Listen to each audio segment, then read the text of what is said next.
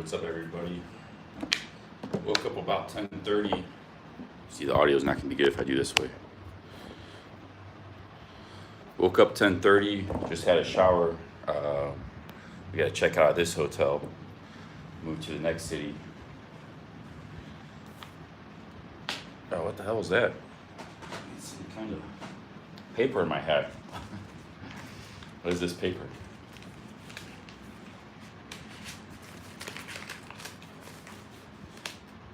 Just the hotel rules. All right, so we got to pack up here. We got a lot of stuff to pack up. My hotel. And we're going to go after we're done checking out of here, packing up, we're going to go get a coffee. And then catch a bus to another city. Keep the live stream going.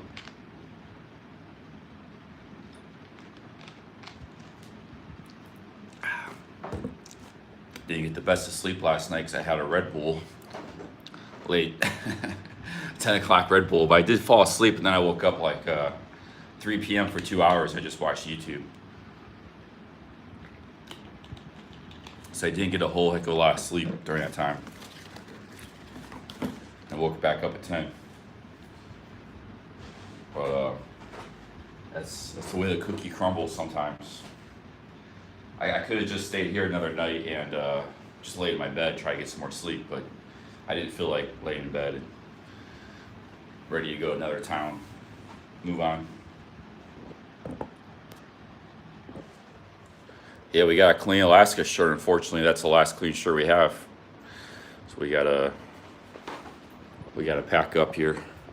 What the hell? We got a plug over here. I think it'd be better. This is a really nice hotel. I'll show you guys around a little bit. Boom, Sean McCabe. Thank you for the 10, man. Thank you very much. Great start to the live stream.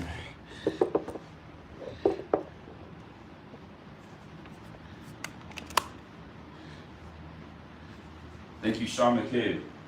All right, I gotta pack up. It's gonna take me 5-10 minutes, and then we're gonna leave.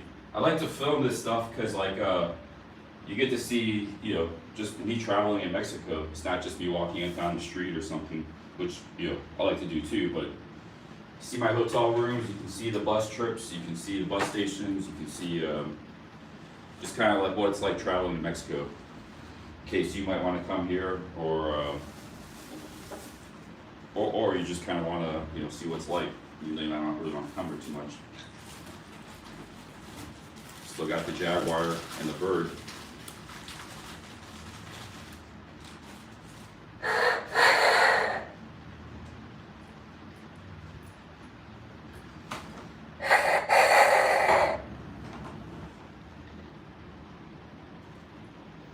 I got that in Mexico City.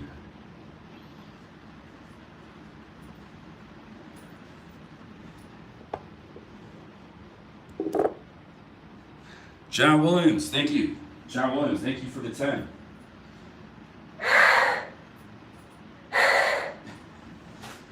Thank you very much, John Williams. I got my bus ticket and coffee, everything, pretty much all that stuff paid for already. Just 10 minutes in the stream.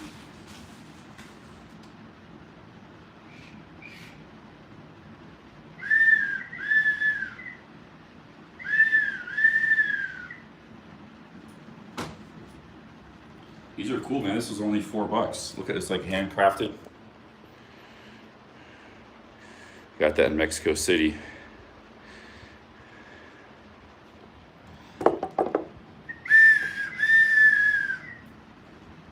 I like this better than the Jaguar. You have to really blow hard in the Jaguar. The Jaguar is kind of cool too.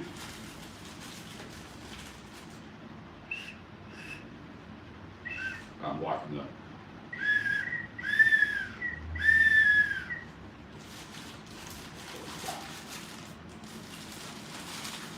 That's wrapped up. I just made it. I don't know what's made out of clay.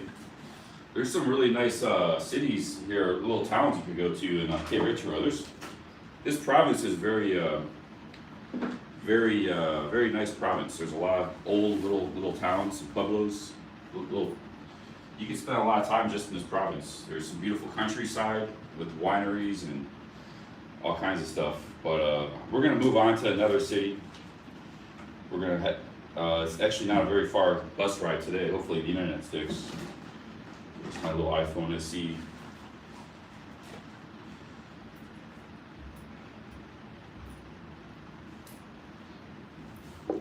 Big ups, John and Sean. Thank you very much for the $10. Yeah, the bathroom, the toilet and the shower is behind the door, and you just got a little sink here. Actually, I gotta brush my teeth. You guys don't really want to see that on camera, but.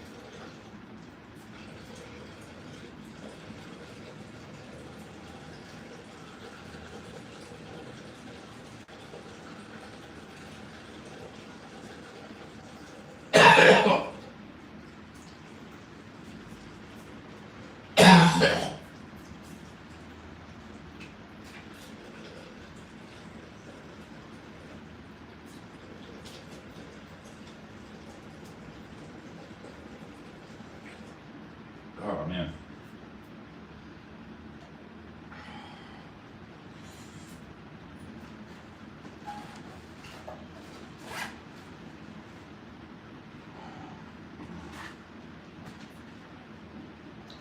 Got my charcoal pills I've not had to use. I've had these since Thailand.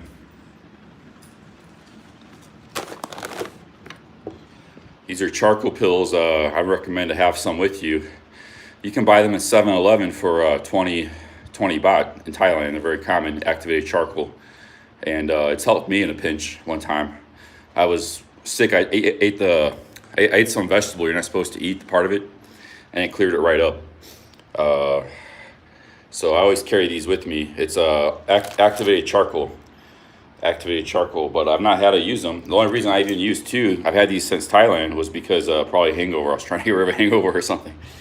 But otherwise, in fact, I used one in the real bad when I drank that 1.5 liters of vodka, and that didn't really do anything for me because the problem was too much alcohol in the system. It's not gonna clean that up.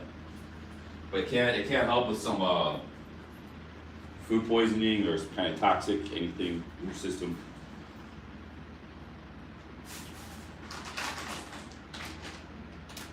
Dental floss. Some lenses here, little lenses.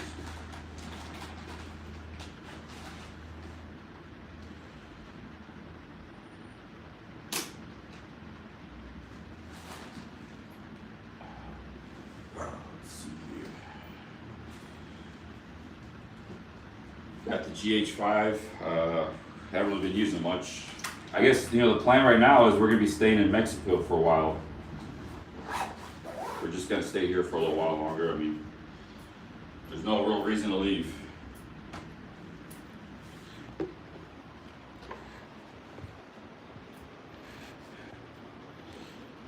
Yeah, there's no real reason to leave. We got Wander coming to the country. We got a lot of vloggers coming. We got a lot of places yet to see. I mean, we've only been to 4 places. I've been here a long time, but I've only been to 4 cities. I mean, I've been 4 days in this city, and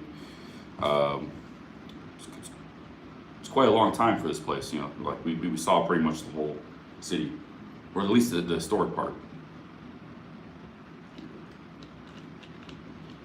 Before, when I was traveling, I would just spend like a day or 2 in each city. That's why I visited so many, because I was jumping around so much. Nowadays, I spend more time in each place I go to. All right, we got this is a little very important charging cord for some stuff. Want to lose that.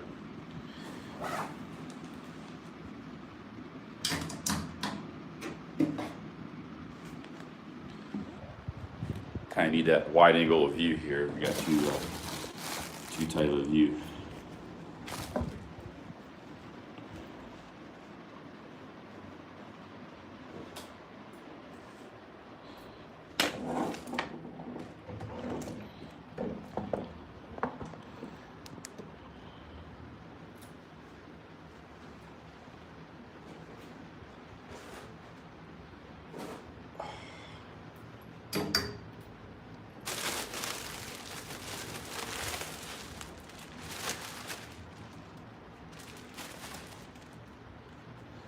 You see here, these are all pretty much clean clothes.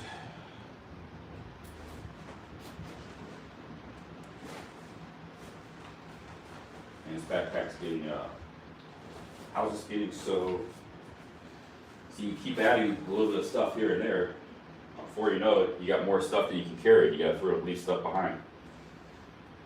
That's kind of what I've been doing. That's why I'm very hesitant to buy or add anything to my gear. We're already maxing out here.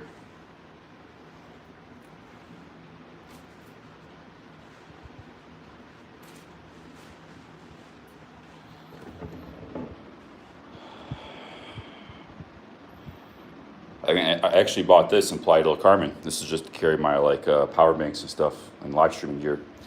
Put a sweatshirt in there too in case it gets cold on the bus or something.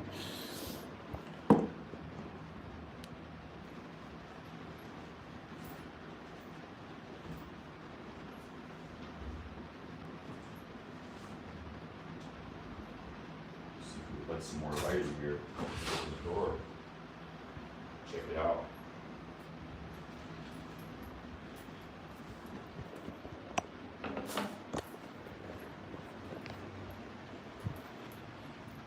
Very, very nice hotel. It's one of these older buildings.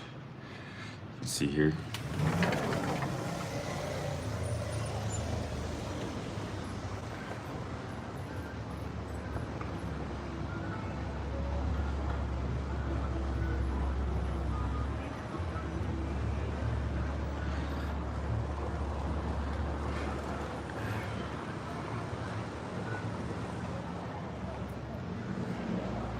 Yeah, you got really high ceilings. I mean, these are like 12-foot ceilings maybe. It's a pretty nice place.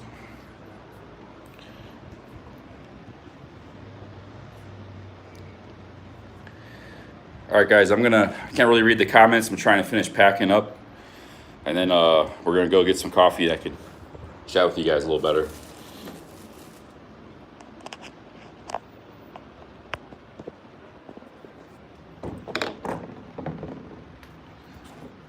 Deodorant. I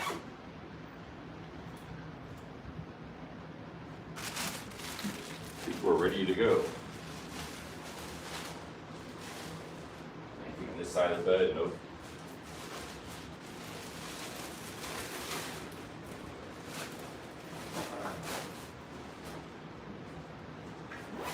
All right, we got a little bit of bottom heavy. What's going on here? It's the camera. The camera's causing issues. That there at the top. It's not really the right backpack to carry a camera. You know, they're made very strong, but they're still delicate electronics, and you really should carry like in a dedicated bag, camera bag or a little shoulder bag. I had one. I didn't bring it. I don't know. I brought a lot of stuff. I didn't bring a lot of stuff that I should have brought this trip, you know. I ended up buying one anyways, but I already have a good shoulder bag for my camera and lenses and stuff. I mean, it only cost $10, but it was I was trying to do a minimalist vlogging thing. No computer.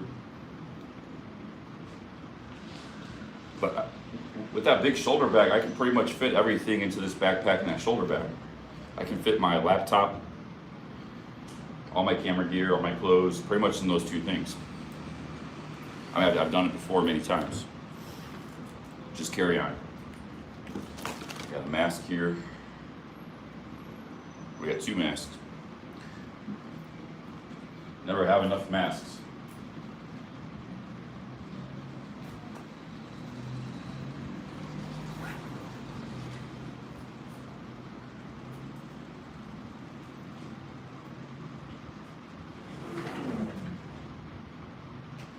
There's this sandwich place I want to try across the street. I'll show you this little sandwich place here. They always seem to have a lot of business, so I want to try them. But this town's kind of lacking in street food and stuff. But this place is always doing the business. Let me show you here. So I want to try this place, like a Mexican style tortas. Oh, are they closing? They're closing up. She's rolling out tape.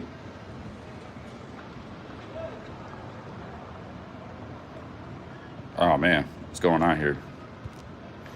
Closing up shop. I didn't even had a chance to try them yet. There's a bridal place across the street. See the bridal?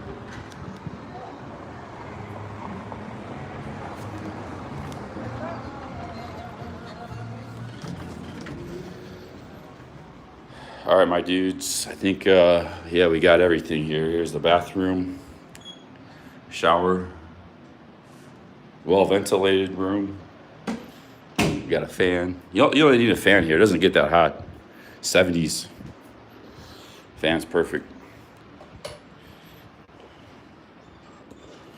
Yeah, I think we're ready to go. Got the power bank.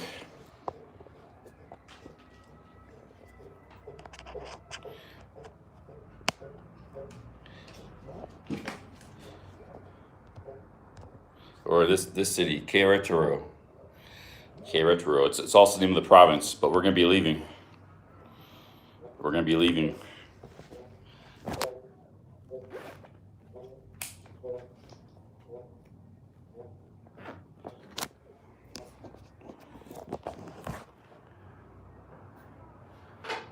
Yeah, we're good to go. Got the backpack here.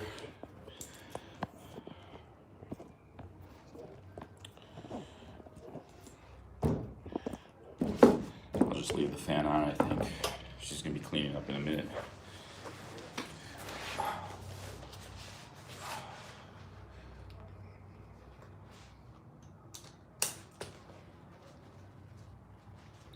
Yeah, I got my passport, got everything, got my wallet. It's all good. We're heading to another city. I'll keep it a little bit of a surprise.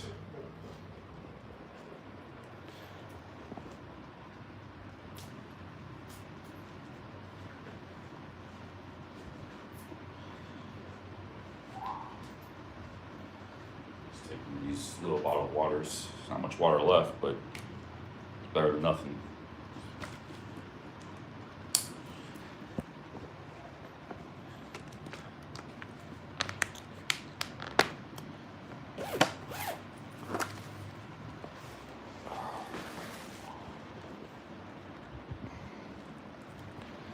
Yeah, we're moving around, man. We're gonna be probably gonna spend another month in Mexico. I mean, it's not a short thing, but we're doing real good in the live streaming. People are interested. Stream's been going pretty good. So, we got good internet here with our coverage. So we'll just keep it moving. There's a lot to see in Mexico. Might even start doing some vlogs at some point. We got everything. I think we got everything. Look at this big wooden door.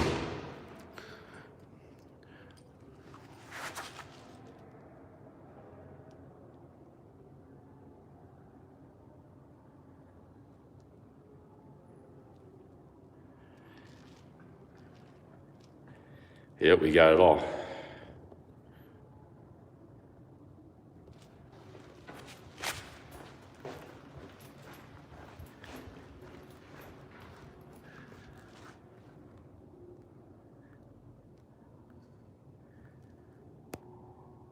Yeah, it kind of looks like The Shining, right? I think I might be the only guy in here. I'm the only person in here.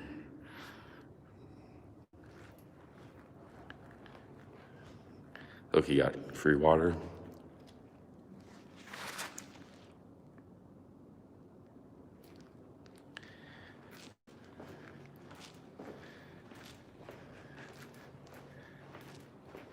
It's a lot of rooms in this place. Very big place.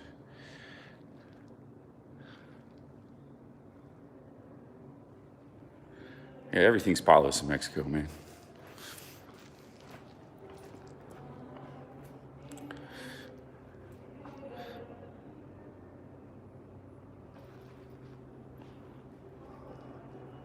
Gotta get my mask on. Oh, where's the mask at? About fed up with masks. It's not in my pocket. Why is it not in my pocket?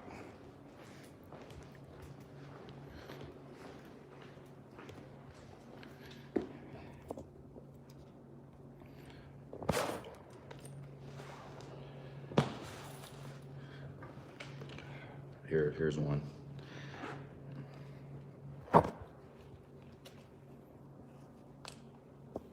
It's pretty relaxed. Like, you really don't have to wear a mask. I don't want to make other people nervous. But there's a lot. Not everybody's wearing masks. Most are, though.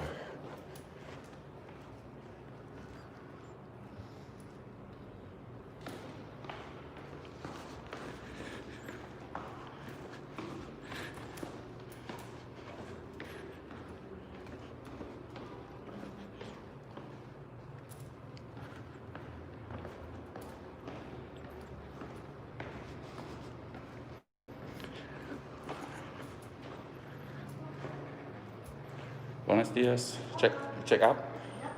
Okay. Sería todo. Muchas gracias. Gracias. Hasta luego. Very nice. Very big mirrors, man. Those are. We are right on the Zocalo, my dudes.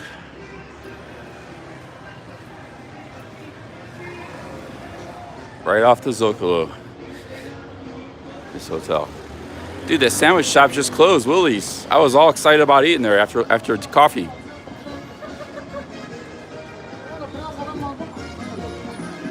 Check it out.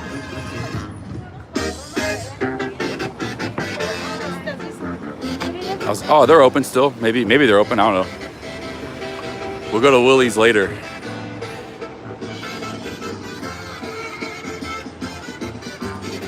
We'll go to Willie's. Let's go get a coffee.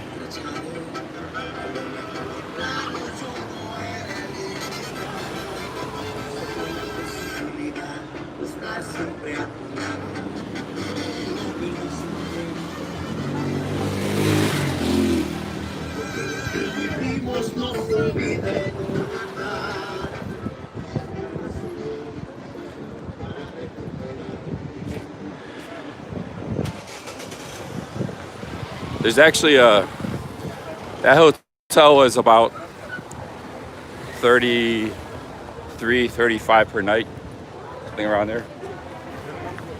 So I gotta go to the ATM, my dudes. Running low on cash, real low on cash. Got a bank right here. My mask back on. But I found a hotel when I was walking around, like for $18 per night. I didn't go inside, but if you look online, there's not really anything under 25. So some of the cheaper hotels they're not listed online.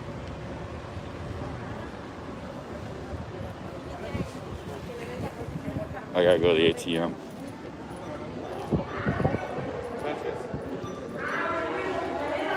I gotta put you guys in the bag or just hang out here because it's kind of weird filming when you're in bank. So.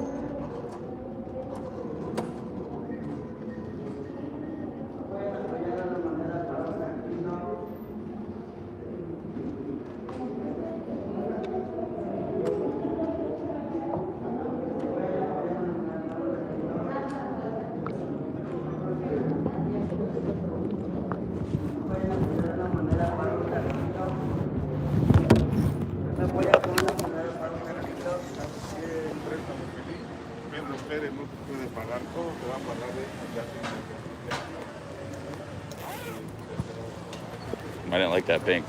I don't like their menu system. All right, let's go get some coffee. I never used that one before. We do need some, let's see, we need some breakfast with our coffee. Let's get a Snickers bar. Means I'll have to go to Osho.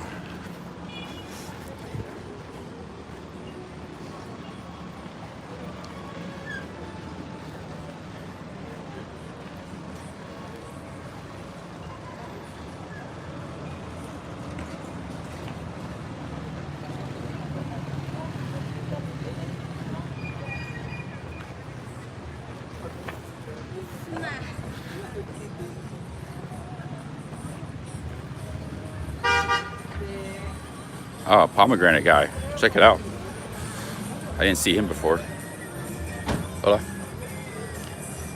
A couple of pomegranates. They put chili sauce in with it.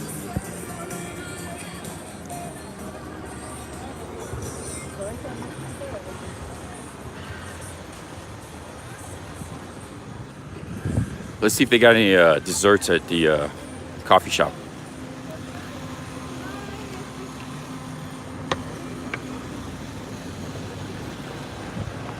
Instead of Snickers. Kind of burn out on candy bars already. Go for a pie or something.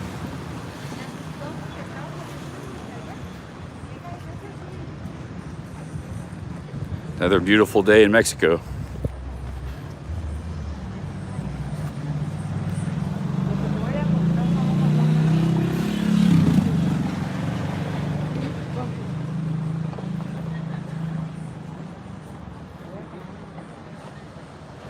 Hey, good morning, Robert Mack.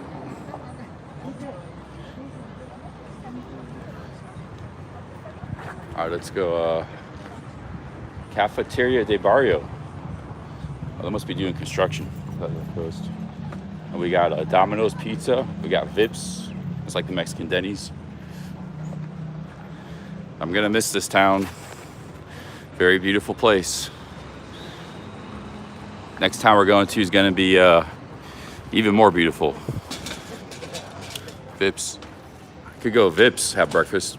They got good coffee there too. It's free refills.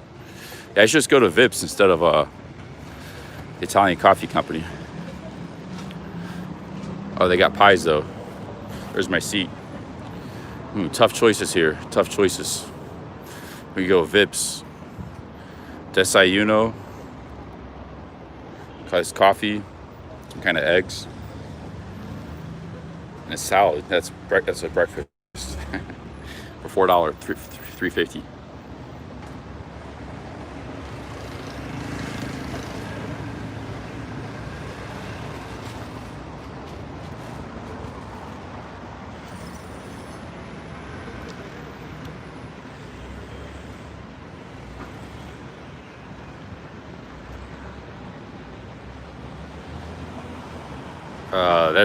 That's false, Castelvetro. That's false.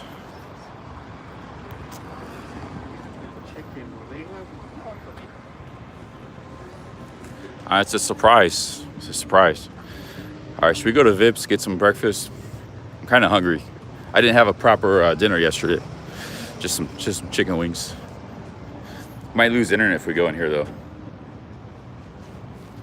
Might lose internet. Let me see what's going on in here. Oh, it's a nice place, man. They got Vips always has the nicest real estate. Let's see here. Nicest buildings.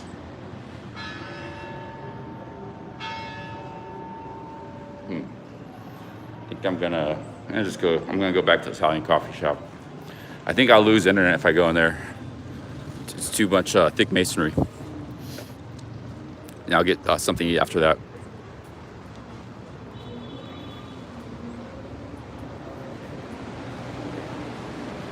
Hola. Buenas tardes. Un americano grande. Sí. Y para comer.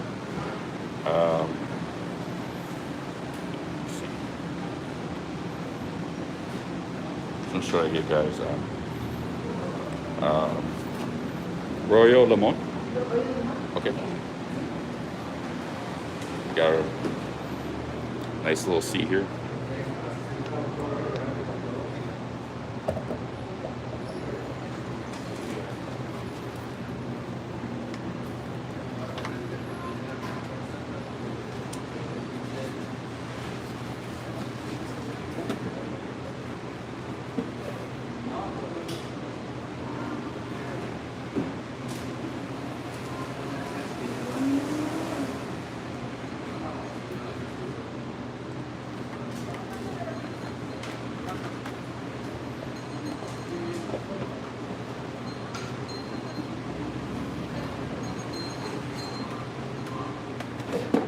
Kind of backlit here.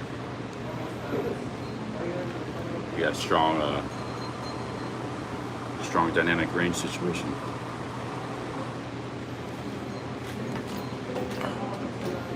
Yeah, I had 4 mezcal yesterday. I actually feel pretty good. Considering I didn't sleep much, I had a Red Bull at 10 o'clock. I think that mezcal does something as long as you don't get drunk off of it. Just enjoy 2 or 3.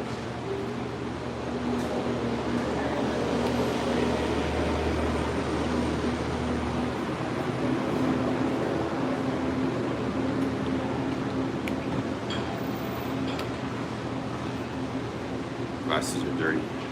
They're dirty.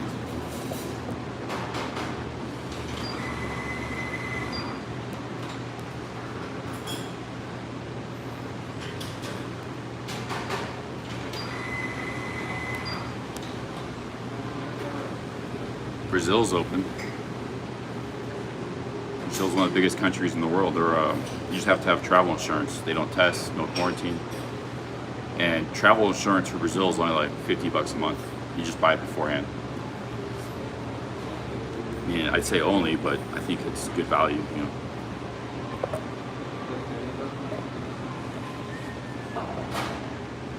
You have to have proof of that at the airport.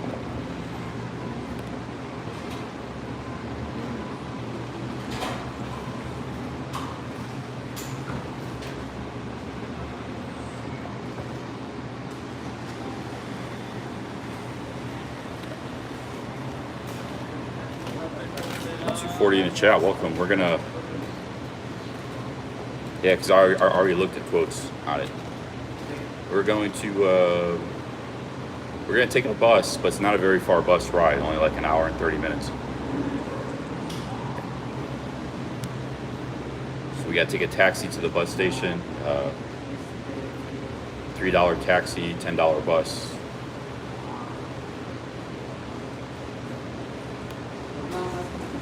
I forget the name. There's a lot of different travel insurance companies. I forgot the name. I did a quote. You can do online quotes.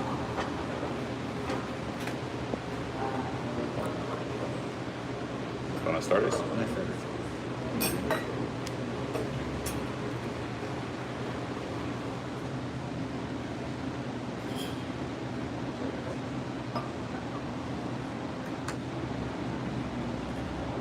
Gracias. Got a little lemon roll there. How good, you didn't warm it up. I don't like my pastries warm. I gotta remember to tell people that. And a lot of Asian countries like Thailand and Vietnam, they always warm your pastries up. You don't tell them. Put it in like a microwave or something, or a toaster.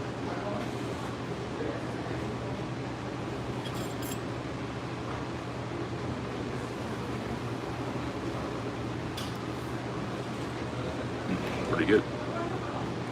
Generally, your pastries are gonna be pretty good in Mexico. Like, I've not really had. Sometimes, some countries you get a lot. It's hard to find good pastries, but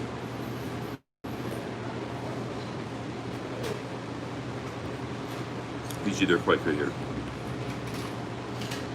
Coffee's always good.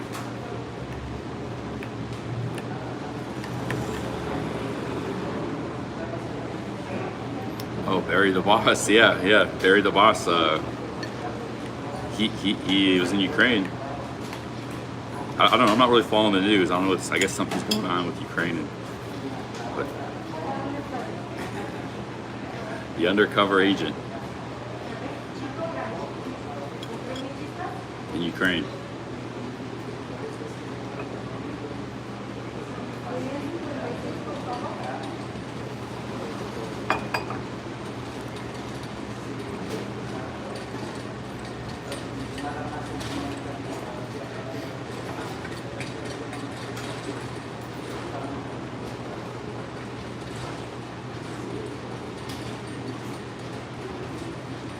I was thinking about flying up to Monterrey from here. It's only $40 because it'd be a long bus ride. Because Monterrey is like just a couple hours from the border. It's second, third biggest city in Mexico. You can fly from here to Monterrey, direct flight for like 35, 40 bucks, really cheap. I was thinking of just going there, spending a few days and some time in Monterrey, and then maybe taking a bus into America. But I nixed that plan. I'm just going to be traveling around Mexico. We're going the other direction now. Oh, you're going to Guadalajara? Cool, man.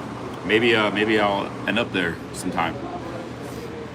I won't be in Guadalajara yet, but I can stop there. I got a friend who's going to be in Mazatlan in about a week or two, so I want to be over there.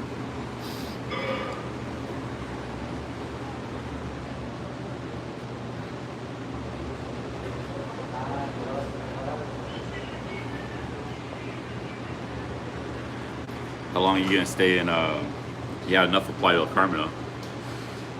You gonna stay in Guadalajara for a while? JRD's been in Mexico for like 6 months, mostly Mexico City, I believe. I think he's more of a city kind of guy.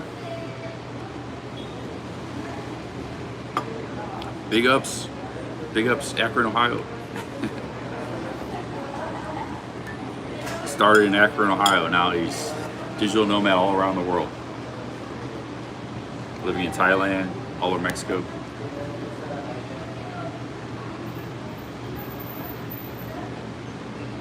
Sounds good. That's pretty much what I do. Stay there until you're bored. I might end up in, I might make it too. I like to find a place where I could stay for maybe a few weeks that I like. A place I want to stay for 2-3 weeks and I can make some vlogs and stuff, like I did in Oaxaca. I like Querétaro, but there's not really enough to keep me here for a few weeks. You know? I think it'd have to be like a beach city like Puerto Vallarta, maybe Mazatlan, maybe Guadalajara.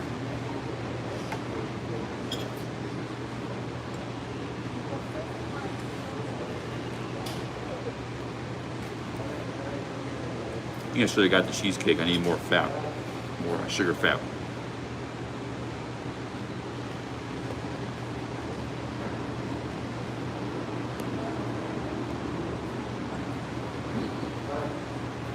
Well, we're down a bit, 250. We were hitting 300 plus every day, pretty much. So we have dropped down a little bit in the Mexican streaming. So we've been going for, this is 5 weeks we've been going here. So I think I'm sure it's getting redundant. Some people a little bit like, okay, they've seen Mexico, they've seen I can stream here. Nobody's gonna attack me or rob me. It's not as dangerous as everybody said it is. So like all that novelty is kind of worn off now. I think people still tuning in, just not as many.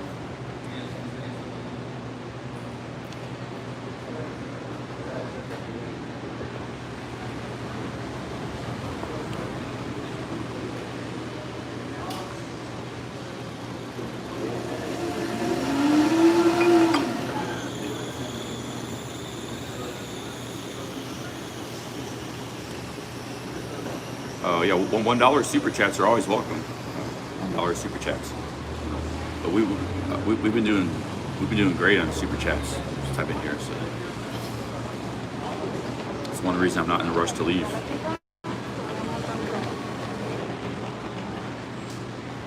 I want to do a little streaming in America too when I get back there, but I don't know when that's going to be. I think I'll be in Mexico for a while.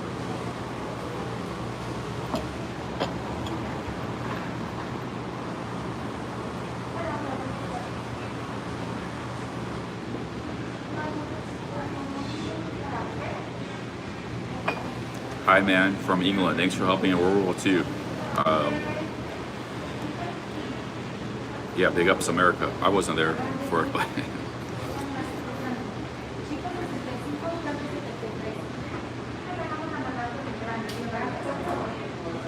yeah, I had Red Bull last night. That's why I didn't get a lot of sleep, because I had like 10 and I did fall asleep.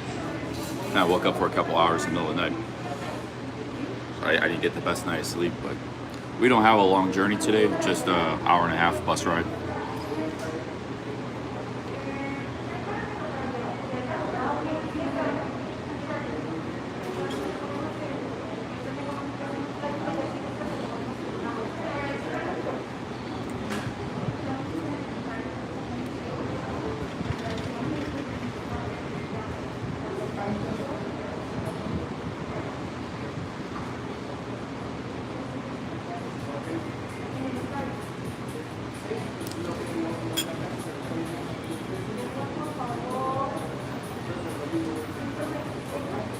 I can't really see the chat when the camera's pointed on the street. At this angle, it's hard to see the chat, so I'm gonna turn it back around here. We got plenty of time to, yeah, amazing weather, man. Just,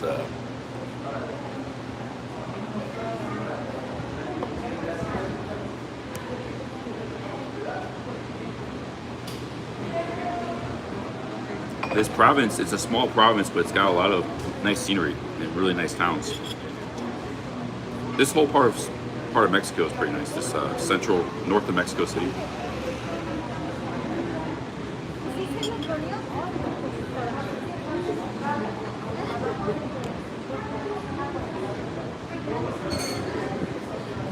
You should never drink more than one Red Bull, man. That's the first Red Bull I've had in a year. I just bought it because I couldn't buy beer. And then I had it. It didn't really, like, I wanted to stay up talking and streaming for a while. Luis Cabo hit me with a big super chat bomb.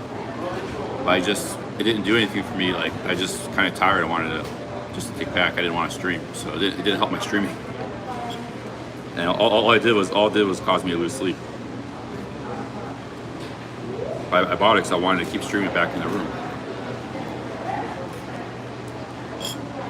Now, coffee helps me stream.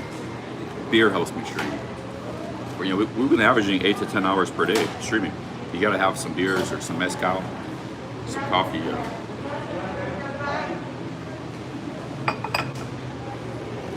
I've been streaming for 8 to 10 hours per day, every day.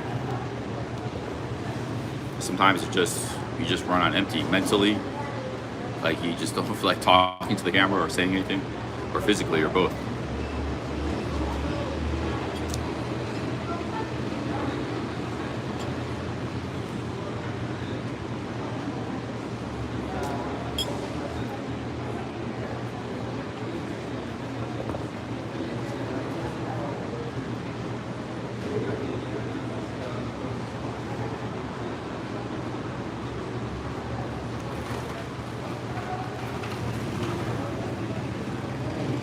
Actually, America wasn't going to join World War II until we got attacked by Japan, and so we were fighting Japan before we got involved in the Europe sphere. We had our hands full with Japan. That was a pretty major war. If we didn't win the, because it was mostly a war of Navy and Air Force, because it was a fought over the Pacific Ocean primarily. It wasn't a big Army war. You know, you got the Army, the Air Force, and Navy, three major branches. It was a war between the Navy and the Air Force, and they had they had more aircraft carriers than we had, and they knocked out Pearl Harbor. They knocked out all our Pacific fleet. That was the first strike. And I don't know, I guess we had some ships, we still have them around, and we had the Battle of Midway. If we had lost the Battle of Midway, where we took out a bunch of their carriers, it could have gone, that battle could have gone either way, but it was a carrier fight up in the North Pacific. If we had lost that war could have came out very differently. The only reason we were able to advance was because we won that battle and we had the advantage. It basically came down to aircraft carriers. But if we had lost that battle at Midway, that gave us the upper hand. Also, American industry, Japan didn't expect for us to be able to rebound so quick. Like, they've got the shipyards going in Philadelphia and stuff, and we were building within months. We were building new aircraft carriers and ships. So they didn't expect us to be able to rebound our Navy so fast.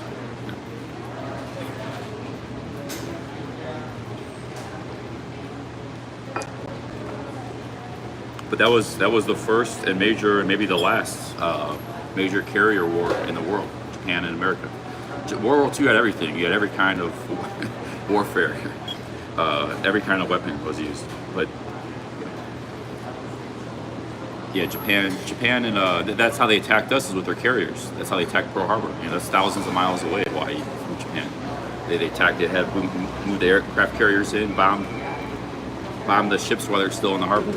Just like Germany took out Russia's Air Force while they were still on the ground. First strike.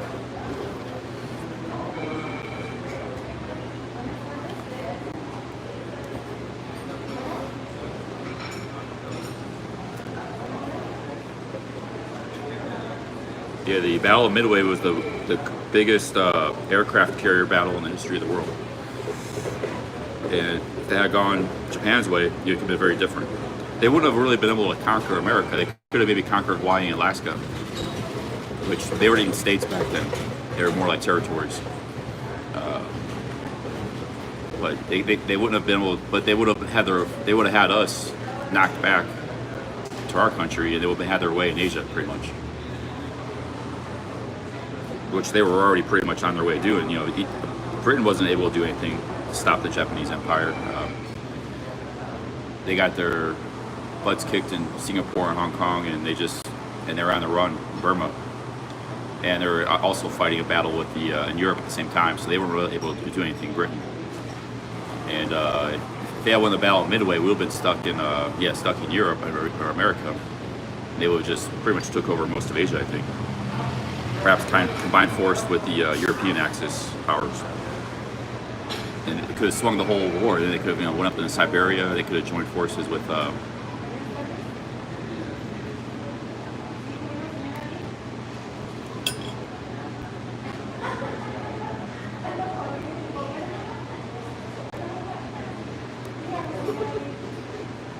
Well, everybody got their butts kicked by Japan in the Pacific Sphere.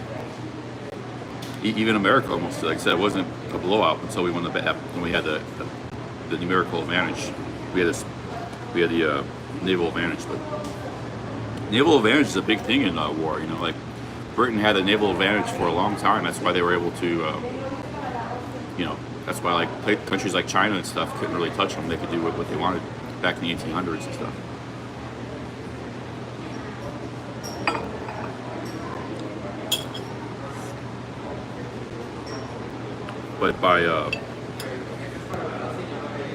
But by World War II, I mean, Britain really didn't have a numerical advantage. They didn't have a naval advantage over Japan. That's how fast, strong Japan got in just a few decades.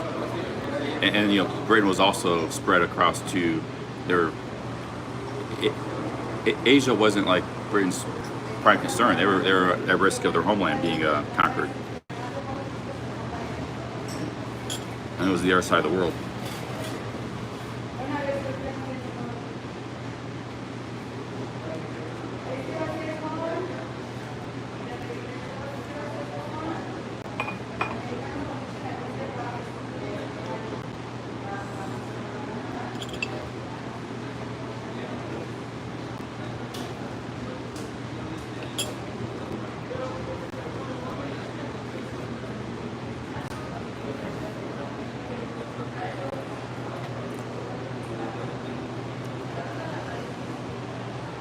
View of the scenery.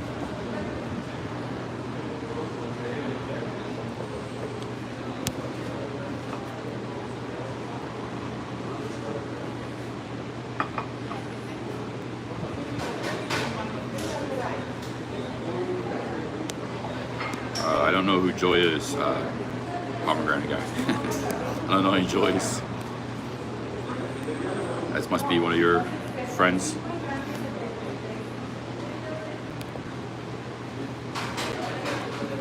Panama is like a U-boat. It could be.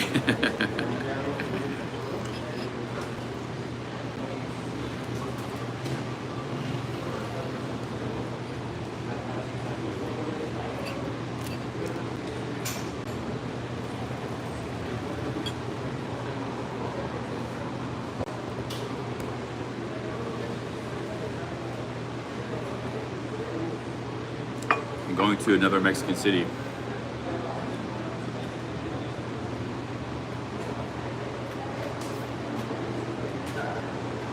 We're taking a bus today. I think there's a good chance the internet connection should work on the bus ride. It worked like half the way from Mexico City. That was a much longer bus ride. And you gotta go through some serious mountains too. I thought that, you know, I would lose the internet, but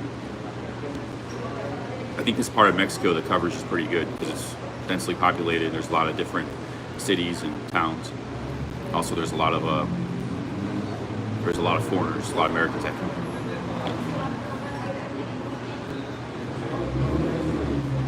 Yeah, but once we won the Battle of Midway, I mean, I'm not really like an expert in the American-Japanese War or anything, but once we won that battle, then it was basically an issue of like whack-a-mole. Like they had to fight island to island to get closer to the Japanese mainland. You had to take out each of their Air Force bases, Navy bases. So yeah, places like Guam and you know, stepping stones to get to the. Because you couldn't leave this big Japan Naval Air Force base and try to go into their. You had to take each one out along the way. Otherwise, they could attack you from behind. All the way to Okinawa.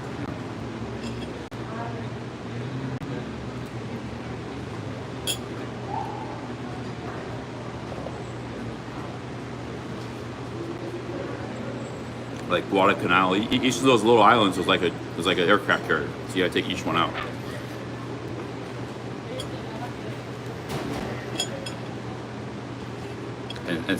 And that's where the Marines came in. Then became more of a dogfight with the Marines, and there was some very vicious battles in those islands. You know, just a tropical hell. You know, 100 degrees. Just.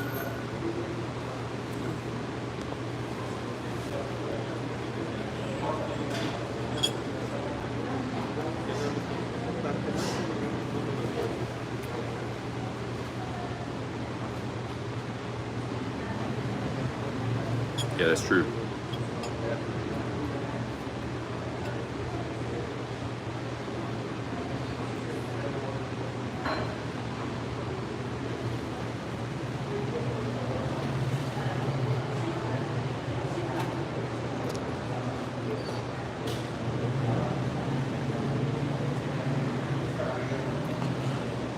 Here, very nice, beautiful.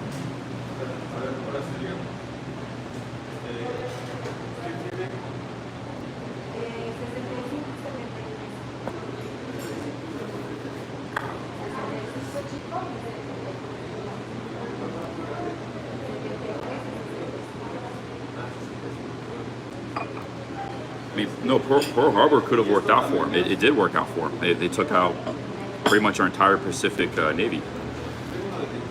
If they had won the Battle of Midway, things could have gone very differently. They would have America knocked back, and we could have rebuilt the Navy. We did rebuild the Navy, but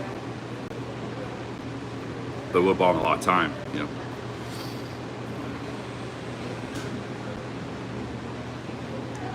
Actually, what Japan pulled off in World War II is, I mean, every bit as impressive as what Germany did. I mean, a little nation, pretty much taking on the world. Maybe even more so. I mean, depending on how you look at it. Because they were very strong in all three branches, Air Force, Navy, and Army, whereas Germany was mostly just strong in the Army. You know, they just had a great Army. They didn't have a great Navy, or even their Air Force was kind of like, it was okay, but it wasn't, you know, it was not even match, you know, they couldn't beat Britain, you know, in the Air Force. So it's kind of the Air Force was overrated. It was mostly just they had a great Army, and tanks and stuff, and great generals and troops. But Japan was strong in all three.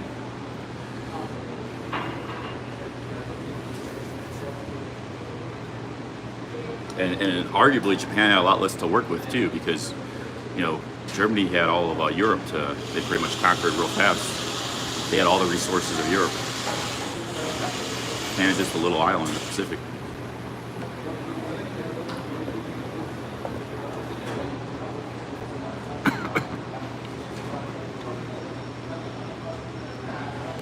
fake news channels. I don't know what's going on with. I'm not subscribed to many of them.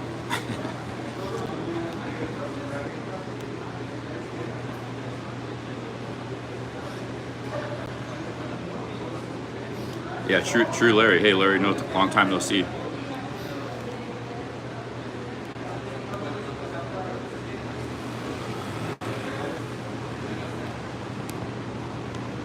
Japan subs. Yeah, but come on, Japan was like, they're 8,000 miles away across the Pacific, or 5,000, or how much ever it is. I don't know, but there's no chance they could have invaded California or anything like that. Maybe they could have took Alaska and Hawaii, but those were just unpopulated. They were territories, like just like Guam's a territory today. Those were territories. Alaska had maybe 100,000 people, at that time. It's just a big frozen icebox. They could have took those two. That'd be about the extent.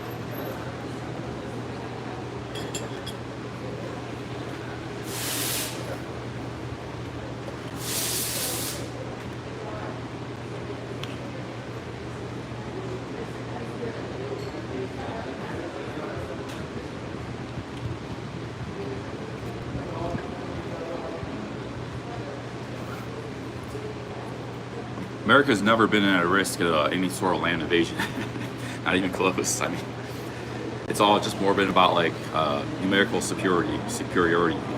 The Cold War was a race of arms advantage, and same thing in World War II. It was pretty much the same thing, but they've never been even close to a risk of being invaded.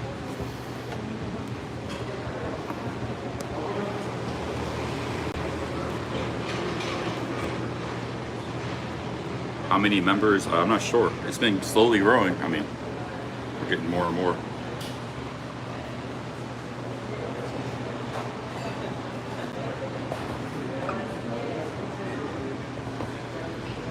All right, we're gonna leave here. I gotta get some lunch or something. I think there's I wouldn't mind going for some fast food or something. I haven't had any fast food since I've been here. I did see a couple fast food joints at the bus station.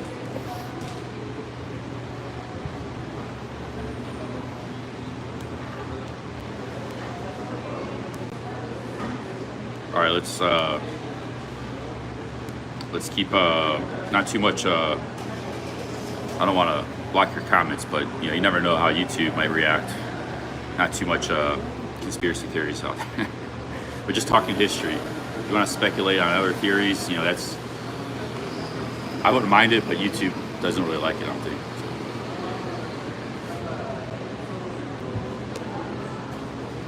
We're just talking about facts. I mean, not facts, but I mean like established written history that's established.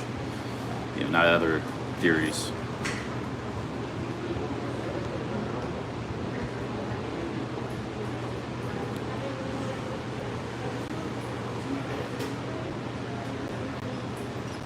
Yeah, well, they built the bases in Germany because it was during the Cold War, and it was actually when Russia won World War II, when the war was over, they had mobilized millions of troops and tanks. They could have steamrolled Europe, and Europe was defeated. So they could have basically crushed all of Europe, Western Europe, and turned it red in a matter of days.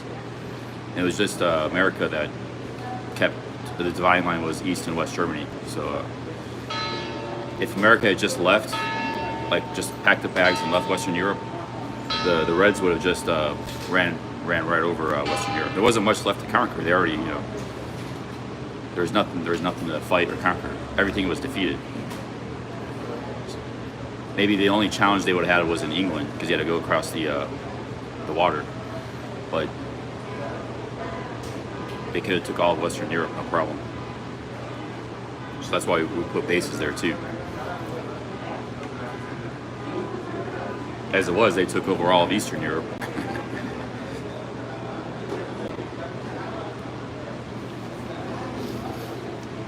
Until their system collapsed early 1990.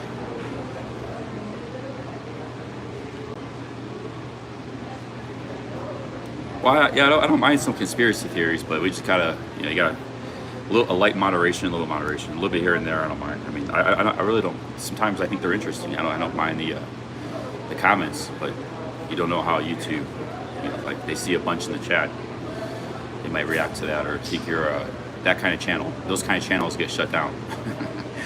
We're just talking history here.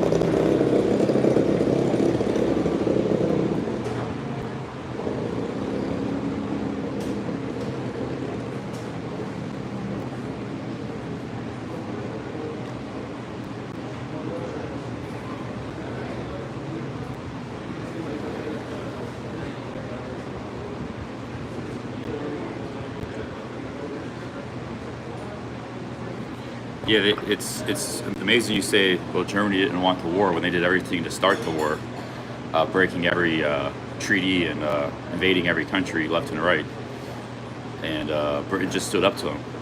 You know, they just, as it was, they still took over all of Europe, but Britain didn't just, oh yeah, well, you can go ahead and take over all of Europe. You know, I mean, if Britain didn't stand up to them, they would have easily defeated Russia too, and then they would have nobody challenging them.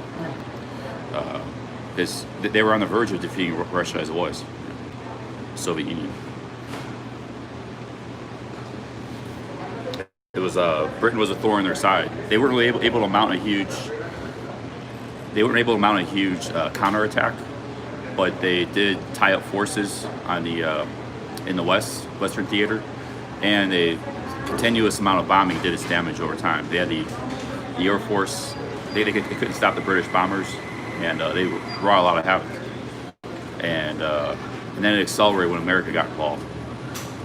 Plus, they also supplied Russia with a lot of supplies. So if Britain was neutral, I mean, it would have just been, they would just pretty much knocked Russia out because Russia was unprepared. Russia had the manpower and the industrial capacity, which they proved, you know, with the help of America and Britain. But they were not prepared to fight a war. Like they didn't believe they were going to have a war. You know, Stalin was convinced that he had no intention to fight a war. So they were completely caught off guard, and they were just would have been a rout. As it was, almost was a rout. They were like 30 miles outside of Moscow. But then the tide turned, and then the manpower and the increased production, they were just making millions of tanks. Thank you very much. Bye-bye. Okay, bye. This lady just harassed me the other day. Why she always harasses me? All right. Let's go.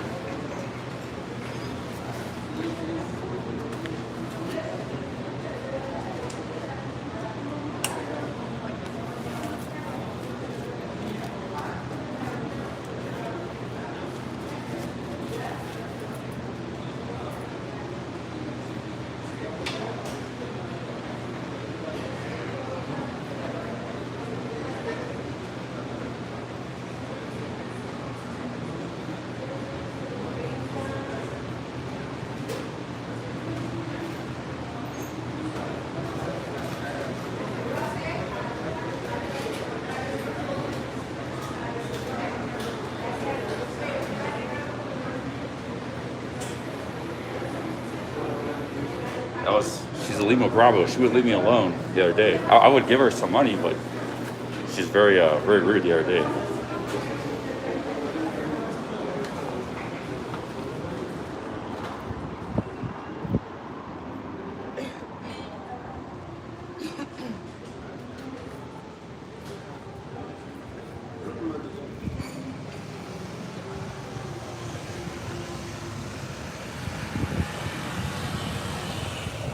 I did give her some coins the other day anyways, but I would give her, you know.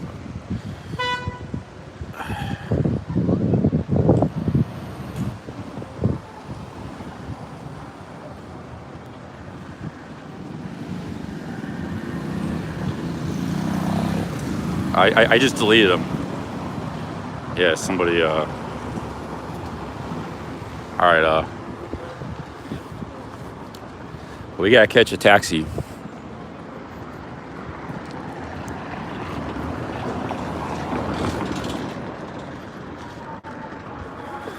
Well, I should probably get some lunch first.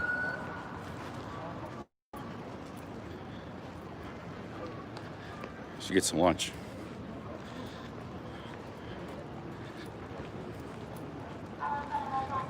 Yeah, the problem was too, it was like I got up because she was like, when she came up to me in that window there, like harassing me in the cafe, she was like, all this saliva was like flying out of her mouth when she was talking.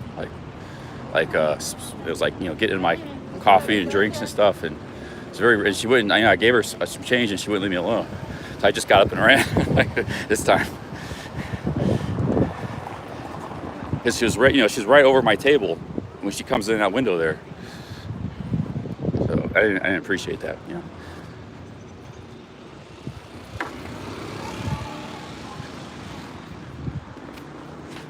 Not trying to be mean to her, but maybe she's on hard times. But you know, it's like I'm not tolerating that.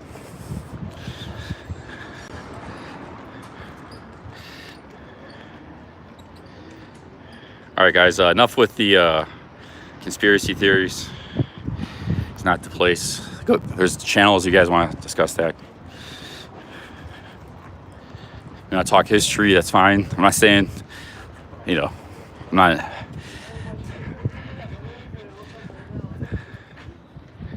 I just started talking about history, World War II. It's not a conspiracy to talk about World War II.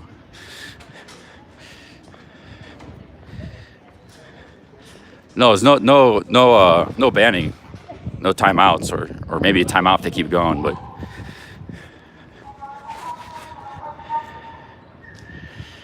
Should I get some lunch, a little bit of food, or wait? Maybe I'll just get some at the bus station. I think they got Vips there. They got everything there. They got Burger King. I could go for some Burger King. I'm actually curious to see how much it costs in Mexico. I bet you it's like $5 for a Burger King meal, because Mexicans like fast food too, American fast food. They'll eat it. So it's priced for the locals. But in Thailand and Cambodia, they charge you $10, $12 because they know the locals never eat it. It's just the foreigners, and the foreigners will just pay whatever, you know, because they don't want to eat the street food or whatever, or the local food. Steve Anderson, thank you very much for the 5. New Zealand.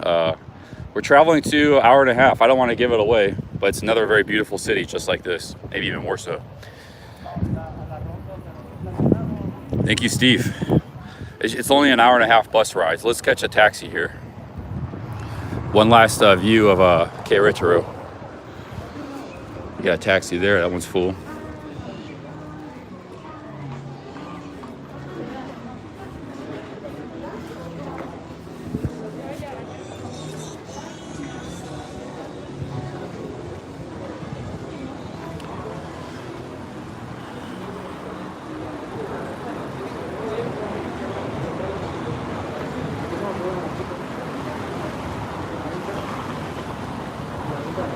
It's about 70 pesos.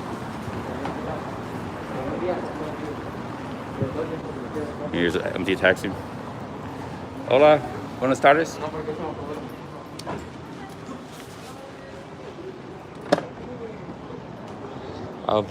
Voy a la estación de autobús. Sí.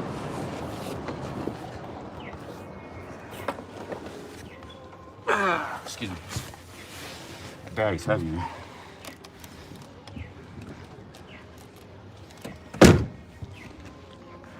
We're going to the bus station.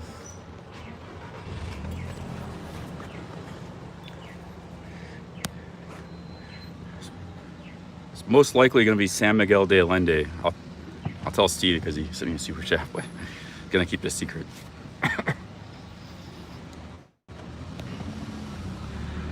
But it's not 100% because I might change my mind and go somewhere else on a bus. But probably going there next.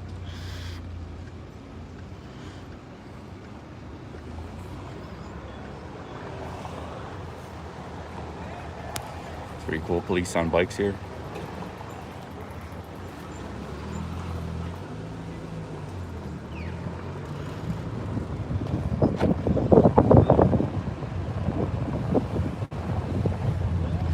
It's a pretty small cab. My head's hitting the thing here. Too small of a cab. It's like a beetle.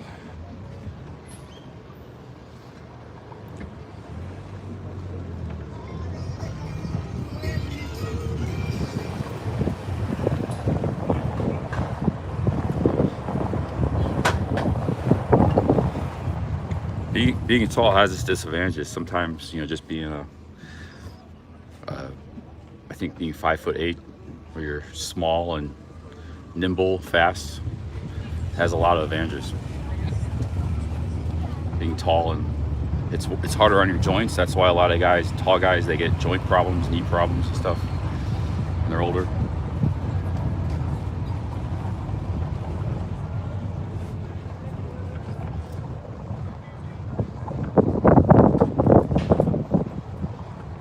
You can get into smaller spaces easier.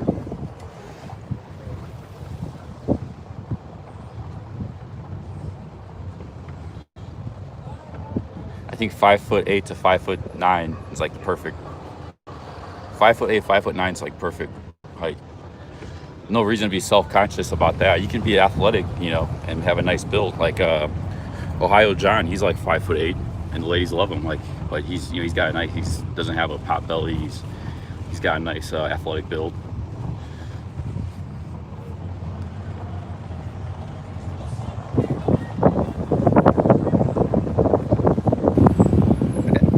That's why I think most Marines are they're under 6 foot. Most Marines, they're not these big brutes, because they're more. It's all about speed and getting into places, and they got more stamina. They're just the body works better, and it's not too big, like 5'10", around 5'10", 5'9", 5'8". It's like perfect height for a man. 6'2" is kind of awkward, it's like you can't. And usually you have more agility too. You're more coordinated.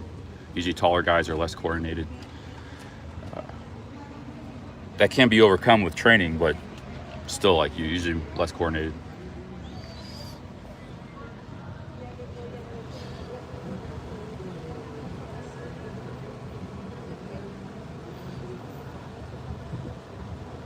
Yeah, I mean, when you go on things like planes, you're gonna be more comfortable. It's like, it's just, there's not really a lot of advantages of being tall. Unless you're the sport, you're playing a sport, that there's really no advantage of being 6'5", for example.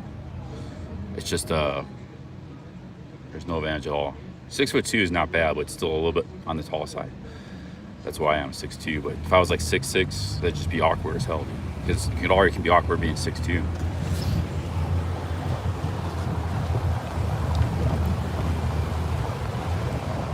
You hit your head sometimes walking down the street. You got to duck all the time. You got, irons from awning or tree branches. There's really no advantages of being tall. It's all an ego thing. People think, I got to be taller or bigger or this or that. There's no advantages of.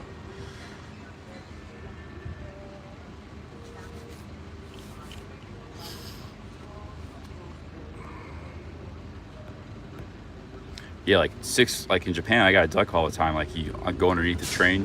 I've hit my head on the subway train, just walking around the door. You got to duck all the time. It's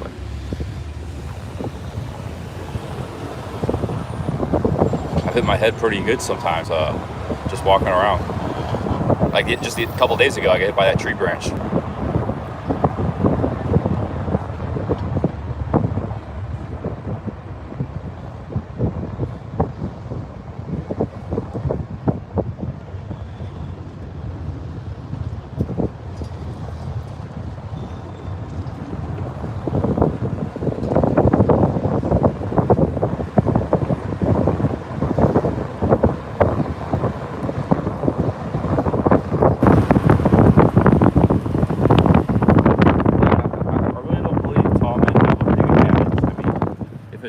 I think people just think if a tall man is already handsome, and it's because he's handsome, it's nothing really to do with his height. I see Ohio John, for example. He's maybe 5'8", 5'9". I don't know how exact, but he's not tall. He's not short. But what I've seen in life, ladies don't really care about height too much. It's more how the guy carries himself. If he's handsome, if he's athletic build, they like an athletic build. The athletic build is much more important than height. I don't think they really care about height. just my opinion. I don't think it matters. I've seen a lot of short guys do very well, be very popular with the ladies.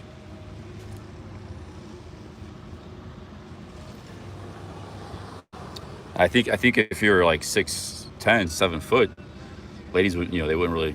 There's no real ladies that really like 7 foot guys. I mean, like basketball player types.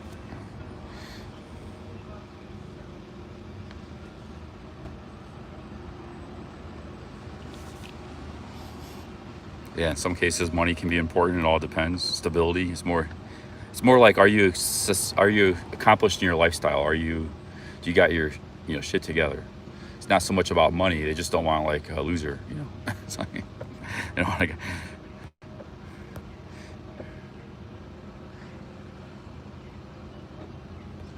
The whole money thing, I think, is usually overstated. They just want a guy that's not necessarily rich, but he's got his stuff together.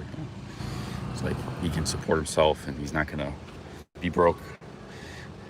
He can support and maybe support the family too, or the girlfriend. That's a consideration.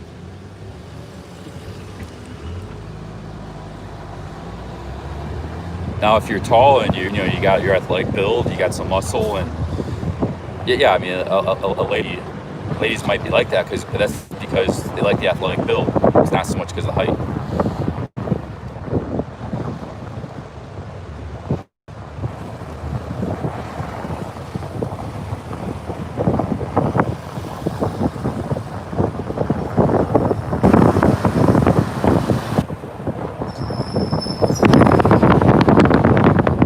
Good hygiene is important. I agree with that.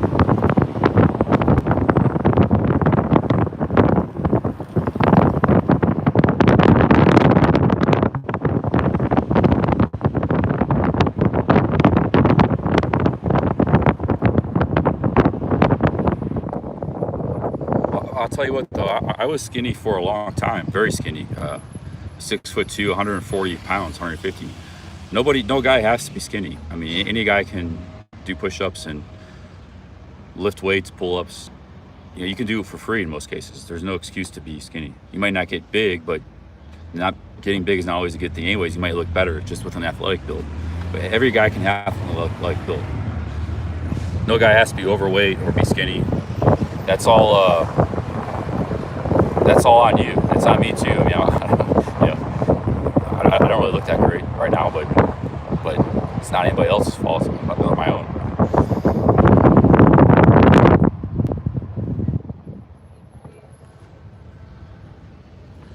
Like there's actor Jared Leto. He's very famous for like getting in the role of his so he'll change his whole appearance. It might take him months, but Jared Leto or something, I don't forget his name, but there was a before and after. He made himself real overweight for this movie. So he's a really handsome guy, normally, very handsome guy.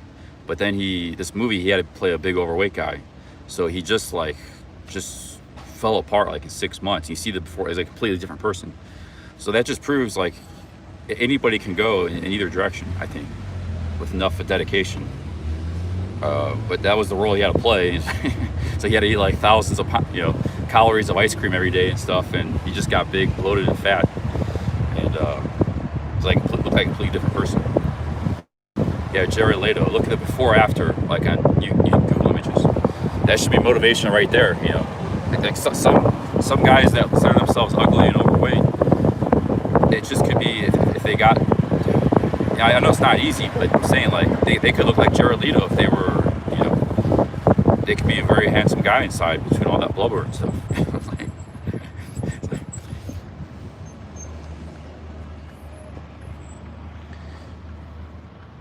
That should be an inspiration for anybody. And the same is true with a skinny guy, a real skinny, awkward. You could do things to get more athletic and more in shape.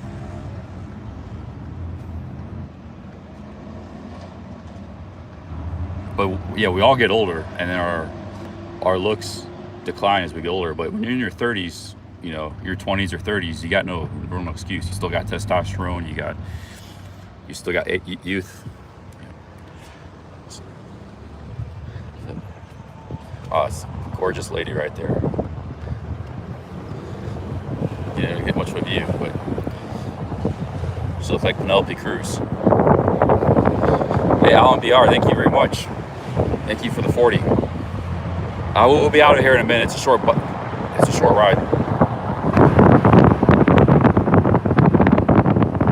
You know, if you get into your 40s and 50s and you're overweight, like, maybe just enjoy life. Don't worry about it. You know, but if you're in your 20s and 30s, yeah, don't worry if you're overweight or if you don't look that great. But when you're in your 20s and 30s, I think there are things you can't do.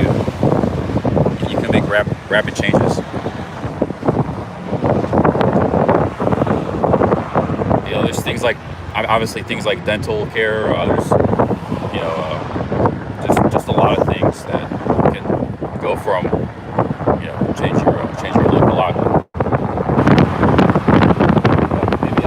Maybe I'll go under a transformation in the next couple of years. Yeah, maybe I'll be a very handsome man a couple of years from now.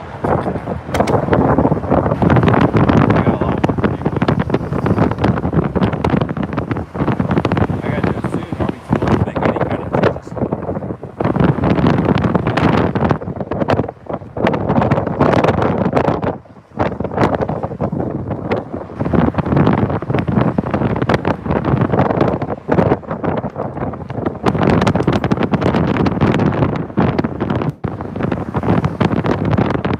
Having a little bit of sun, not being pale, sickly pale. Having a little bit of sun, vitamin D in your system, having nutrition, having athleticism.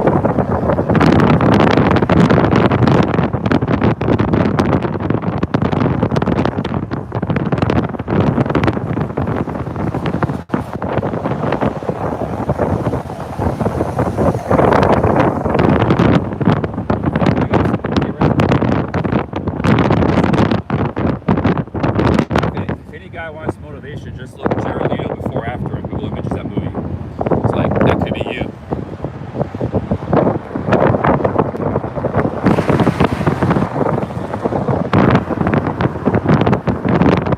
Yeah, I know it's gonna go. We're gonna be in the bus station in 3 minutes, guys. I just like the view here. I don't want to close the window. 3 minutes, guys. We'll be out of this taxi. Just we're almost there. We're just getting a view right now. I can mute it if you want.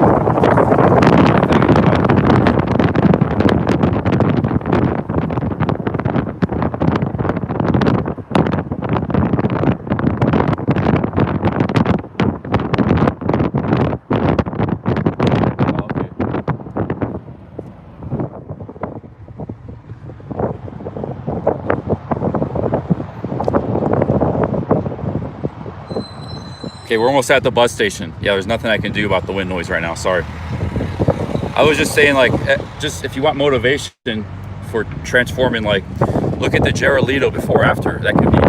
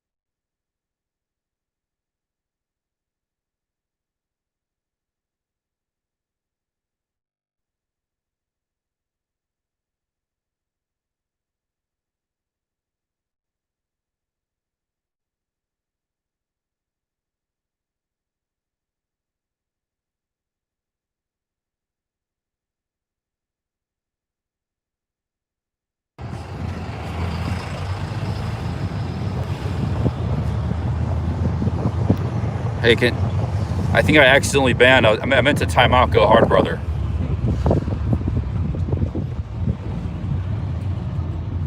I meant to time him out, not ban him.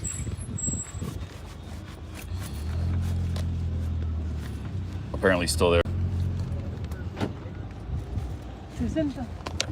¿Cuánto? 60. 60, okay. 70 pesos going rate. 50. 50.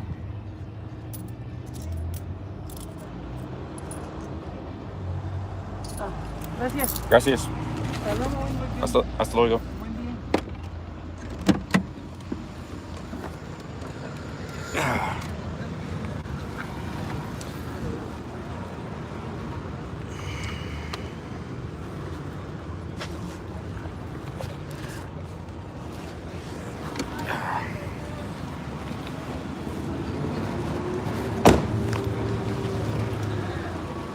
This bag is too much.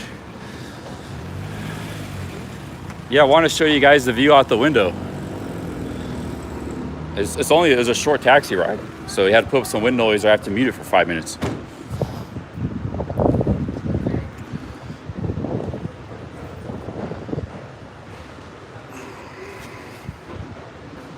And even if I close that window, there would be her front window was open. You have to close all the windows in the car.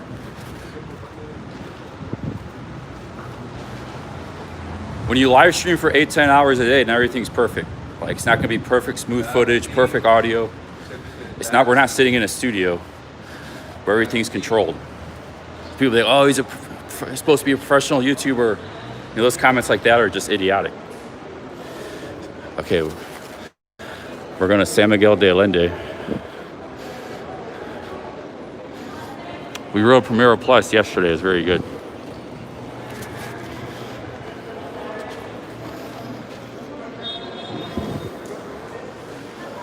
We could go to Celaya,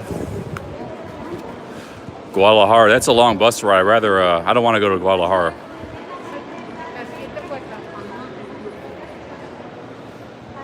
That'd be like an 8-hour bus ride. I'm just gonna go to, we're gonna go to the next town over. And it's a beautiful town. There's no reason to skip it.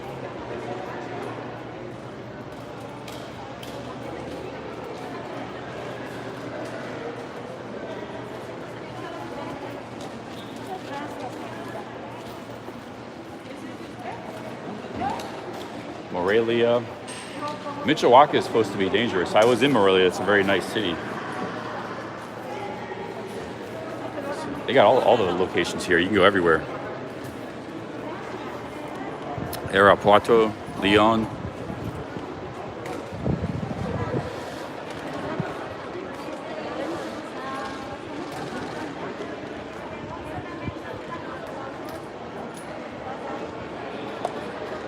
Salamanca, San Luis Potosi. I've been there before.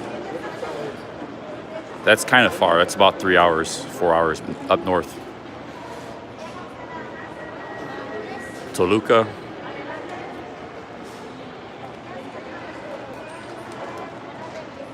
Puerto Vallarta, very far, expensive, 1,300 pesos. You could fly there, probably cheaper. 60 bucks.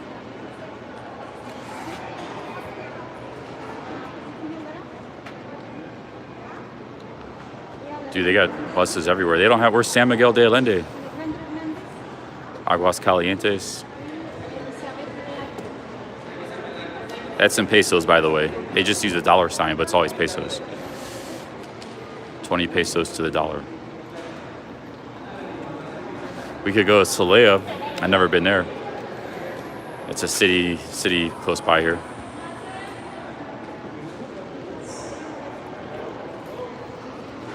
I don't think they go to San Miguel de Allende. Hola. It's just kind of busy. Nobody go to San Miguel de Allende? Yes. Hola, buenas tardes. ¿Vas a San Miguel de Allende?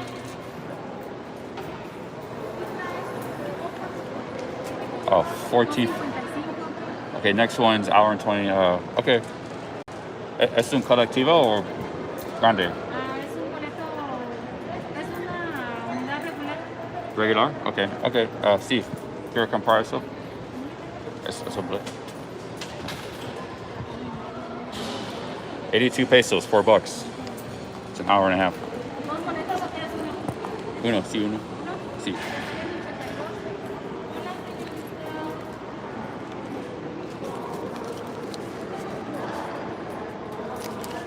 80 pesos to go through.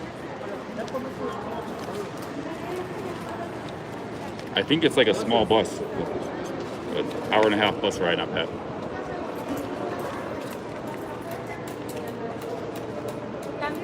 Sí. Gracias.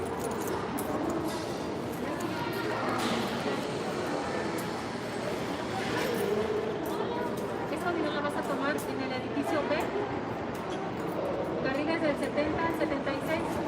Te vas a ir aquí todo derecho, Okay. pasas un sitio de taxis, Sí. subes una rampa que colinda al otro edificio, el edificio B. Sales a las 2:55. Es en esta estación. Al otro lado. I gotta leave the station. Okay. Gracias. Maybe I shouldn't have bought this ticket because this is gonna be a. You said you gotta go like to the other side, past the taxis to find this bus. I think it's a small bus too. We got Burger King.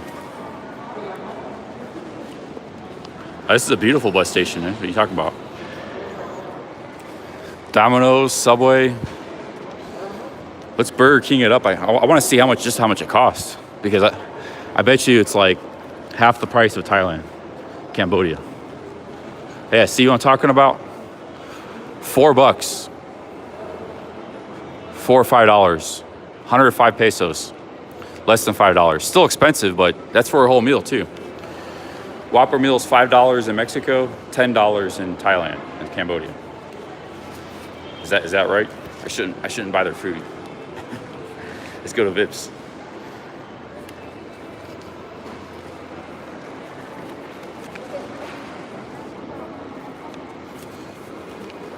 Here's a restaurant here. I got asked the lady in English. I didn't understand her too much where she said I need to go. We could go to this restaurant. My bus doesn't leave until 3 o'clock, so I got plenty of time. Which I wanted plenty of time because I want to get something to eat. Got a mask here, K95 mask.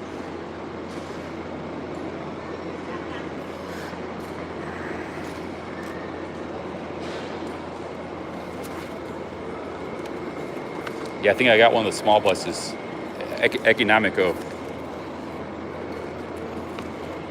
Sí, Servicio Económico.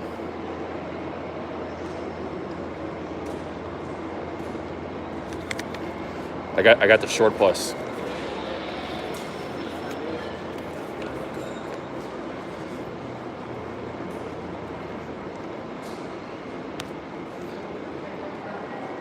They don't even come out of the station. You gotta cross the street. Let me see what else is up here. I don't know if I get a refund. I'll figure it out. We got plenty of time. All right, you get Burger King. All the seats at Burger King are full.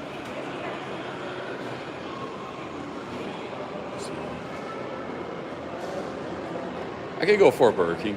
I haven't had Burger King in a long time. Oh, they got Pepsi too. Damn. We got 7-Up.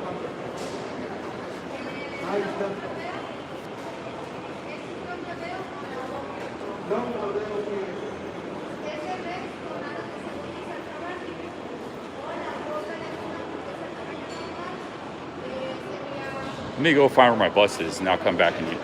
So at least I know where to go.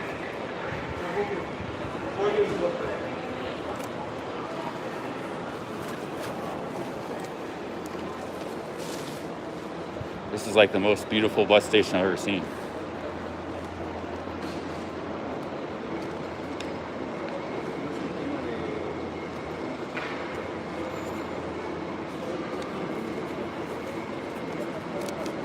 The lady's gone here.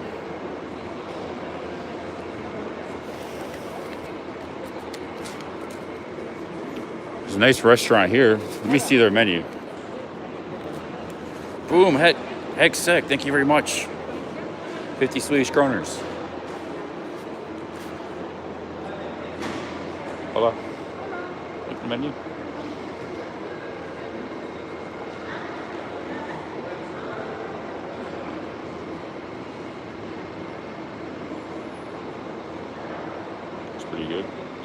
gracias. I'm not sure. Maybe later. I think. You know where the Colectivo Económico, Servicio Económico?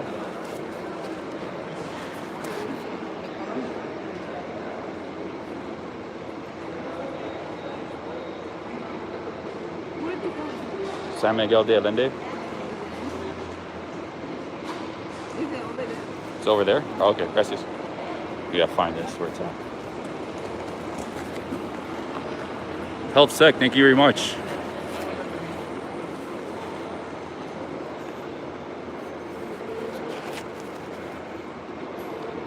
Oh, they got more companies here. I probably got the wrong company.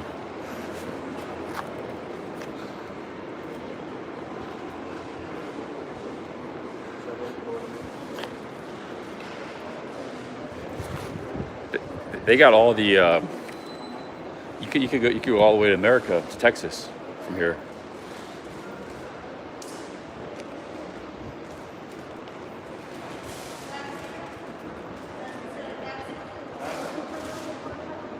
So they go to San Miguel de Allende too. She said I got to pass the taxi stand. Then I get to.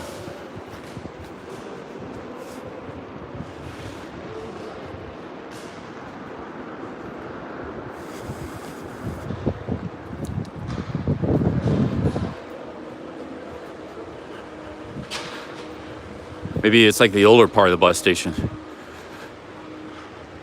Let's see what's over here.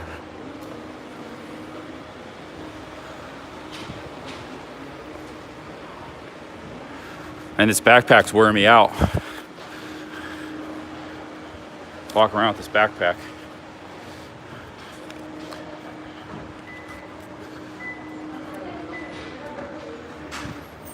Let's see here.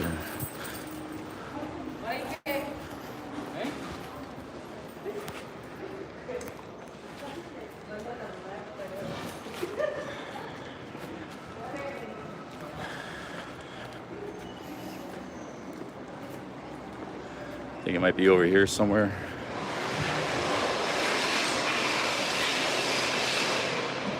It's a big bus station. They got all the seats blocked off because of COVID. For social distancing. This must be the older part of the bus station. This is a fast-growing city. You know, one of the fastest-growing cities in Mexico. So they had to expand the bus station.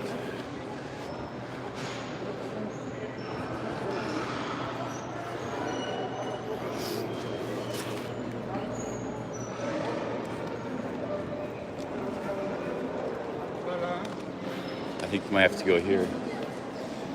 Hola, no sé, ¿es correcto lugar? Sí, es correcto. Ah, ok. Ok, huevo. Yo solo saber que es correcto, gracias.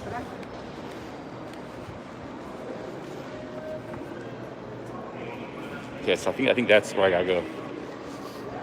Let's go back and get some food.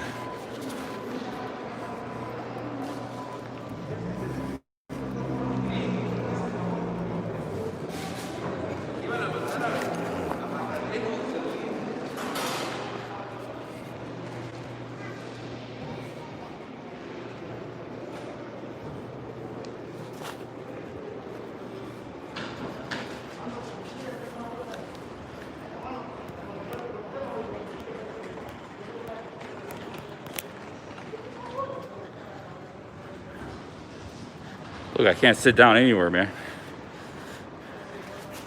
All the seats are taken. Look at Prohibido El Paso Policia. You can sit here.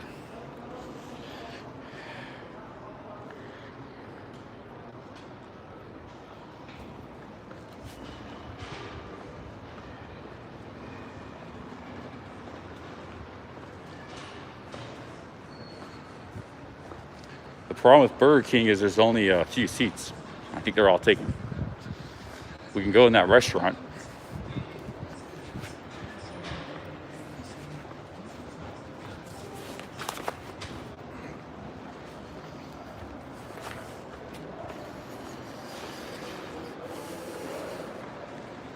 Yeah, this must be the newer section of the bus station.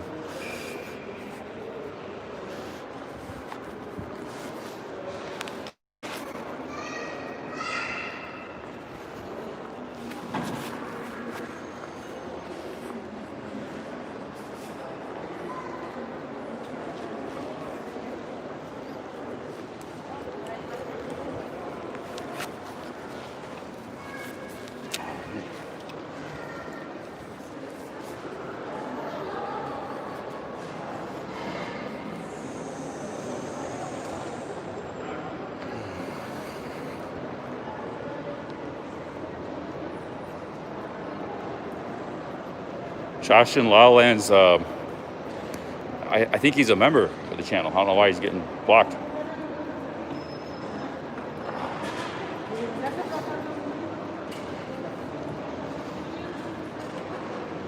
So looks like we do have a seat here.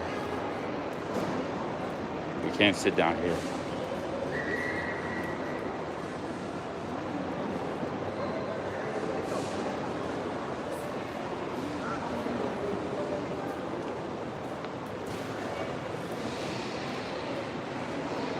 I wish they had some root beer.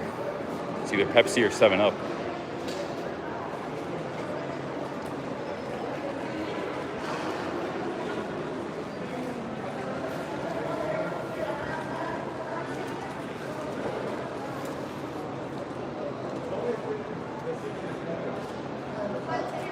This is the first time I've had fast food in the entire trip, I think.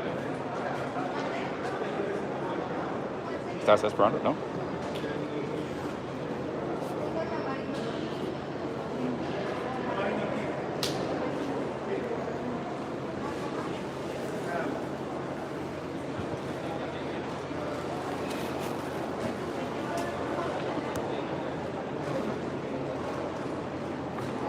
That blueberry looks good.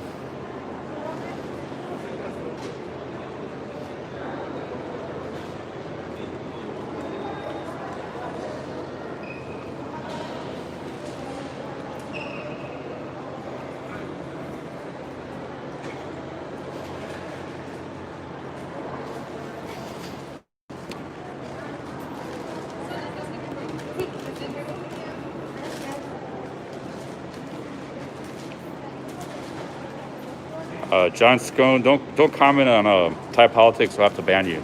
That's a warning. I timed you out.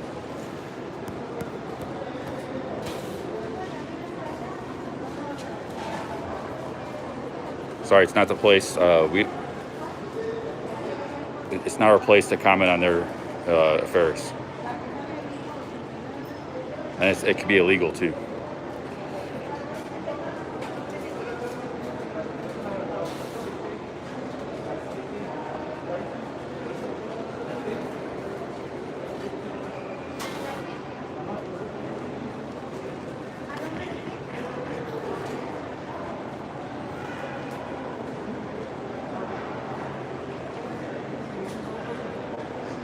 We're gonna go with the Whopper. Oh man, they got, what's this, barbecue?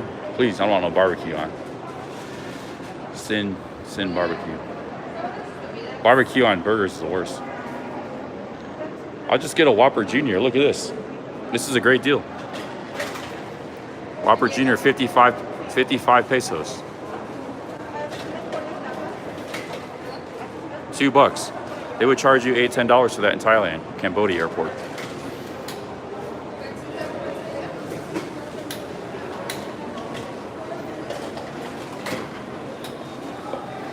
Hola.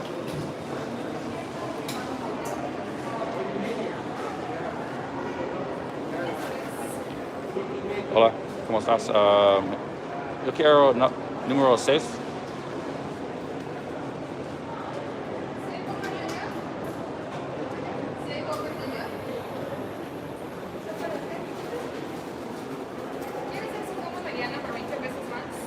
¿Cómo? Su combo mediano por 20 pesos más. Más grande? ¿Con eso pequeño? Yeah. You want your combo? Oh, sí, combo, sí. Or 24 medium and 25 large. Mediano. Your name? Charlie.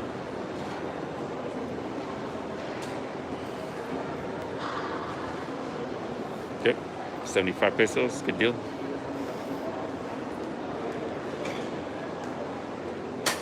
Rest in peace. Thank you for the €2. Thank you very much.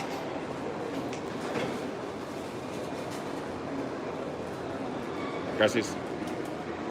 All right, we got lunch.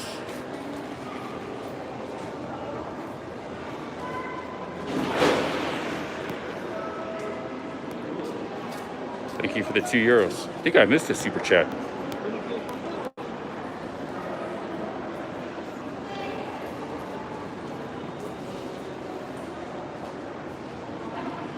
Okay, Ram Ranch is gone. I'm banned. Ram Ranch got banned.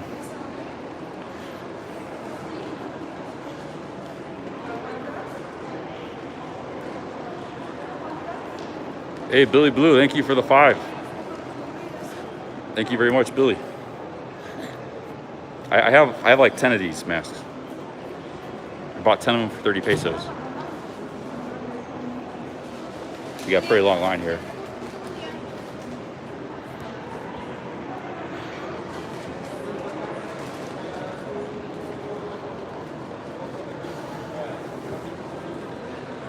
Oh, I've been banning people. I mean, I've banned maybe 10 people in the last week.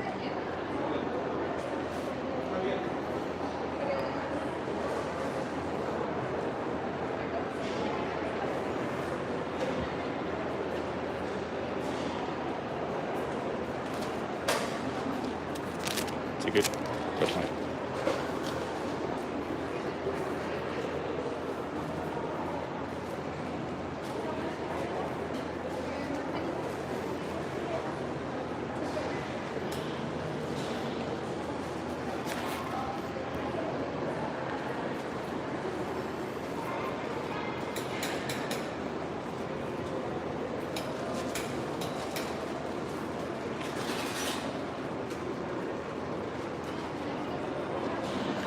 Nobody seems to mind me filming, you know. I've been like kind of Mexico City subway stations. You know, there's police and security. There's pretty much film anywhere. Nobody really cares, except a few times in a couple bars. But other than that,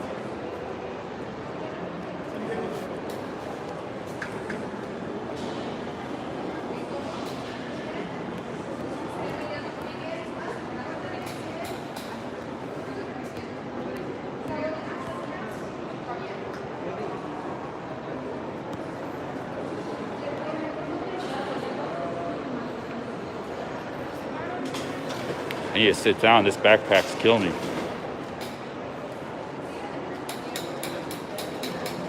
I'm weak.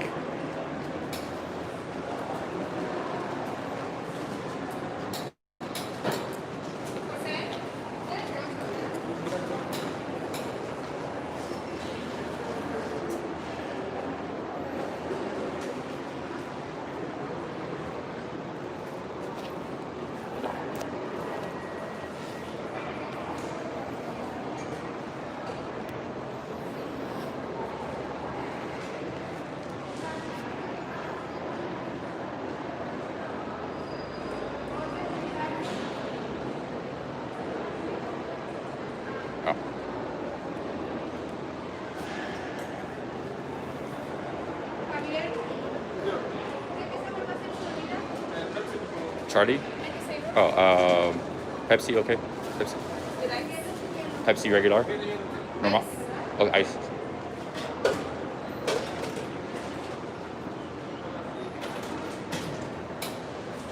Okay, I got the last one for now.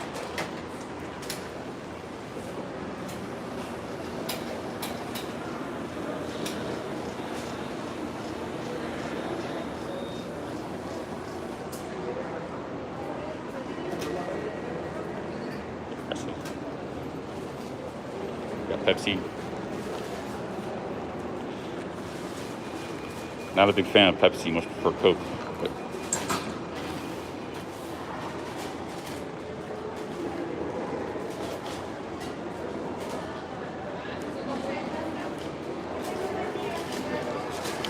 $960 calories. Whopper Junior combo. Not bad. We need those calories.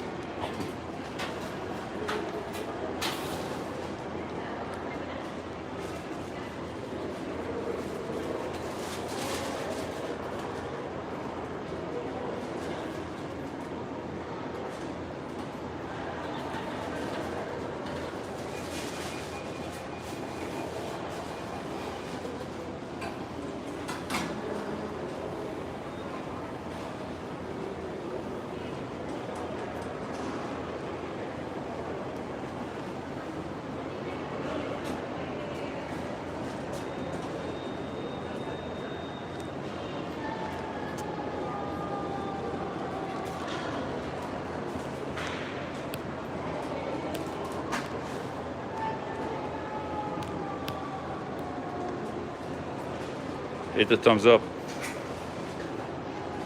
Miguel, ¿ya podemos hacer las juntas?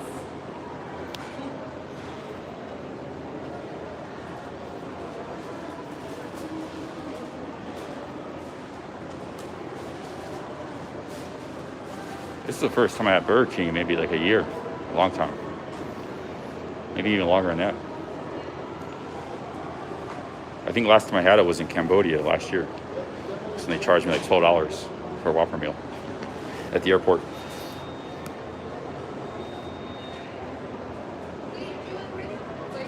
Come on. Okay. I gave you the wrong base. Oh, wrong size? Oh, okay. It's no problem. También. It's the medium. You pay for it. Oh, okay.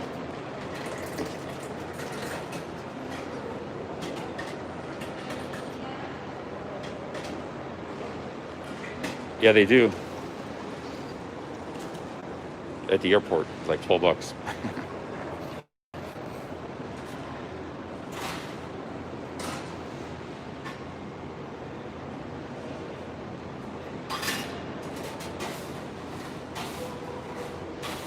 Oh, pardon? They understand when I say como. Pardon? Yeah, I think pardon's more polite though. You're right.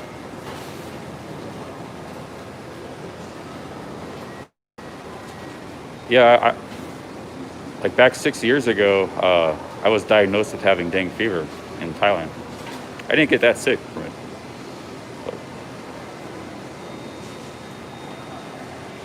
But K? Yeah, K is not very polite though, I don't think. Pardon? I've always say pardon, or como, they always understand.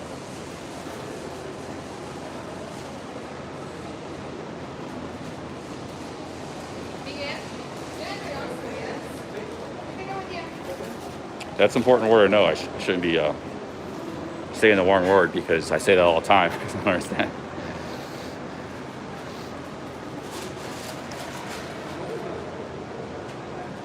Yes, pardon.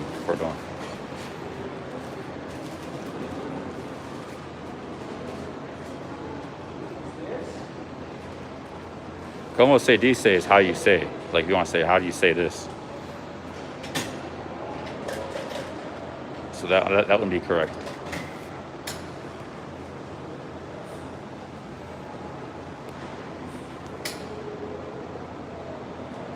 Yeah, you can say como. See, John Scone knows. Nah, you can say como. I'm saying it right. You can say que, como. Oh, gracias. Good day. Ketchup, then it's ketchup. Gracias. You can say que, como, perdón.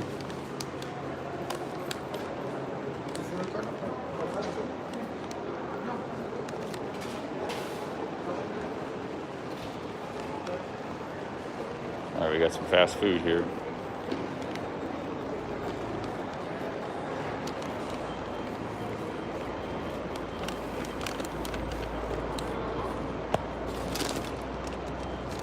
Yeah, a lot of my Spanish I learned in Argentina. They say things differently, a lot of things. But they always understand me here, anywhere I say como.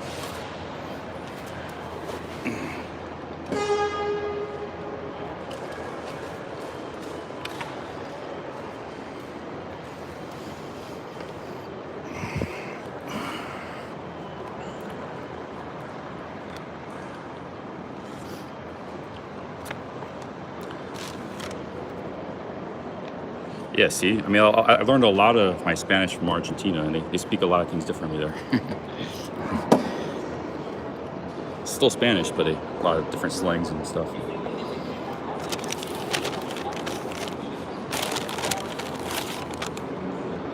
Got some fries. Yeah, I'm serious. Like last time I had Burger King was Cambodia, I think. In America, if I eat fast food, it's more like I don't really ever eat fast food in America, but sometimes like Taco Bell, because it's cheap.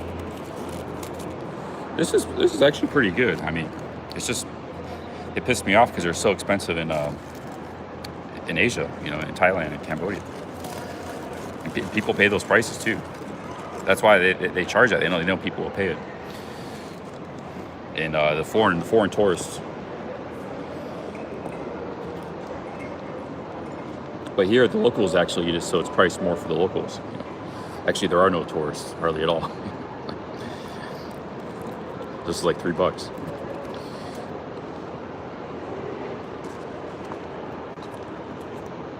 That should be, you know, like they say the dual charging, like the national parks in Thailand stuff.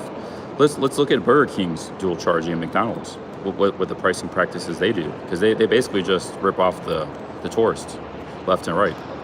They basically scam them. You know, they got the same cost here. They got, if anything, the labor costs more. The rent costs the same.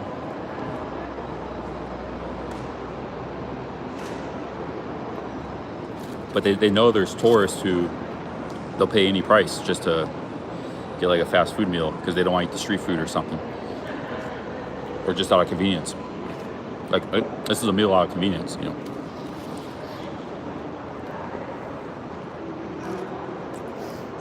This is good. Damn, good fries.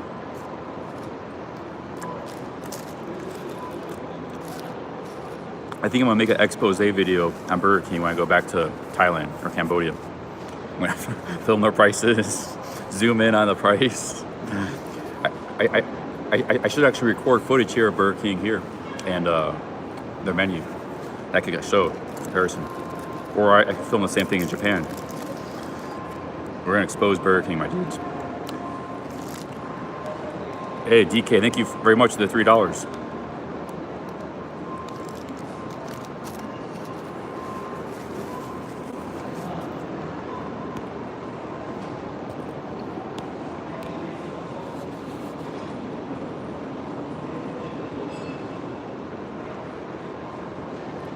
This is footage you have to collect. Like, I should be collecting footage right now. I can maybe take it off this live stream. I can show like different countries, how much it costs America, Mexico, and then Cambodia and Thailand. Like, why does this cost so much in these countries? I could ask the workers how much they make, their wages.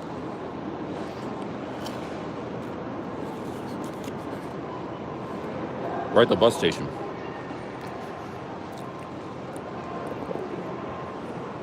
Scooby DJJ, thank you very much.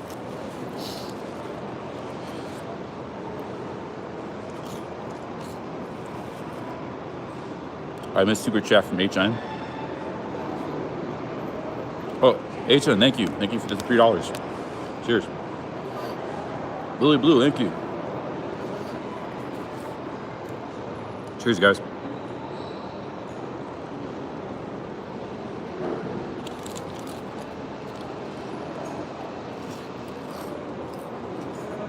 We're in Mexico, that's not true.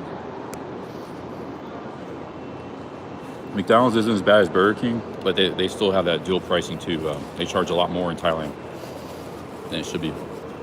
Chris, thank you. Thank you for the $2. McDonald's is much more expensive in Thailand and Japan. Because I eat McDonald's in Japan sometimes.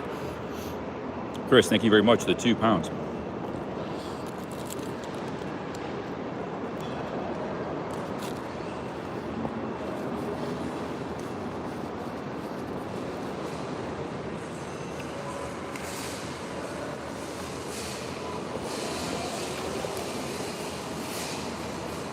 It's pretty good. Good Whopper Jr. Good fries. There's Burger King there. There's a little restaurant there, but I just felt like some fast food.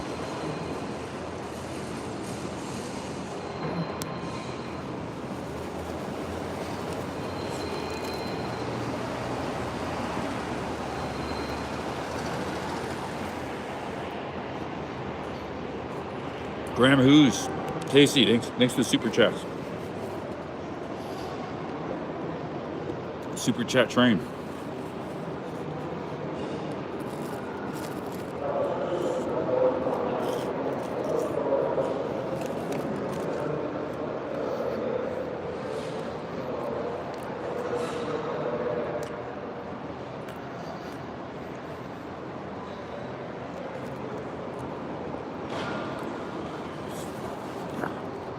Yeah, it looks pink, right? It tastes good. Might be I would not be surprised if something like this makes me sick. I go weeks eating street food in Mexico, and then I eat Burger King, and boom. It looks awfully pink. It's that pink pink slime. It's the pink slime. Coffee one, thank you. Cheers, guys. Thanks for all the super chats.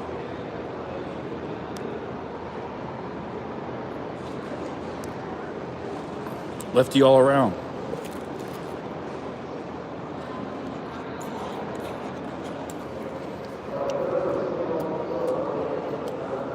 $4 Canadian, thanks. And now I'm getting paranoid about this.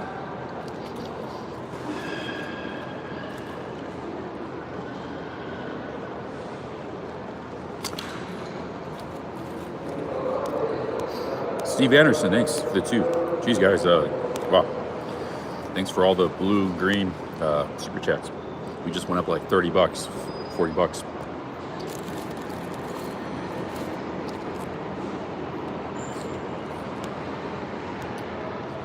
Big up Steve, Lefty.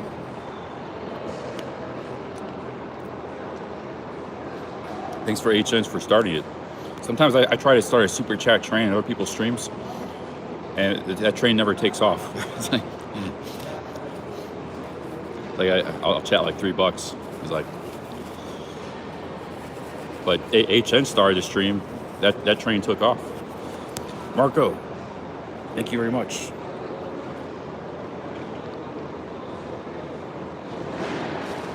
$25 Swedish kroners. We're racking up some numbers.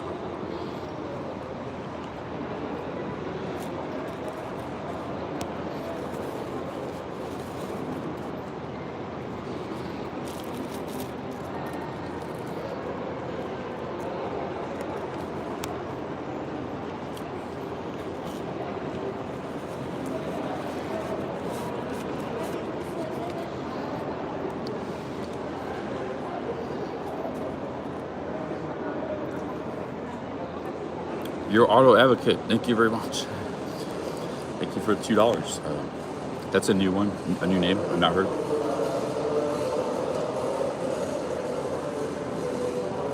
Most of the super chatters are people I recognize, names I recognize. That's the first one.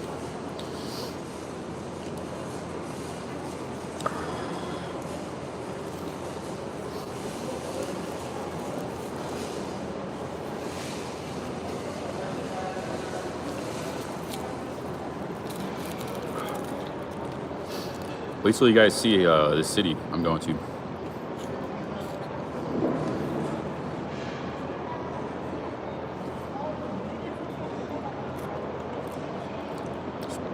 Incredibly beautiful city.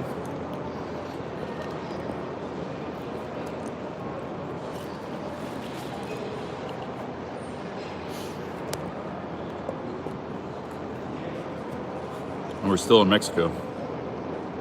We're probably gonna be here for a while. I mean, I've contemplated going back to America, but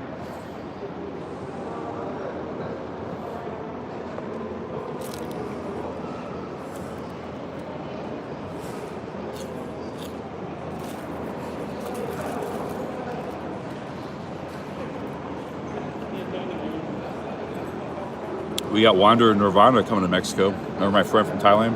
He lives in Venice Beach, California. We might meet up in Mazatlan. That's Sonora. Sonora. That's where that famous guy that got arrested is from. But I'll let him do the streaming. I'll just make videos.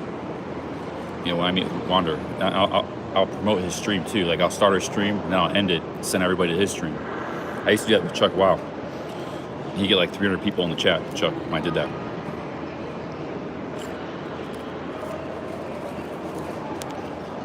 Yeah, I want to meet up with Wander and help him out, his channel, streaming, because he streams all the time in California, in Los Angeles and Venice Beach, but he only gets 20 to 30 in the chat. I think he just needs some more exposure. He's got a good channel because he's got some videos that went viral, and so he's got like 10,000 subs. But he doesn't have the live streaming audience yet, but he does good IRL. He's got a gimbal, he's got a phone, he talks to people. He just needs a little more exposure. He's gonna be coming here pretty soon. So yeah, subscribe to Wander Nirvana. That's the name of his channel.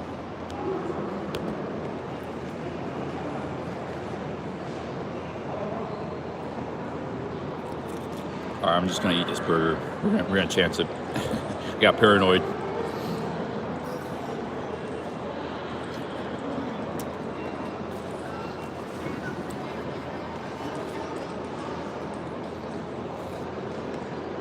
Alec Henry, thank you very much. The 3 pounds. No plan right at the moment, but yeah, maybe. I'd like to go to Egypt, Morocco, Nigeria could be interesting. If you could live stream Nigeria, I'd want to go there because it's very hectic, like cities and stuff, very chaotic. So it'd be good for live streaming. I would definitely go to Nigeria live stream. Lagos. A lot of nightlife there.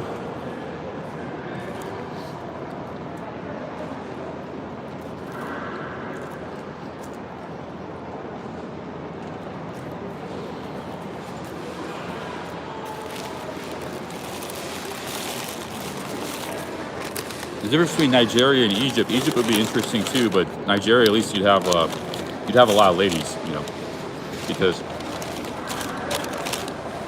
it's not, most African societies are not the kind of societies that really like guards the women like they do in the Middle East and stuff. You know, so they work in jobs, they're taxi drivers, so we actually can interact with both sexes. We're not limited to just interacting with men. Like in some countries.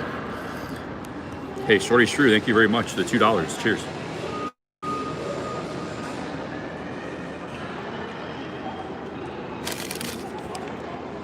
Big up, Shorty Shrew. Actually, you know, most of Africa is open. Egypt's open too. So in Africa could be a possibility if for some reason we get bored of Latin America. Like half of it's open, I think. Yo, FBI guy, Pataya in the chat. What's up, man? It's like he got a new logo. Is that the real FBI guy? It says VIP.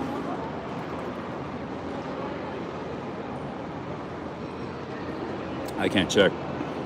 Oh yeah, it could be the fake one. Oh, it's real? He probably just changed his logo. It's probably the real one.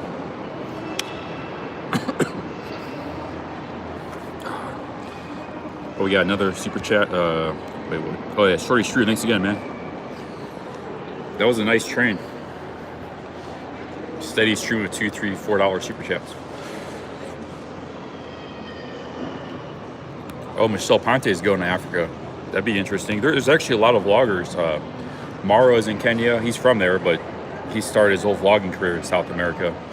Ryan Boundless is there. Middle-ish backpacker. There's a Thai vlogger that was Internet Commander. I don't like that guy, but we had some internet fighting. But he basically trolled me. He said some real nasty comments about me in the comment section in the past. But he was in Tanzania, Internet Commander. But he started. So there were like a whole bunch of vloggers in Africa recently.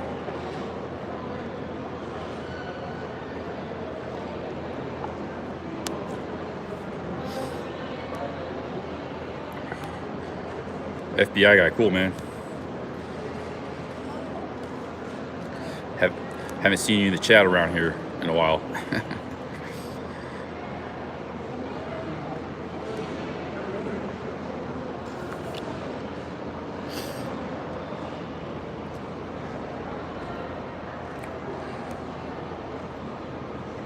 Does Charlie see your info if you super chat? No, you just see the name and the dollars. I can't even see their channel. I can't click on anybody's channel from the phone. So I don't know what you mean. Like, you mean like financial info? No, you don't see any of that. That goes through Google and YouTube. I don't see your credit card or anything like that. All I see is just a super chat.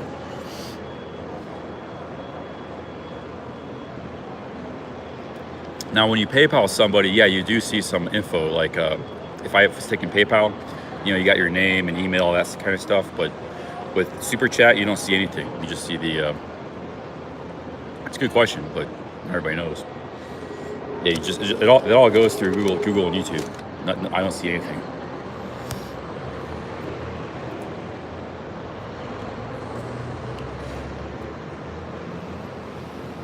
That's another reason people like to super chat, because it's just PayPal. It's like not everybody has PayPal. It's kind of a pain. You have to go and log in, and then you gotta find the address. You gotta send the guys the money and address. It shares all your info. Your name, your PayPal, your email address. Super chat's very very secure. Shapeshifter, thank you very much for the $2. Appreciate it. You made some videos. I don't really mind. What time is it, dude? I don't miss my bus. Time it is in K Retro. I've been talking so long. My bus leaves at 3. Oh, we got time. Yeah, I mean, like, you made some videos. I don't mind if you made. I don't know if you took them down or you said you took them down, but you can make any kind of videos you want. I mean,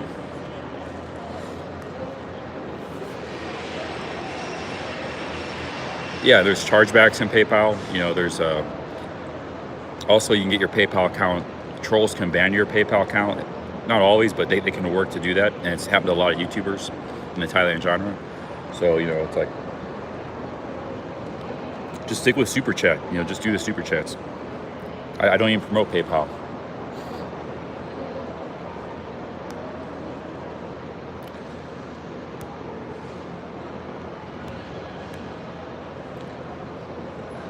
Yeah, you got a lot of views on those videos, man. You got like 2,000, 1,000 views. You should leave them up. All right, let's go.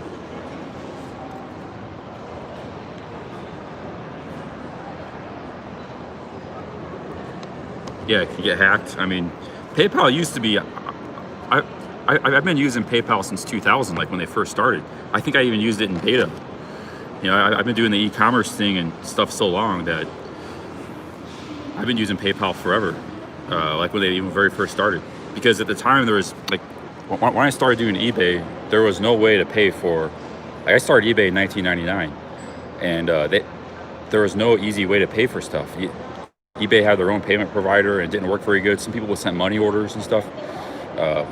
So PayPal came along at the right place at the right time, and they were great. It was a great way to pay and for stuff on eBay. So I used them right when they first started. But they came in. They took the e-commerce world by storm. But I think they've gone downhill. They were better when they first started.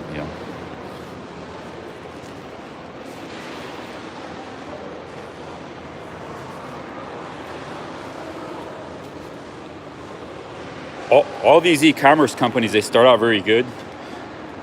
The founders are very intelligent people, just like Steve Jobs and Apple or Google, and they make these great companies. But then they get run by the founders leave, they get rich, or they leave the company, or they're forced out of the company, and then these middle management bureaucrats and stuff take over, and they run the company into the ground, or they make changes. The company is so strong it keeps going, but they make bad changes. It happens to every internet company. I think YouTube has handled itself pretty good. YouTube gets a lot of slack, but from what I've seen other companies, like what eBay did, and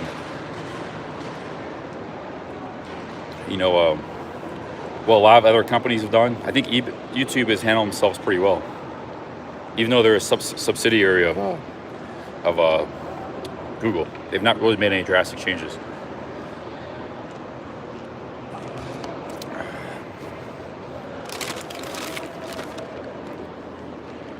Like, we all like to complain about YouTube, but compared to a lot of e-commerce, I think they're way better than PayPal, for example.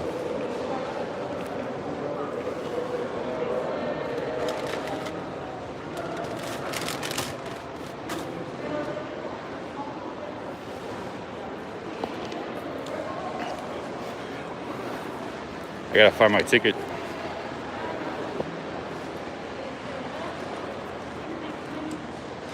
My ticket. This is a pretty short bus ride.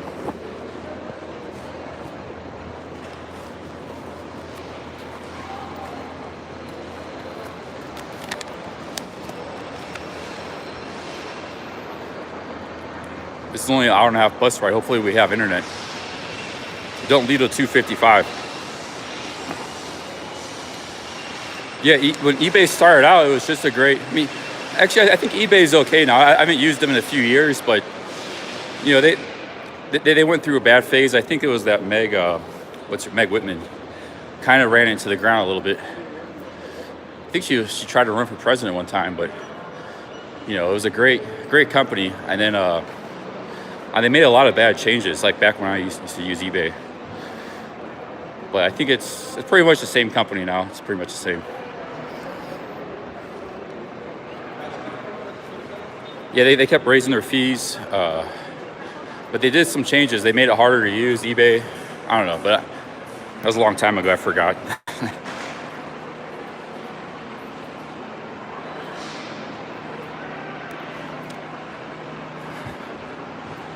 You know, most of these companies, they don't change much. Like eBay still looks the same as it does 20 years ago. PayPal looks the same. Amazon pretty much looks the same. They don't really change much, but then they just put in some bad policies with the bad implementations. Google homepage looks exactly the same as it did 15 years ago. Gmail looks exactly the same. Nothing really changes with these companies on the surface.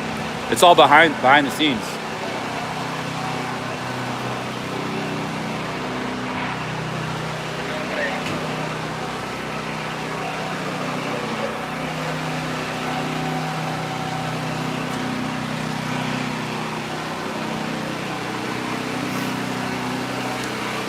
Yeah, there's stuff that's sold on eBay that you can't find on Amazon. It's a different market.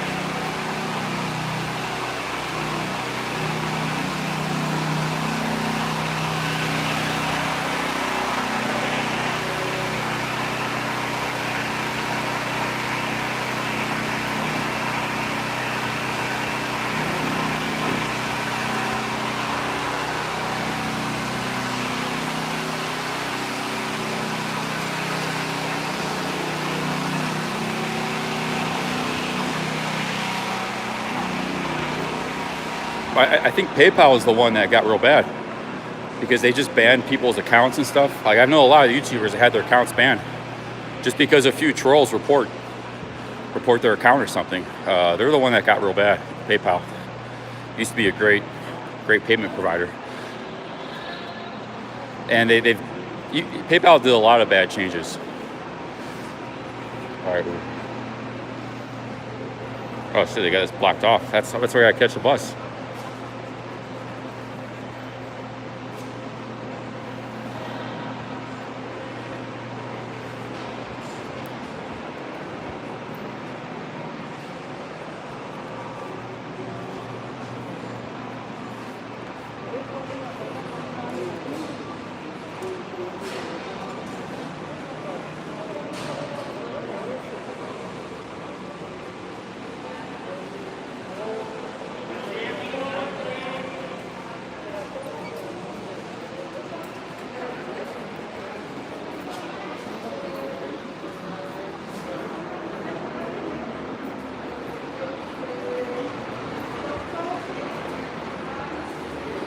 Scams eBay.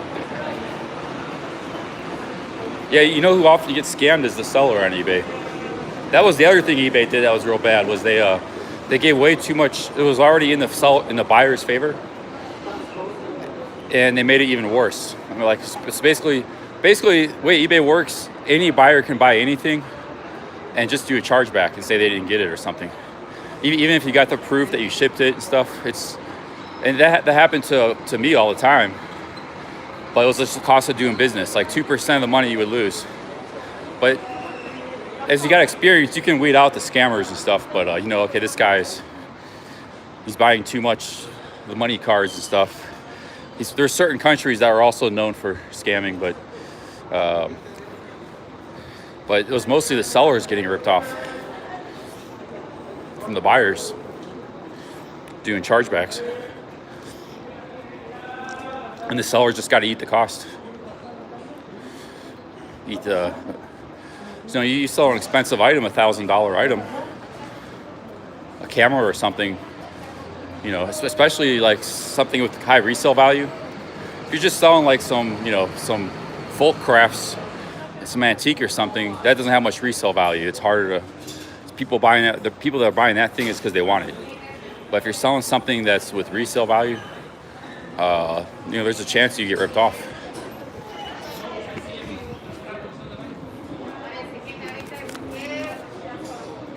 This is gate 70. San Miguel de Allende. Food truck. En el 70. 70, gracias. Gracias.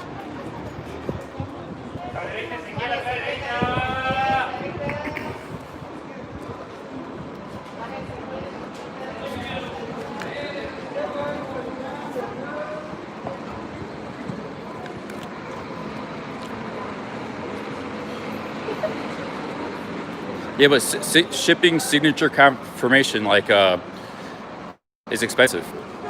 So if you, a lot of times, like I would give free shipping, sell $200 thing. You can't pay $30-40 for express signature confirmation thing. I don't think that's foolproof anyways. Like that was never foolproof either.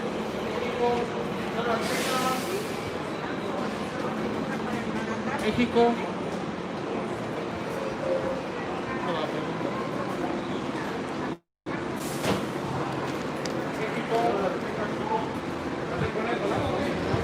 No, the UPS signature doesn't work. I think you gotta have like FedEx or something. I don't know, it's been a long time, but that never really worked. And that only also works for America. You can only do signature, like most of my customers are overseas in Europe and other countries, Asia and stuff. It's like only 40% of my customers are from the US. So it's very complicated, but like if you're shipping to Europe and there's no such thing as signature confirmation,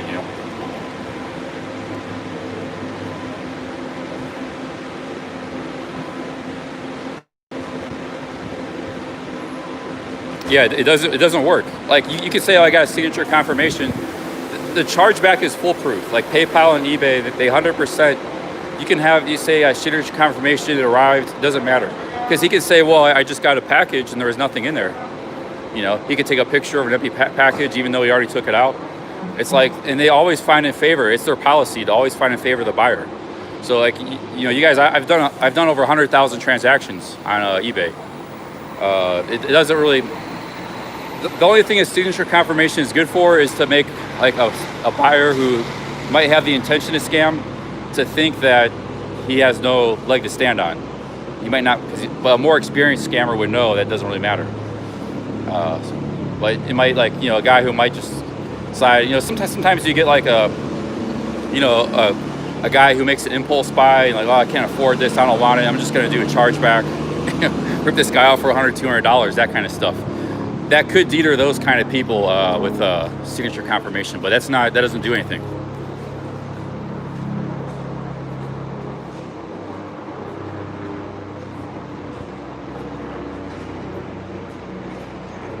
Yeah, just for your guys' information, I know a lot of people use eBay. In general, most people are honest. Most people are honest, but if you're selling something with cash value, resale value, electronics, or you could get ripped off. If you're selling something very valuable, like $1,500 item or something, watch out. Your best bet is I don't know. You have to read up on it, how not to get ripped off. But there's really no protection against to the seller.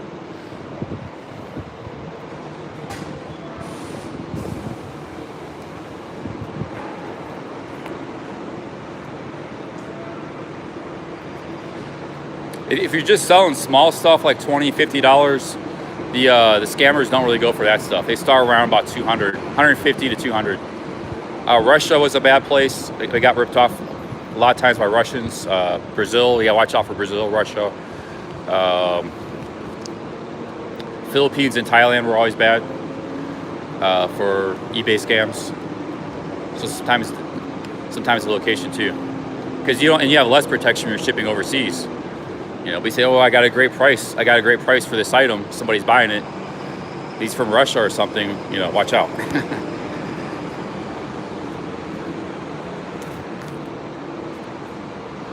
But that was years ago. Things can change. Like that was at that time. Those countries were the ones. Argentina too was bad. Those were like the 5 worst countries for eBay.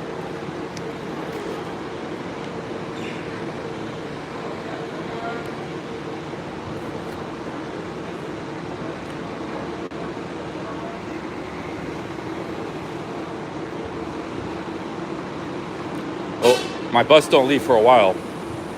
Somewhere around here. And here's the other thing. The scammers go after smaller sellers, guys with like 50, 100 feedback, because they know those guys aren't as experienced and they're easier basically to take advantage of online. So they target the smaller sellers. You know, if you got 30 feedback and you're selling a thing of cash value, something worth $500 or $1,000, that's a very high risk situation if you're a seller. You got no protection. Now, if you're a big established seller, they kind of avoid those sellers because, you know, they assume they know how to deal with the because like sometimes I wouldn't even take the sell. I just refund the guy's money because I think he'd be you know, something didn't add up. You can research a guy. You can research the address on Google Earth. You can see this, that. He's living in a slum. Like he's buying this really expensive car and he's got no feedback. And so I might send the guy an email like, hey, you sure? Like try to, you know, there's things you can do to protect yourself as a seller, but PayPal and eBay offer no protection at all.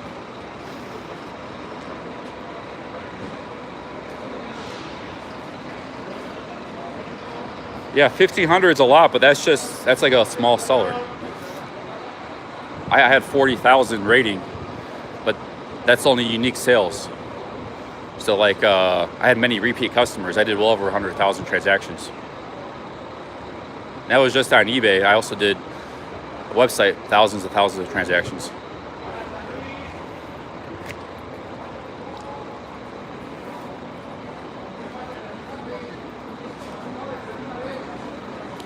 Another thing you can do is escrow. If you have a very high, like you're selling something worth 5,000 or something, just do an escrow payment or something, you know. You can also demand to do in person. If the guy like lives in a state close by you, say we just do it in person. But I don't know, there's anytime you're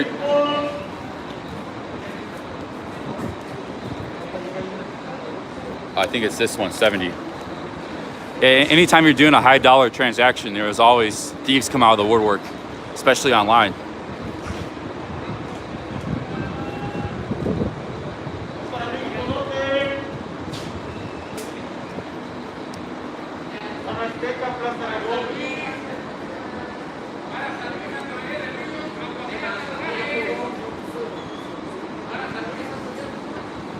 Well, Bitcoin's kind of a new thing. I've not really done e-commerce in the last 4 years. I've been doing YouTube. So Bitcoin, if Bitcoin's a thing, that could be good. But that might offer too much, you know, the sellers could also rip off the buyers. You need a balance. And if somebody, you know, you do need protection for the buyers too. They get ripped off all the time too. But there's a lot of very shady sellers out there.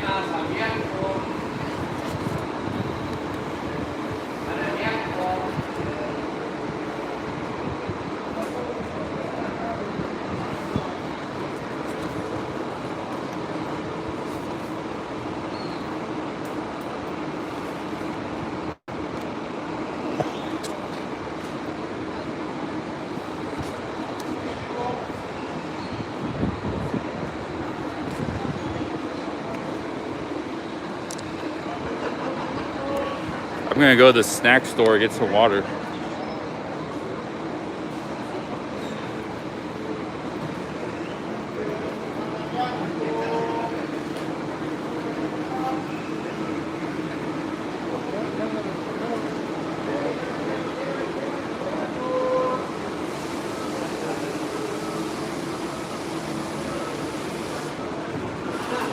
Here's the snack store here.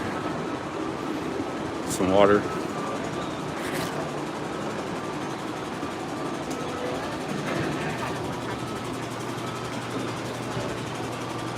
Hola.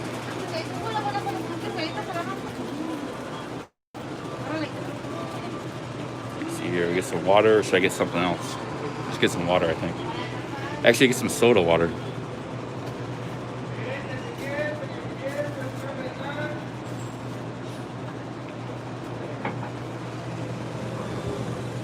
Este es agua mineral. Agua mineral. Agua mineral. Soda water.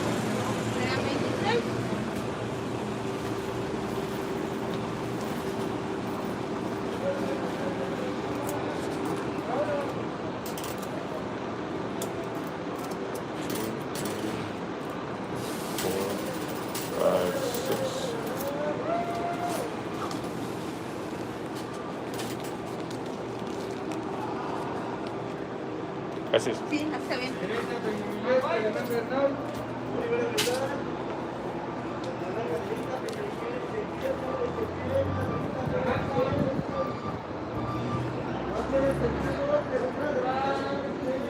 Dude, you got some.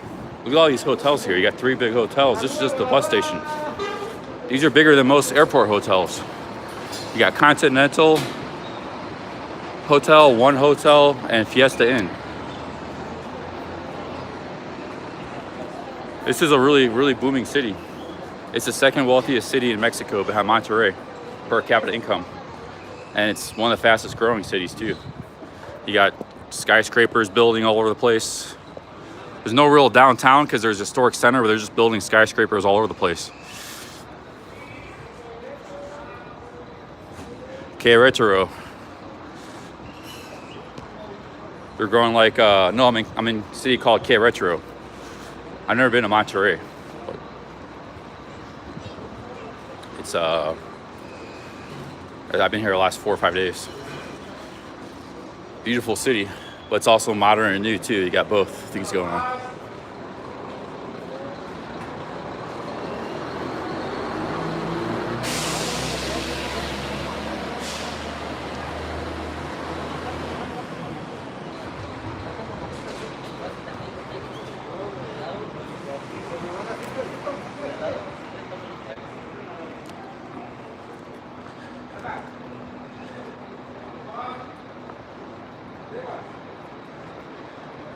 Let's go put my bags down somewhere, have a drink.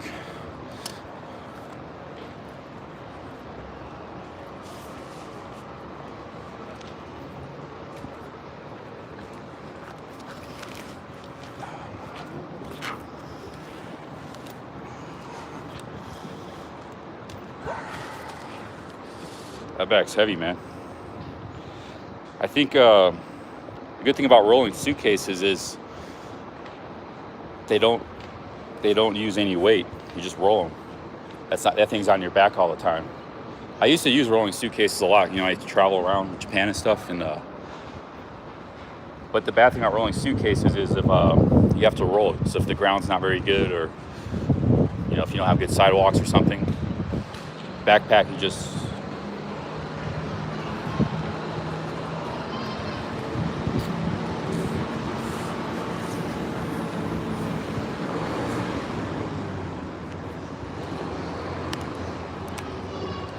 A lot of rolling suitcases will break down too. I used to load them up with lots of weight, lots of magic cards. So like, there was one time I was in Japan, I had this giant rolling suitcase, and it was a misery. It was like 100 pounds, trying to roll it around all the time.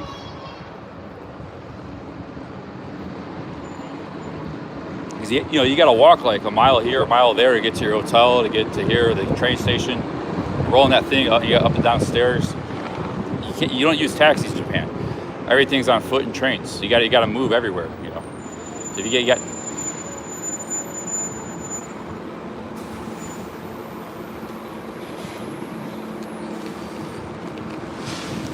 yeah, I remember that was hot. I was staying in a capsule hotel in Chiba. Had this giant rolling suitcase. This was like 7 or 8 years ago or something. It was really hot out in summer. I was in a capsule hotel. It was just it was a rough. That was the only place I could stay. There's no other hotels to go to that tournament. Chiba's kind of a crappy city too. It's like there's nothing really. It's like it's part of the Tokyo metropolitan area.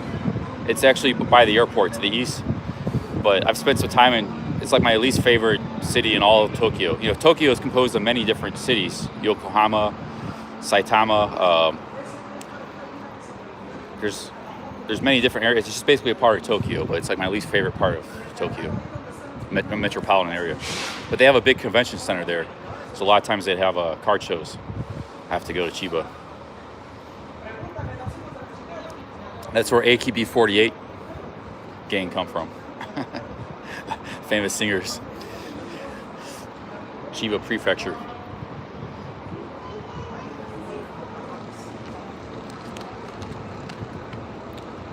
Actually, I did party one night in Chiba. I had a good time. The Hub, there's a little downtown there. It was like all night partying at the Hub. There was a couple bars one night. but it's not very good nightlife. It just happened to be good because hanging out with people and just people, actually even wasn't that great, but I don't know. It was a fun night, But you can have a fun night anywhere in the world. That's like the last place you want to go in Japan for a party. It just happened. I was just staying there in a hotel because that's where the show was, the tournament. There's also a few card shops there too. You get some deals, in Chiba.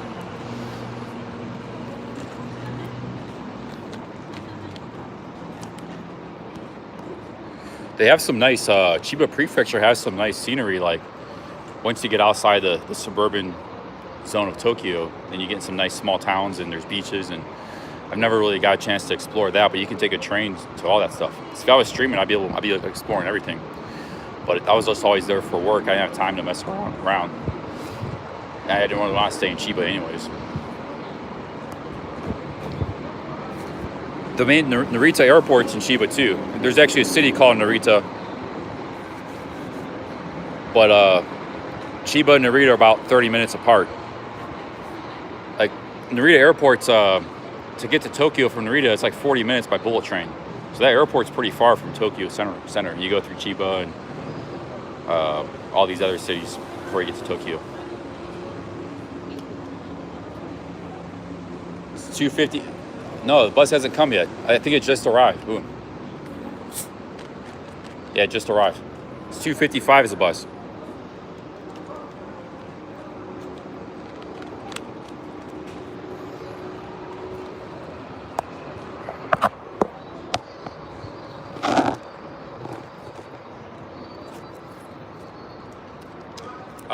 No, I never played or dealt or bought and sold Pokemon. I wish I did. You got Logan Paul, one of the biggest YouTubers, making videos about buying Pokemon cards for $200,000. It's like Pokemon was always a joke to Magic players. So it was like nobody ever. I never bought a single Pokemon card in my life. It was always more for like adolescents and stuff. Magic players are mostly like college age, or they're in their 20s, 30s, 40s. But you got YouTubers like saying they're spending hundreds of thousands of dollars on graded Pokemon cards and stuff now. Logan Paul. So I guess he was maybe interested when he was a kid.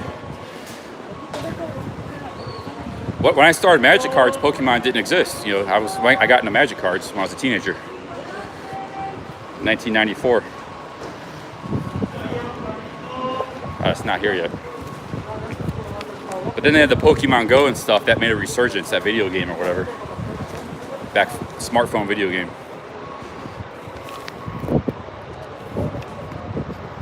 There's also Yu-Gi-Oh! 2, which is very big. It's very big in Japan and America. I never messed with Yu-Gi-Oh! It looks like same as Pokemon. Well, the bus ain't here yet.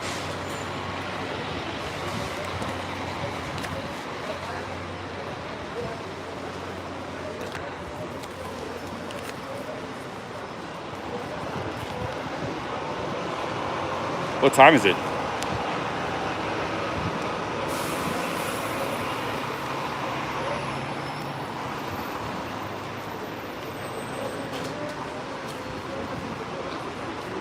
Oh, it's not here yet. 2:40. It leaves at 2:55. This gate right here.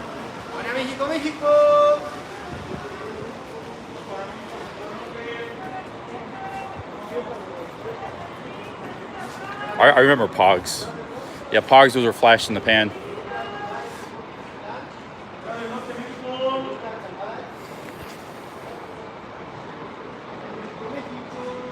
I bought a few too, but I only spent like $5-10. I never got interested in Pogs when I was a teenager, 90s.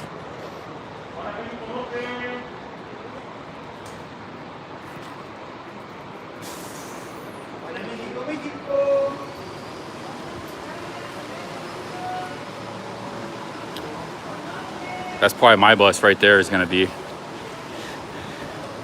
like that one.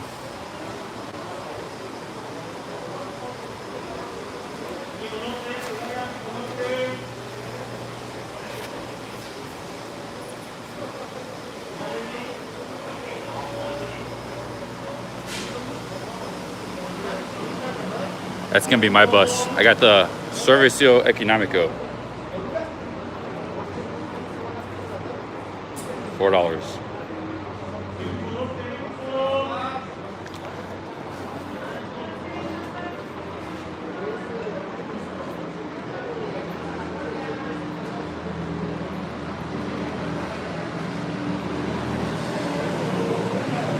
Shall see, it's not here yet.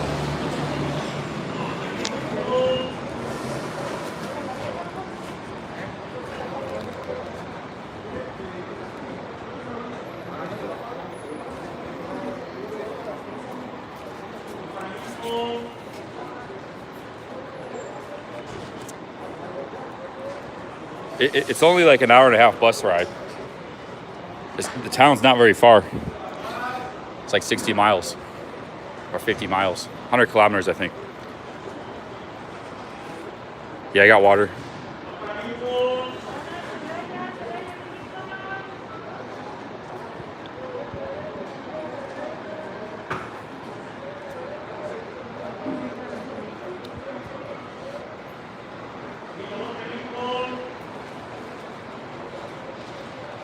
Sit next to Hot Spinner. I think this seat, like most of the buses, they assign seats. This one, because it's the short bus, you just sit wherever you want.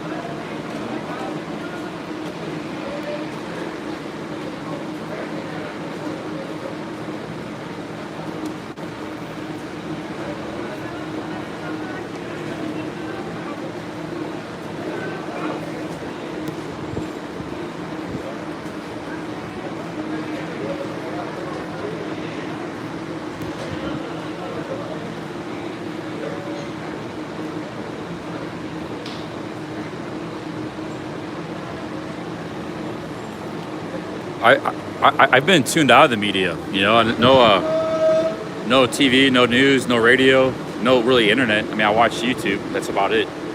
But I'm just plugged into what I watch on YouTube. I've been completely tuned out since I don't even know what's going on in the news.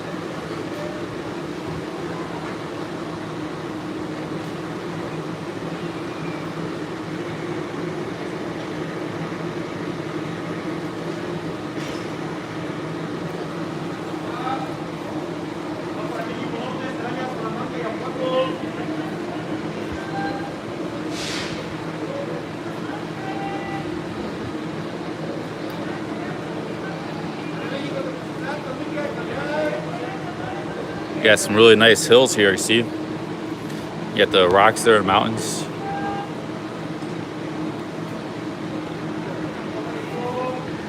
It's about 100 kilometers northwest. The more north you go, the more arid it gets, more desert. This province is very fertile and lush. There's like, it's like the Mediterranean weather. It's like a lot of Mexico is actually very Mediterranean. Yeah, like as far as like the weather, you know, kind of like California is. This part of Mexico is definitely.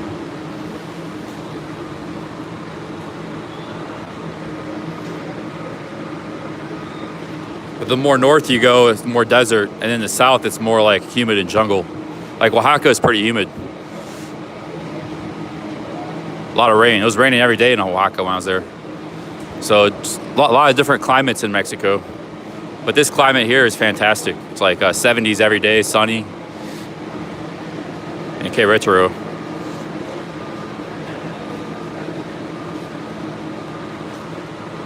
But like this is all in the mountains though. If you go down the coast, it gets hot. It's 90s every day. It's just because it's the elevation combined with the, you know.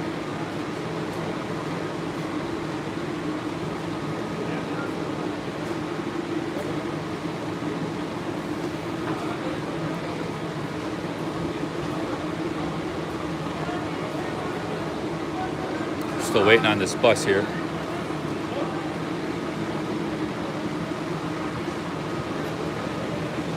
Haven't seen Jessica around in a while.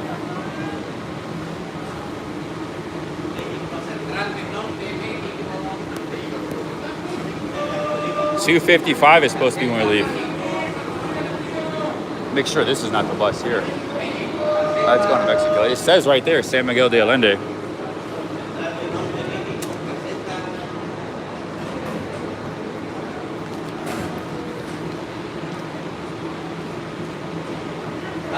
$70 to $76. Let me ask somebody, make sure. I don't want to miss it.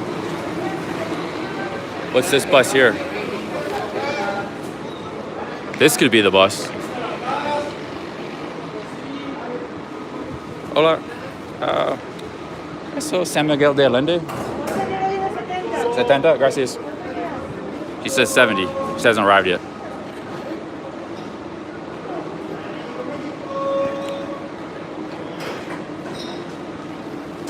Let's see here.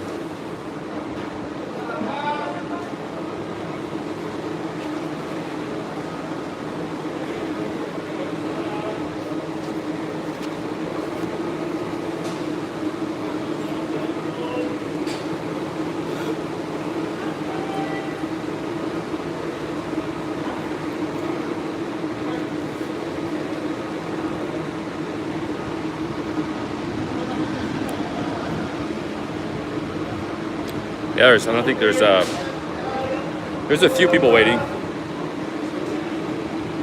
The buses have all been like half empty. Not a lot of people traveling. But the air flights, I've rode in 3 air flights. They've all been full, like packed. So people fly in Mexico. The flights are cheap. You know, 50, 60 bucks.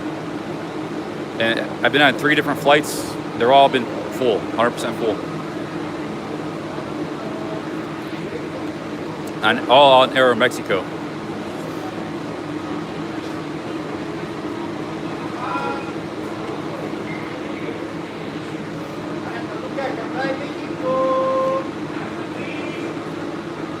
Hour and a half.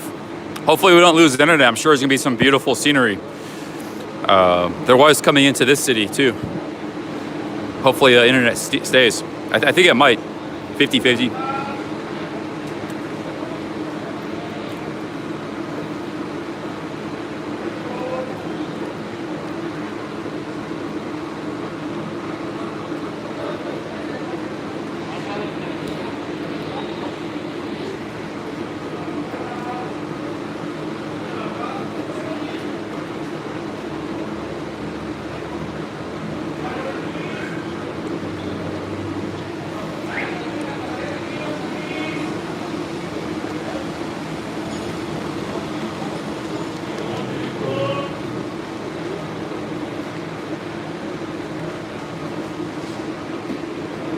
Good soda water here.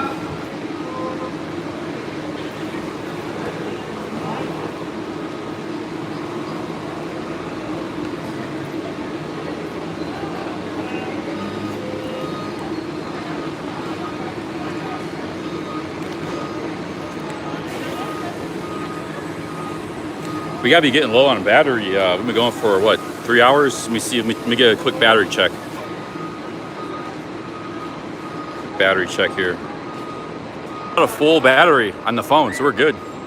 Some days, like, the battery doesn't last long. Some days it does. I don't know. Like sometimes I have it last 7 hours. I got a little power bank in the phone. Sometimes that combo lasts only 4 hours.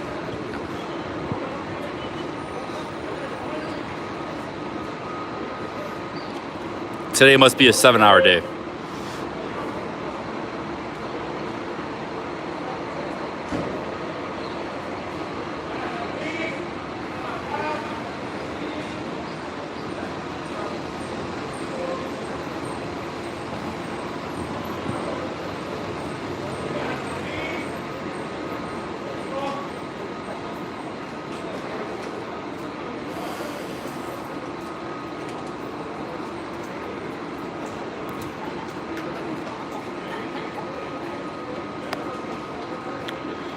Hey, thank you, Visage.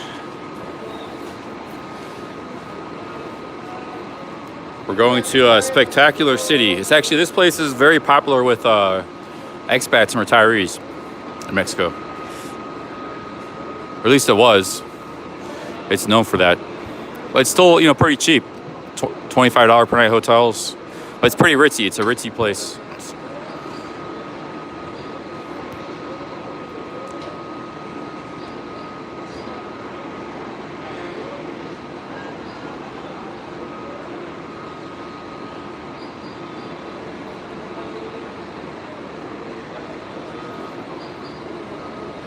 Didn't Bjorn quit drinking for a while? I remember in the chat, he told me he was going to quit drinking. That was a while ago, I think, 6 months ago.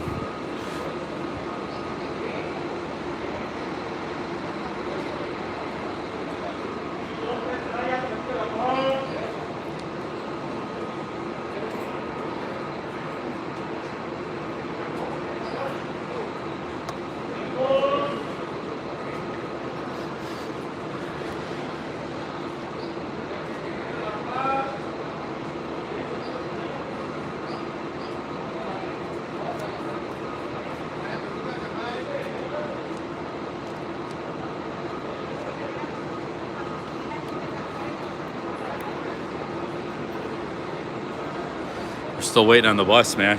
Bus hasn't arrived. I think it's late.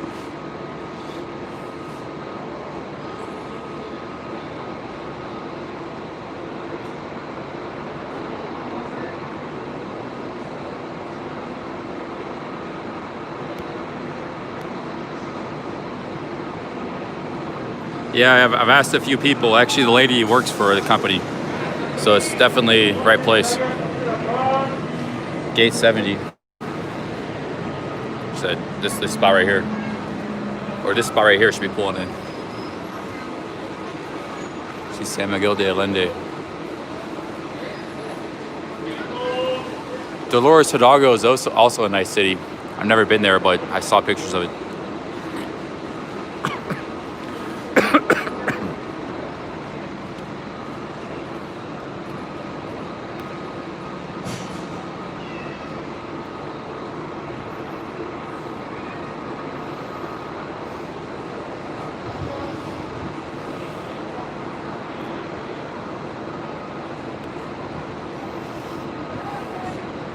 Yeah, you can't really fault Mexico. I think the two things that people don't like about it, well, the perceived crime, which I have not had any issues or problems or even seen anything sketchy.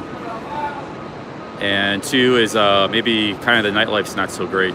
Like it's not the high level nightlife. Like those two things I think deter people's, but other than that, everything's great here, It's fairly cheap, great food, great drink. It's easy to travel around. You can travel by bus, by plane. There's all kinds of different environments. Everything from deserts to jungles, the mountains, all kinds of climates. Great climate, beautiful beaches, everything.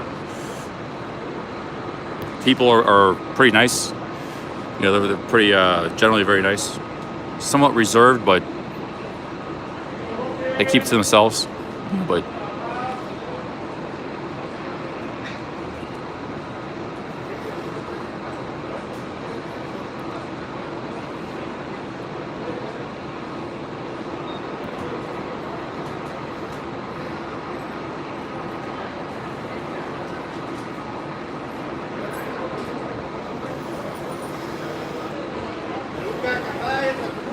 But also, a lot of people speak English here. Like, I've not been able to use as much Spanish as I want. I like to be immersed and be forced to use Spanish. We have to struggle sometimes. Like, I have to struggle and talk. A lot of people here speak English, like halfway decent or, better than my Spanish. And then some people speak it really good, like totally fluent. They lived in America or they studied. I see people, they say, oh, I don't speak English very good, but then we start talking and they're like, their English is pretty dang good. It's like,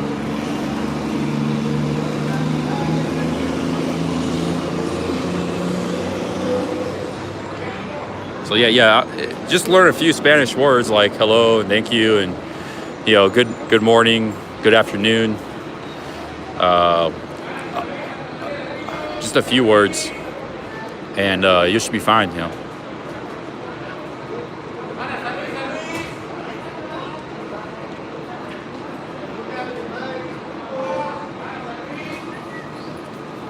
Yeah, there's a lot of big companies and factories and offices in Querétaro. It's a very prosperous city.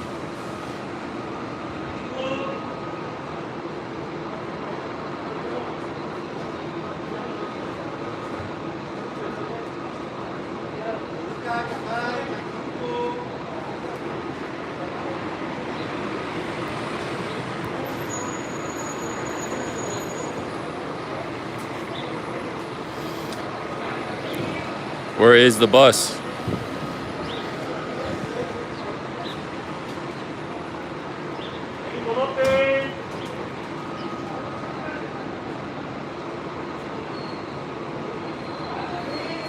Hey, thank you. We're rolling about.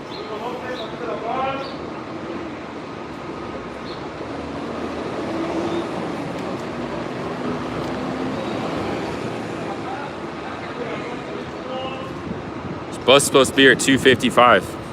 We're supposed to leave at 2:55. Usually they start boarding 10 minutes before. This bus is nowhere to be found.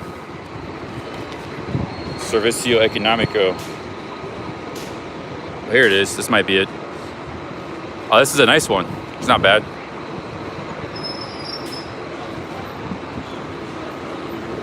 Is this it? This might not be it. 71.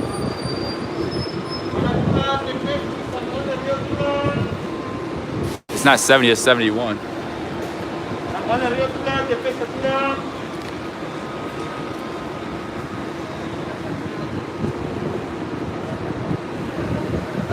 I don't think this is it. Let me get out of the way here. People coming off.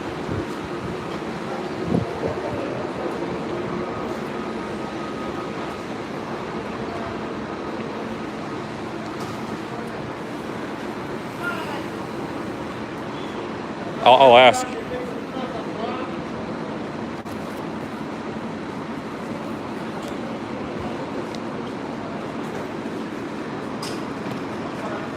The flights are very cheap too. You can fly, like, you know, I could have flown from Mexico City to Mazatlan or to Cancun. You know how long a bus to Cancun would take? It'd take like 16 hours. It'd take forever. But flying is only an hour and a half. It's only $60. So flying is a good option too. But if you're just going short distances, you know, it's only 3.5 hours from Mexico City to Querétaro, another hour and a half to San Miguel de Allende. So you can hop from one city to the next. And bus is excellent for doing that.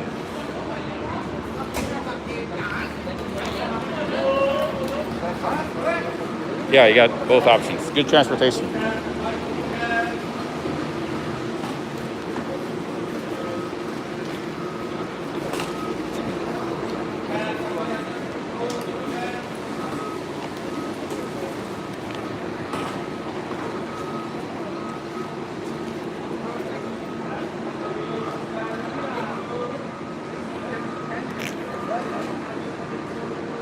No, it said Tula de Allende. It said something else. I'll show you.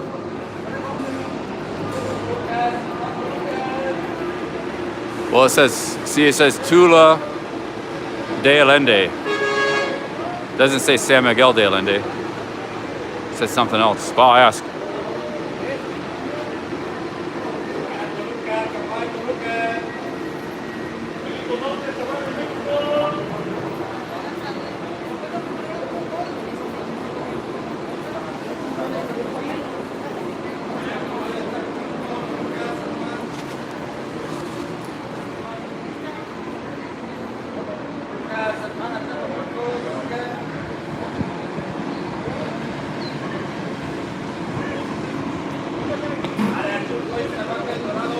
Yeah, nobody's even boarding yet. It looks like another bus might be coming. Nope. This is probably it right here. This is it. Oh yeah, this is this. No, is this it?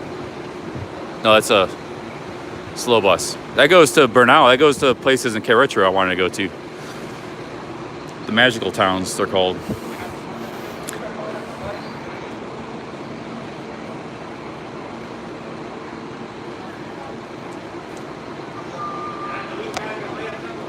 Want to visit some pueblos.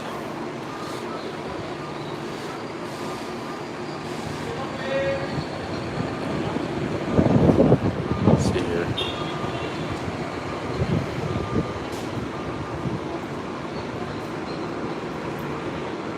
Well, they're not even boarding this bus, so if I see them boarding it, I'll ask.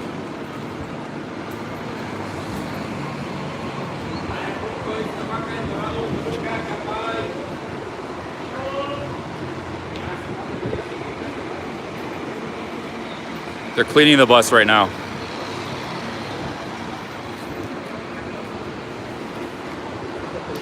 God, this mask is like annoying my ears.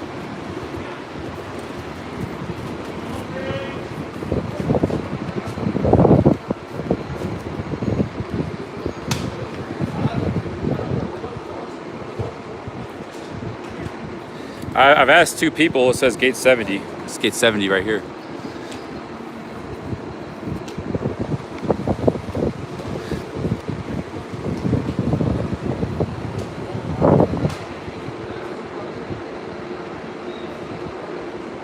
I would think there'd be frequent buses to the city because they're close to each other. You know, there's.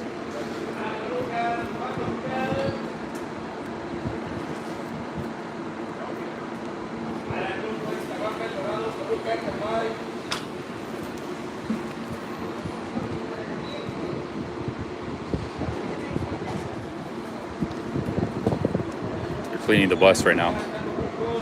There's a lot of people waiting here, like a bunch of people waiting behind me. They're all probably waiting for the San Miguel de Allende bus. They're in the same boat I'm in. We're all in the same boat. So nothing to worry about here.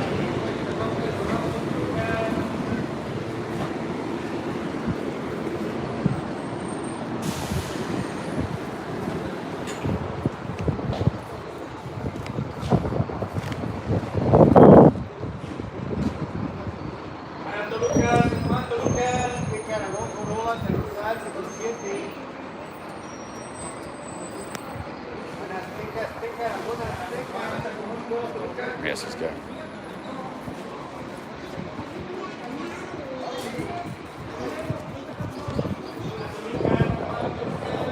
There's nobody asking. This guy here.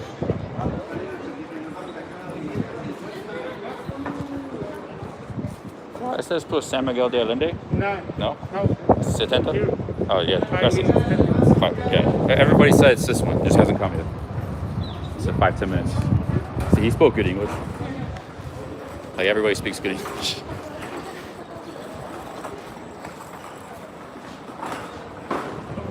It's just late, real late. It's the chicken bus. Chicken bus is always late.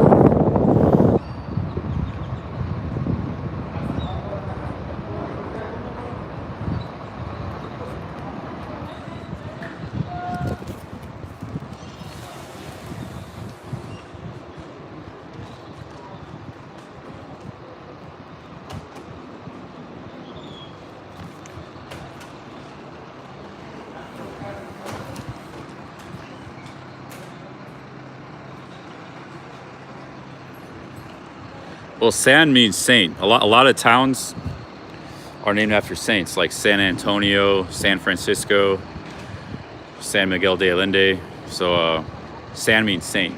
Must be after some saint. San Diego.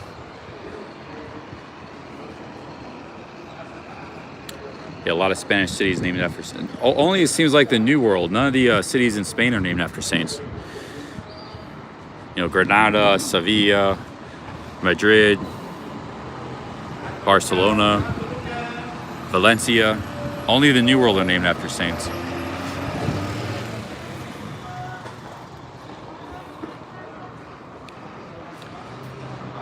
Alicante. Can't think of any Spanish cities at the moment. Huelva.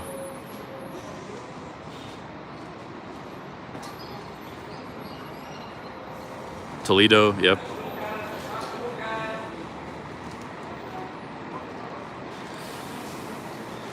San Sebastian, yeah, that's in Basque Country.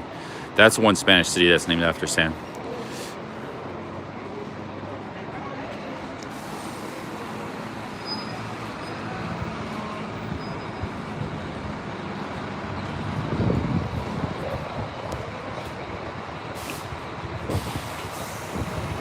Valladolid.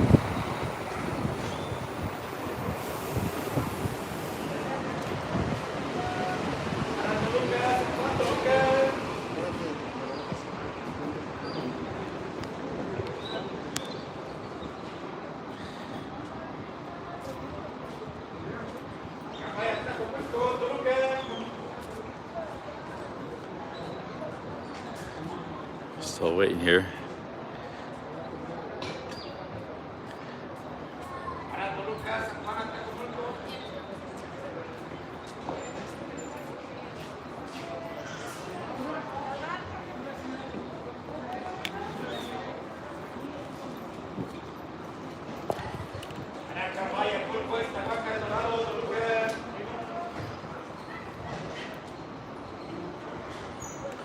Billy Blue, I've already asked 3 people. They all said the same thing, 70.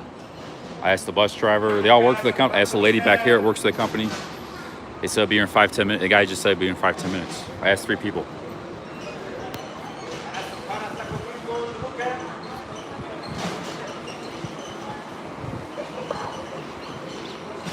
It's just real late, that's all.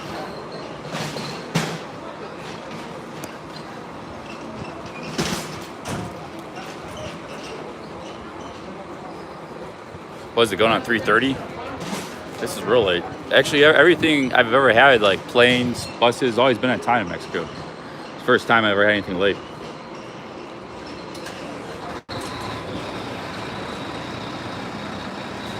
Oh, 3:09, it's not that late then. It's supposed to leave at 2:55. So it's only 15 minutes late. I thought it was like 3:30. Seems like a long time. I've been out here since 2:10. Should have killed more time in the bus station. I got out here early.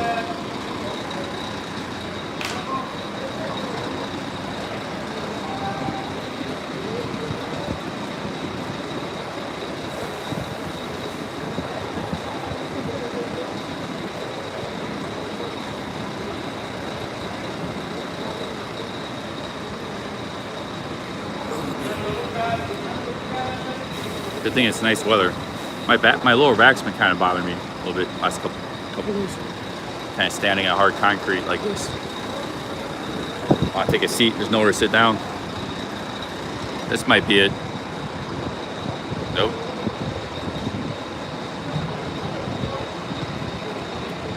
My pack is dropped down. That's the heavy one.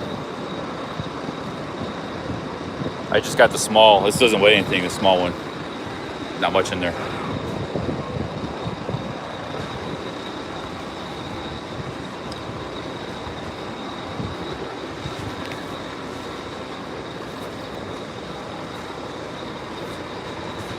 I'm glad I got some water. So I'm already went through most of this, half of this soda water. Kind of thirsty. Might have to hop on a bus somewhere else. My dudes, this bus got canceled. No customers. Might have to go to Celaya. Celaya is only an hour away. Never been there. Oh, here it is. Watch out, ladies. The bus is coming. There it is. I think that's it. It's actually a pretty big bus.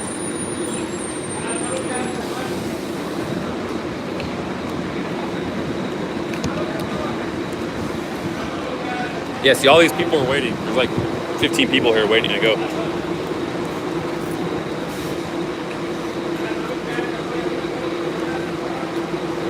No, this is the economical bus. So this is like the cheap buses. So this isn't bad at all.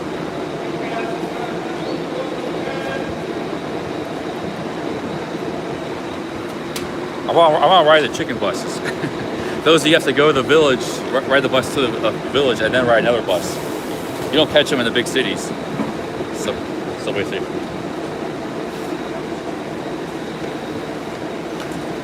You might not have those in Mexico anymore, but maybe like Colombia or Peru, other countries, like Nicaragua. But I remember there used to be some like buses with scuffed buses with like livestock on them and stuff. That was like 16 years ago, a long time ago. They don't got that anymore. Like goats, chickens, and passengers too. They take passengers down the road.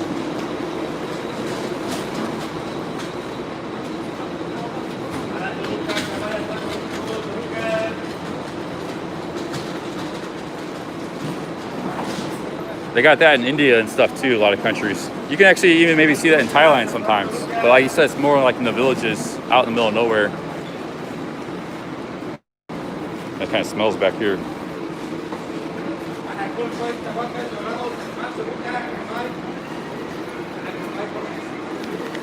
We're going to San Miguel de Allende, boys. I think this is it here, yeah. They stop at other cities too.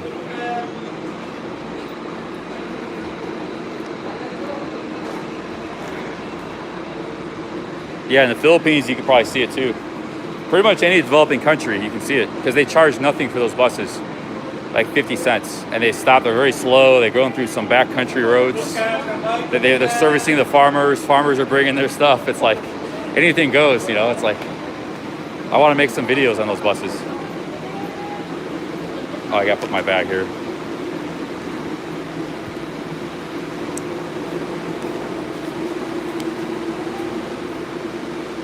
But you don't really see those coming out of the major cities and bus stations and stuff.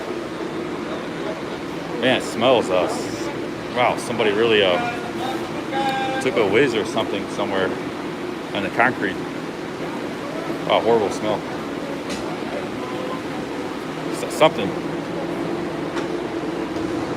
Something somewhere. I was standing at that place for an hour and I didn't smell anything. Something just came by. Maybe it's the bus. Could be the bus.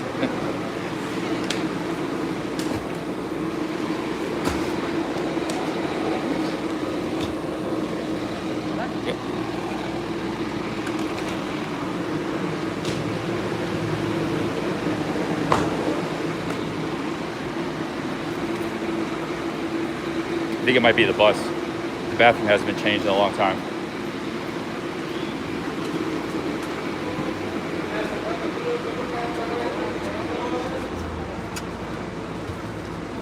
What? Gracias.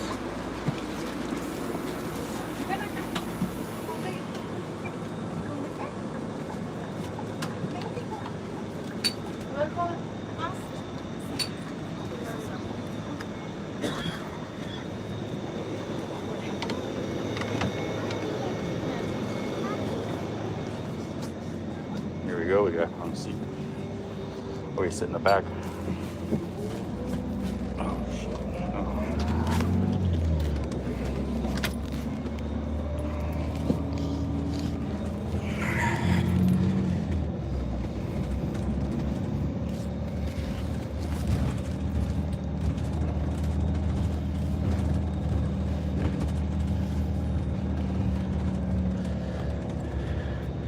This bus is about half capacity, so I don't want to talk too much. I'll just show you guys the scenery. I don't want to disturb the other customers.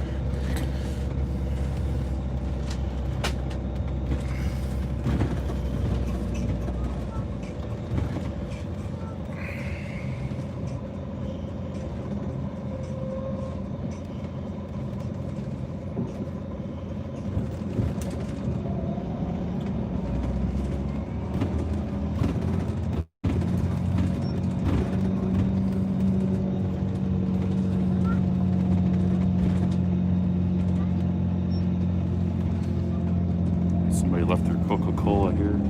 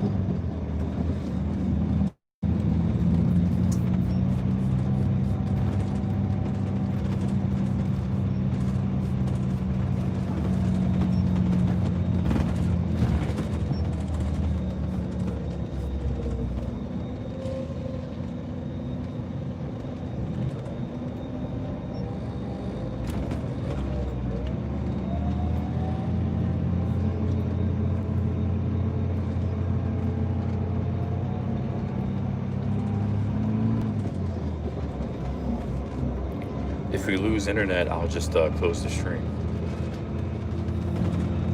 but we might not. Who knows?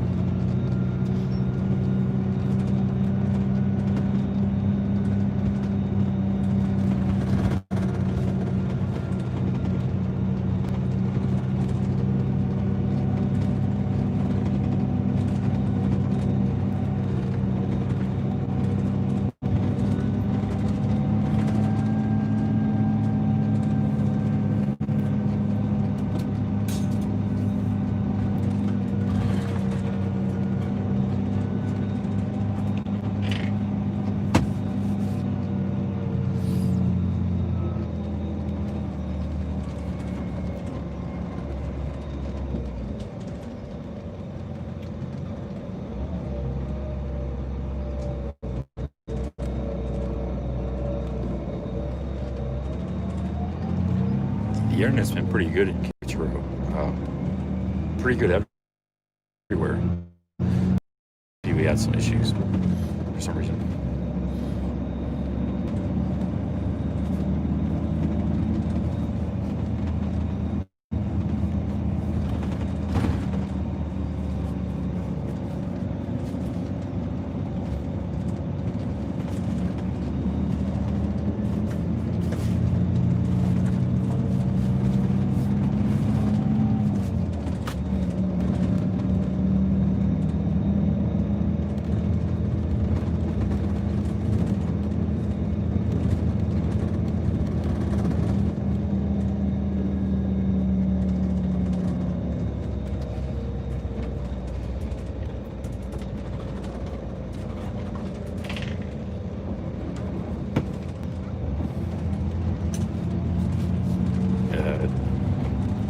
Bathroom stinks to high heaven. Just opened the door.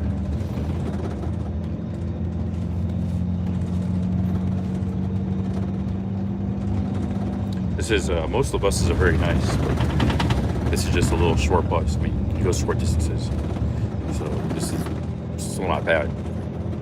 It's not a bad bus, but this is the economical bus.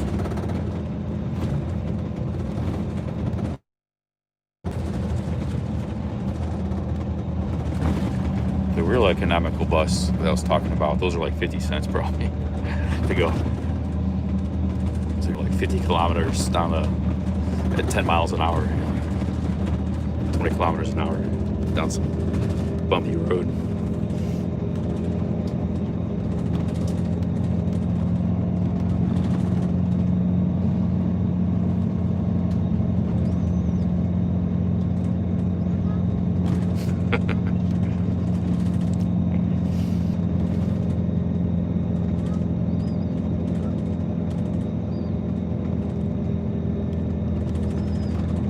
Hey Jonathan, we're going to San Miguel de Allende.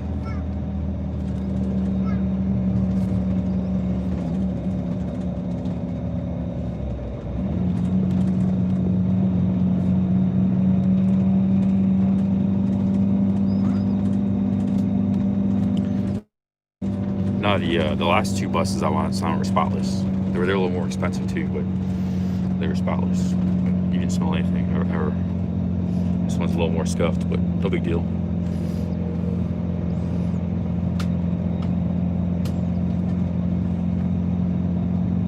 Still beats Greyhound, yeah. Bus ticket was 80 pesos, $4.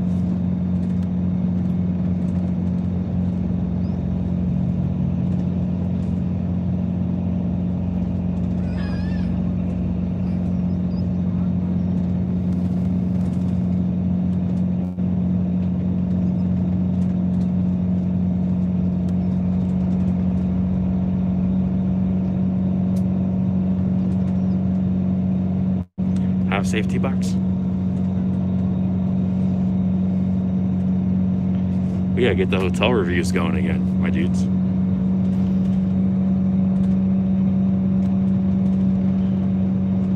Find some Mexican hotels to review. The problem is that's another thing. Like I don't have the right lens for that. You know, it's like you gotta walk around the hotel a lot, and you need some kind of stabilization. I didn't bring my stabilized lens. I have to use a gimbal. It's not very practical.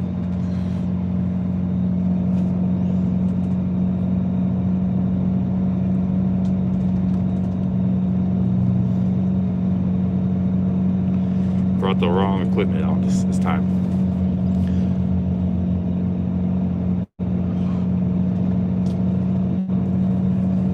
That's the advantage of not packing light, is you bring stuff that you don't realize you need. You just bring more than you need, but at least you have everything if you need something.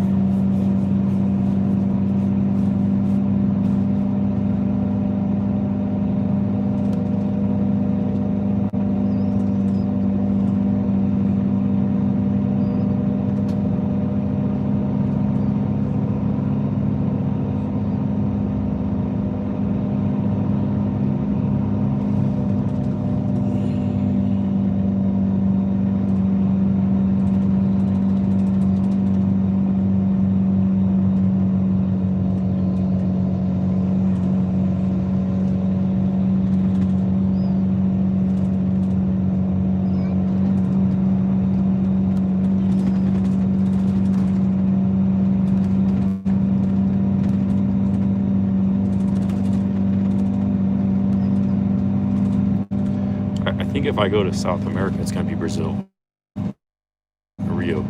A good time there. I was there for a week, a long time ago. It's a lot of stuff for videos.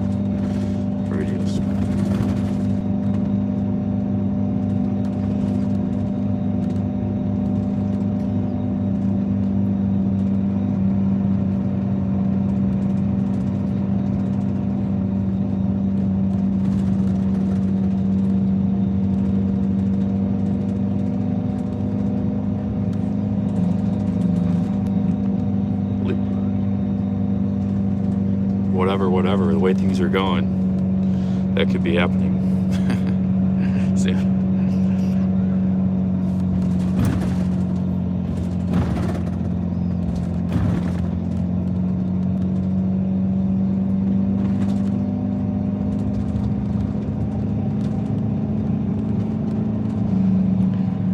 Also, Florianopolis is very nice. Gorgeous beaches in the summertime. There's a lot of places to go in Brazil.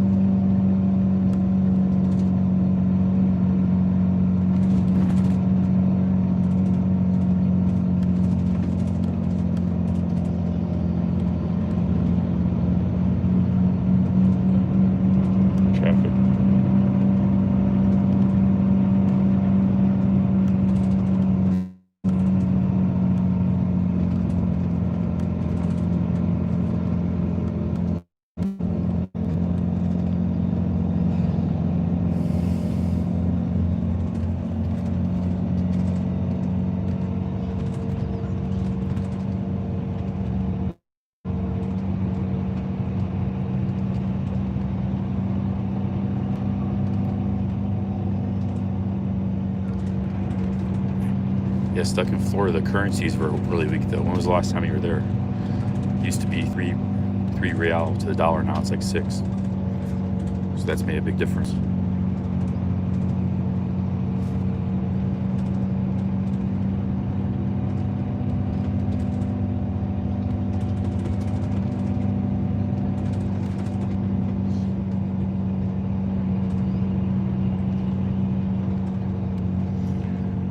Sorry, boss. This province we're going to actually has had some issues. We're going to Guanajuato province. Hopefully we don't get in the middle of anything. You look on the news in Guanajuato. It's a big province.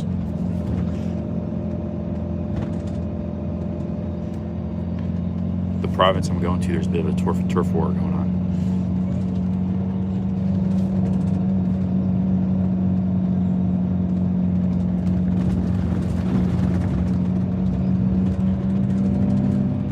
Yeah, but it's in Guanajuato province, which is level 3. And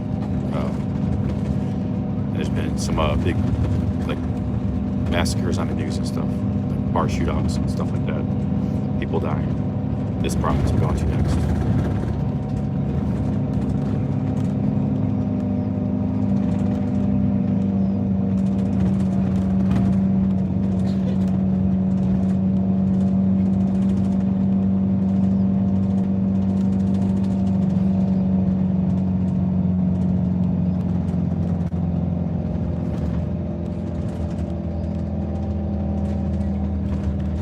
It's a big province. Like this town is a famous tourist and expat area. There's probably nothing to worry about in that town.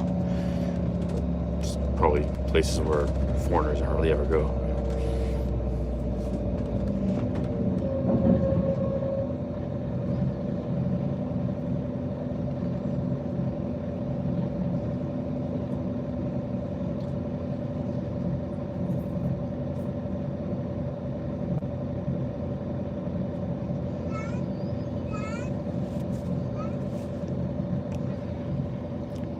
Querétaro is a very small province. Most of it's to the north, like the city. Like once you leave the city, you basically leave the province.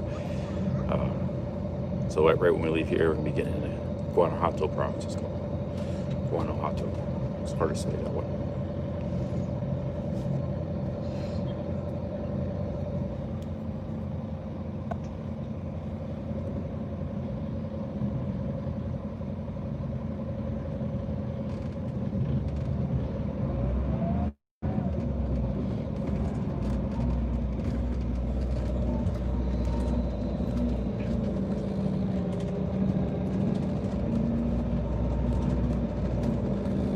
Or make another stop, make another bus stop. They got their own bus station here. To clear some space.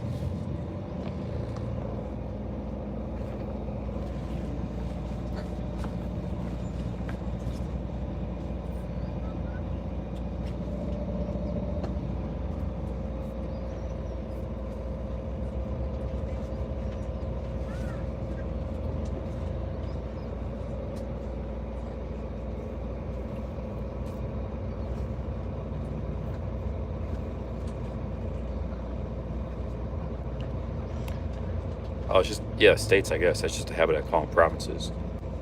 Most countries are provinces, but I guess I should call them states.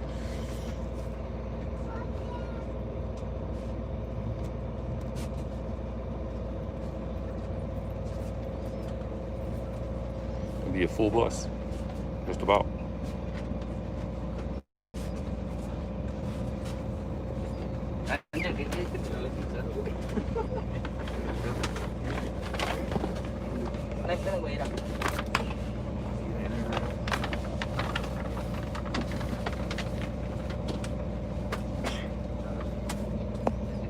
My seat's leaning back, I can't bring it up.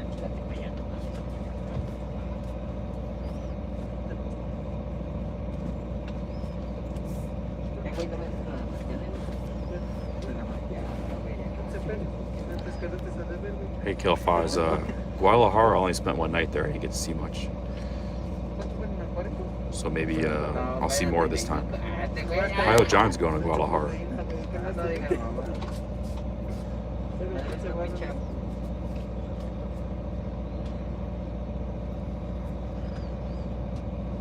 Stephen Moore, I'm not sure yet. Probably this part of Mexico. Part I'm in right now. But we're going to be visiting more places. Oaxaca was pretty nice too.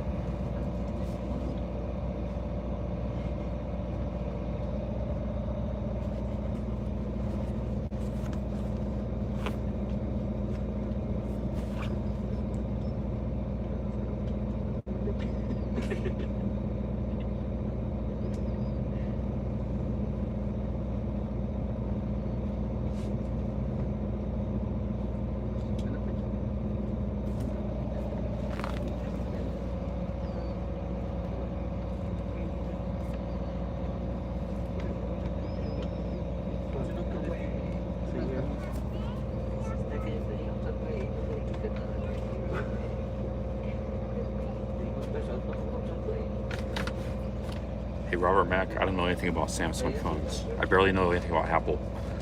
The only reason I learned about Apple is because I bought into the ecosystem. I know nothing about other brands. Absolutely zero.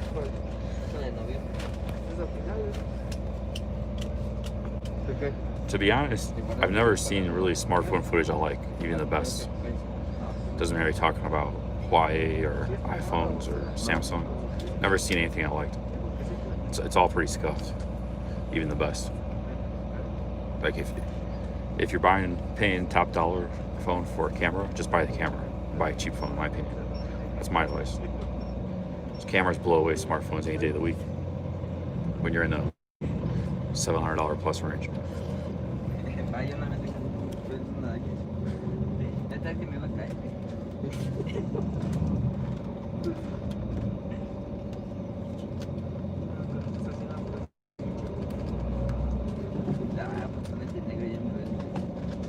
Now, if you're thinking about live streaming, that's a different thing because you have to use a phone to stream.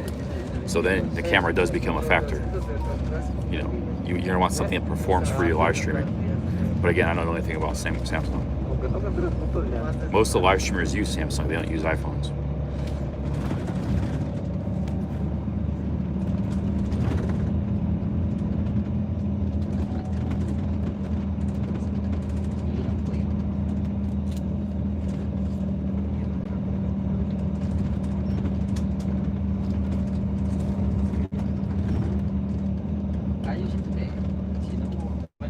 It's a Carnation Milk Factory.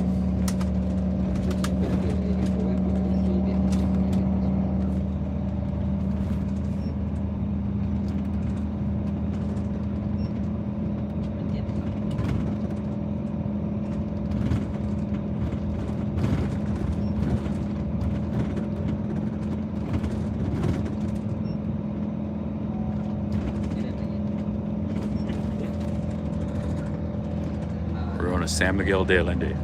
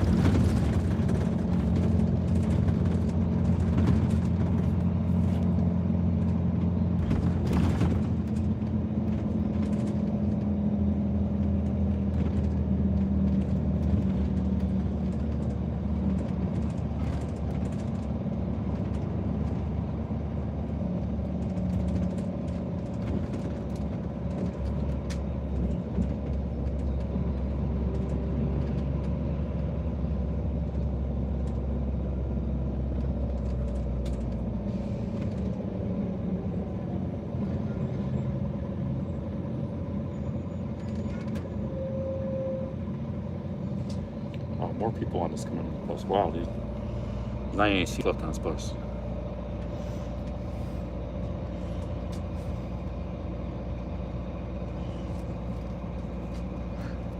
They're gonna be standing up.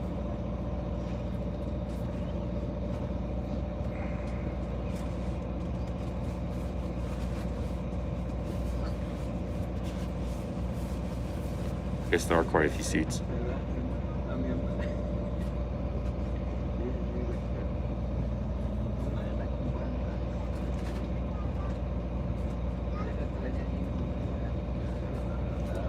I like that bus from Playa del Carmen to Merida. It was like 30% full.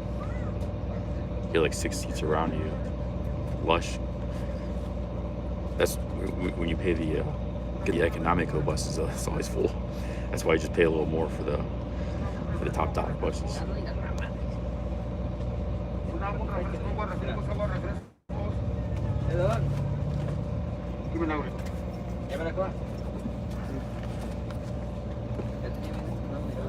The buses are cheap to begin with. Just get the top dollar buses, in my opinion. Especially if you're trying to live stream.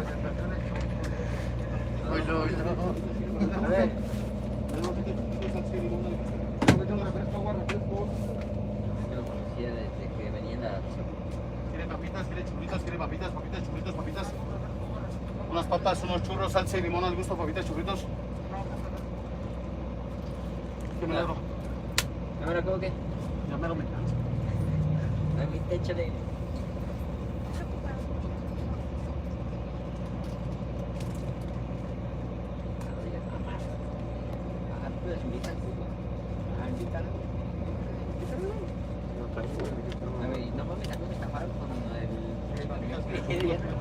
I used to do tactics like that in Greyhound because let's say the Greyhound bus was half full and then like 15 more customers come on the bus, but they're not going to fill up all the seats, so it's like a 50-50 chance your seat's going to get taken. You know, you stop in a new city, I would like, you know, pretend like I'm sleeping, like I'm just passed out. Like they have to, so they pick another seat. Because I mean, you could be stuck next to that person for 12 hours. You know, I used to ride for 4 days, so I was like, yeah, do what you could to have a comfortable ride.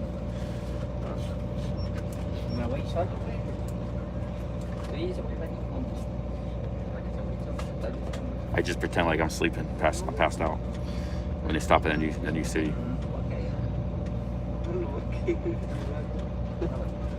That was on Greyhound too, and those seats were like, this is basically a Greyhound.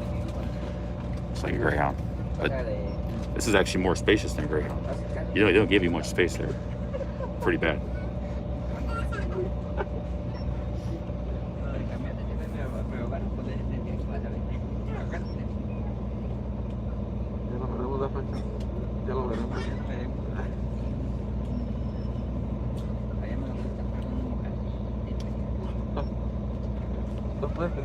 Sorry to hear that, Mana.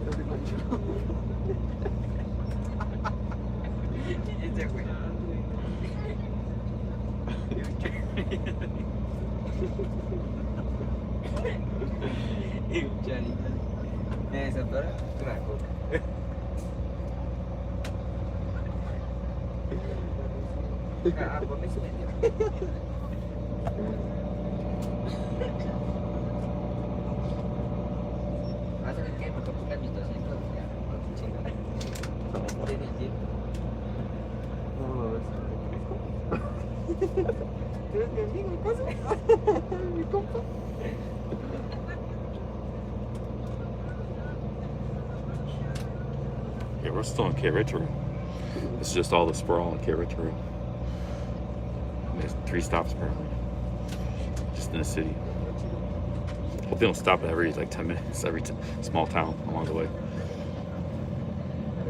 There's no seats anyways left.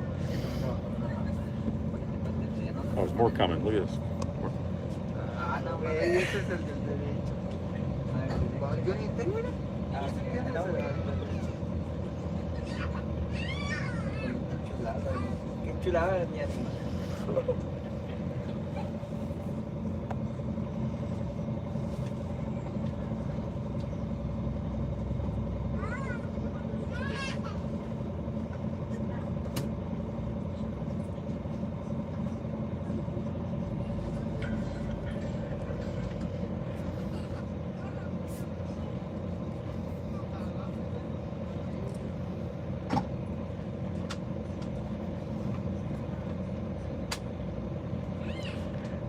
My seat's taken. I got all the seats back here are taken.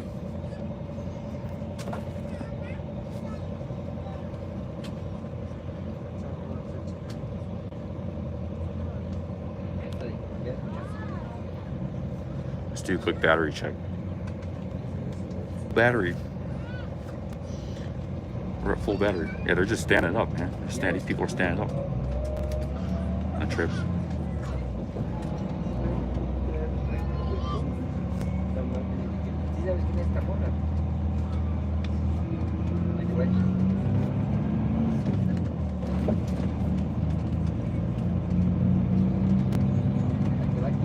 You might be just going to a small town though.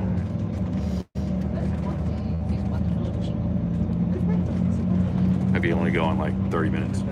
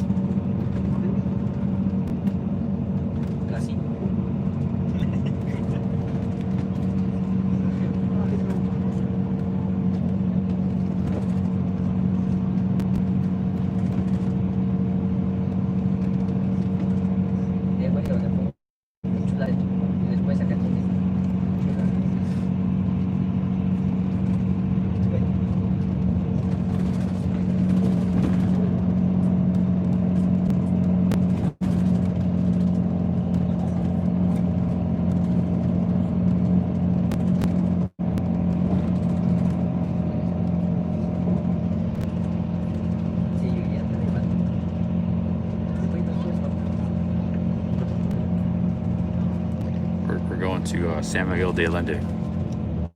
About an hour and a half.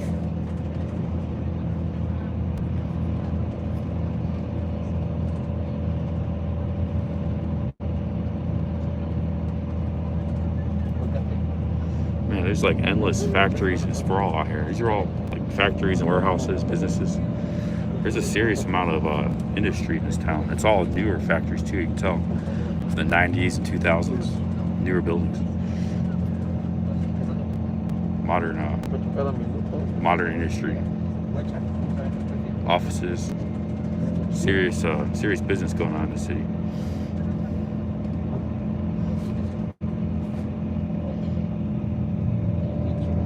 Yeah, big dump trucks, cement trucks there. Yeah.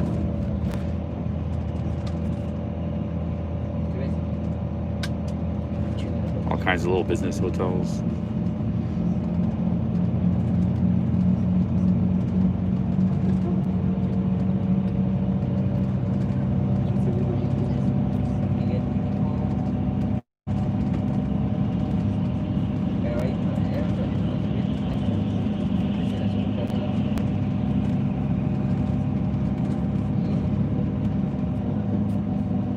All the jobs from Cleveland way.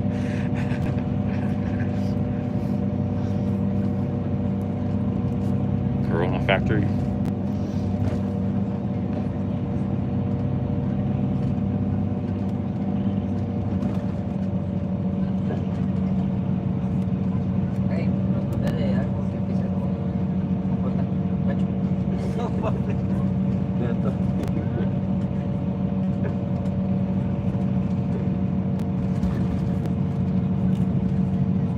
There's another big factory there. Outside of a strip mall. I can see it.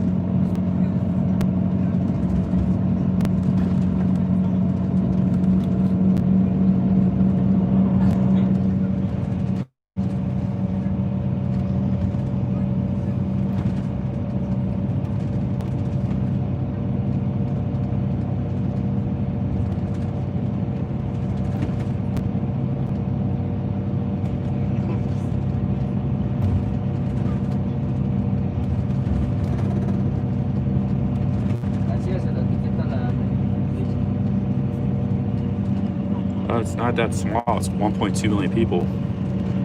Bigger than I thought it was. It's grown 2% every year. Compound growth. Booming city.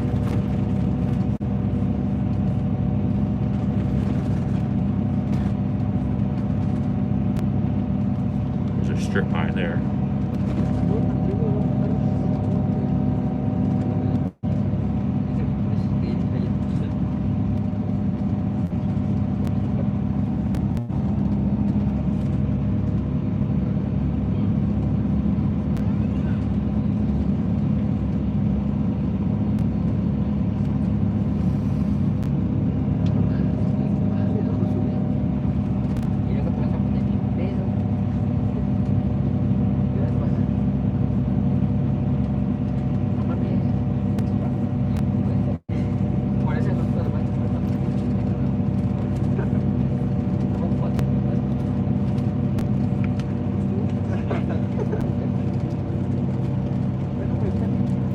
Yeah, I'll let people in the chat answer the where I'm going question that pops up every 2 minutes.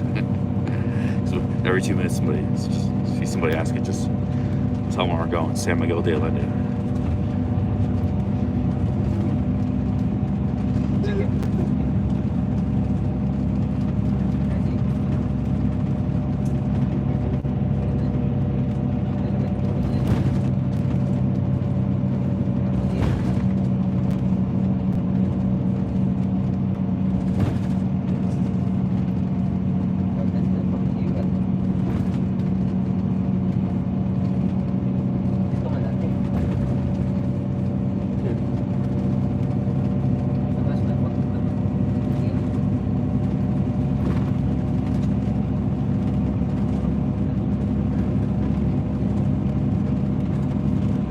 Offer those ladies a seat, but I won't be able to live stream the view though. They might not be on the bus long, maybe 20 minutes. They might stop in their town.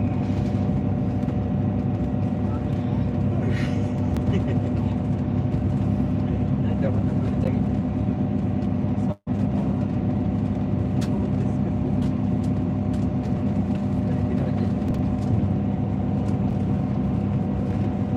be very difficult for me to stream if I stand up. So I'll be in the middle. I won't be able to point out the window.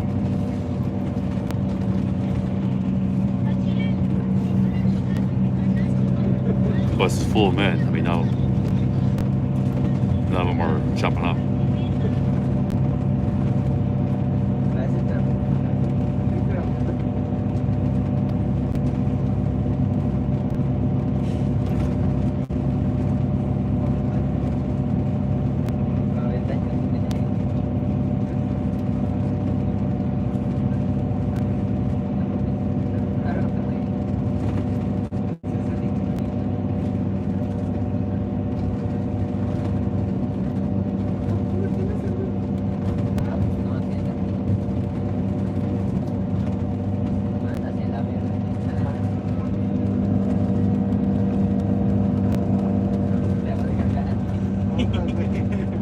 I'll check out the clouds.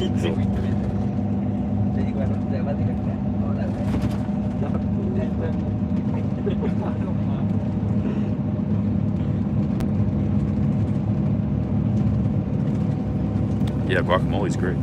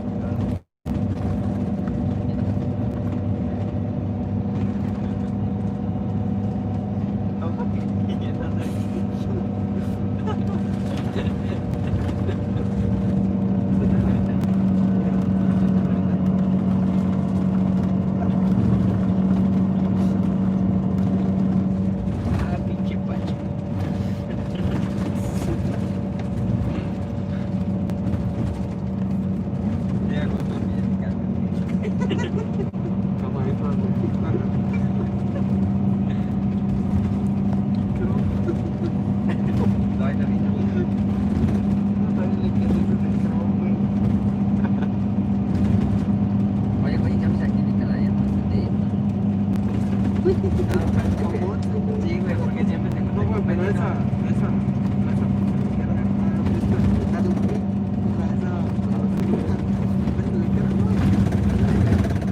¿Cuál es esa? De repente.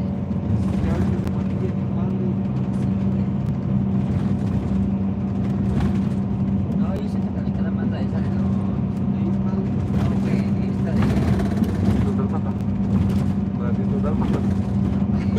Sí, güey. No, sí, no, se subieron los lugares, algo así, tipo. Eran unos morrillos, ¿no? O bebés, que eran en aventuras. Ya ves la esa que les tiraba. Esa siempre es un chingo. O el de huevito. Thank you, Robert. Botas. No, es que la china casi no se me hace más a. Cuando se cambia la peluca no voy a decir, güey, pero ya ves que queda. Yo cuando traía una por eso. More factories. A lot of factories. Ya dije que parece yo en tercero para. ¿Es cuarto? No, no sé, no sé, güey. Digo, la neta no. Algo así.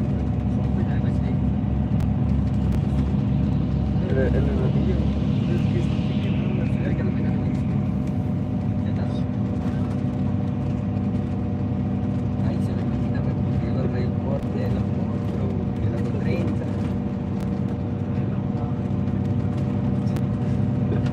No, güey, pero el que está picando es chaval. Yeah, those guys were wasted, but they were very insistent having a drink with me. Couldn't get rid of them.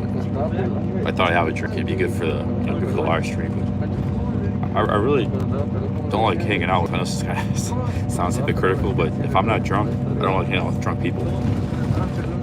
Sometimes I had that in Pattaya, Stream Sniper or something was smashed. You know, you can't get rid of them either. They won't leave you alone, they follow you around. That's what happened last night. It's coming from a guy who was often drunk himself.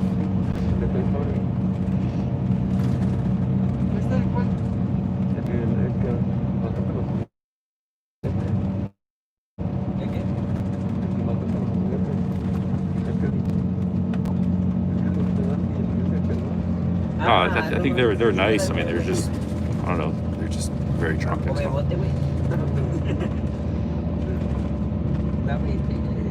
But the thing is, I was just on my first drink. I wasn't drunk at all. There's no personal space, like very in your face.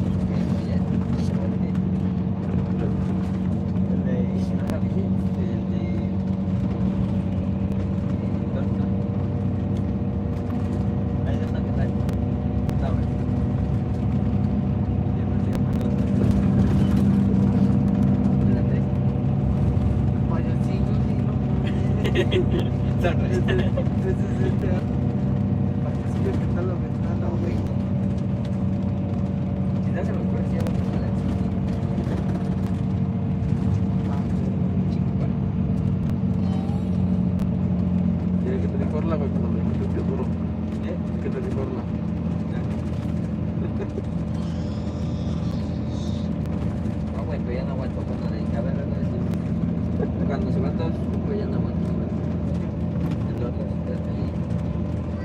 Y ya cuando llegan, ya no.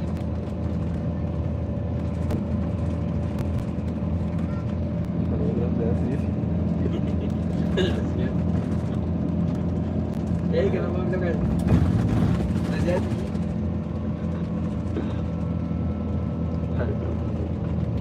Y llegamos a la cabeza.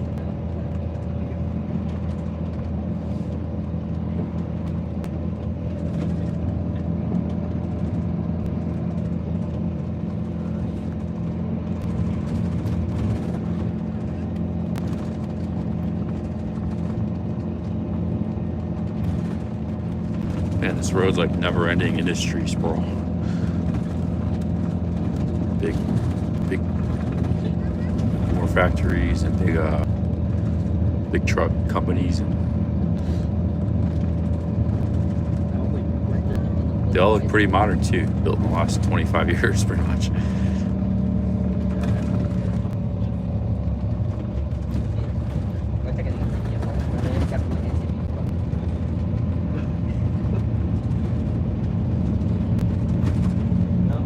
The sites of progress.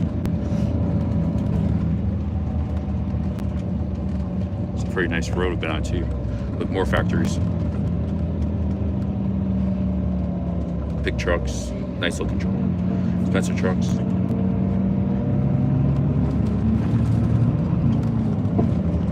Very nice highway there. More factories, look at it, never ends.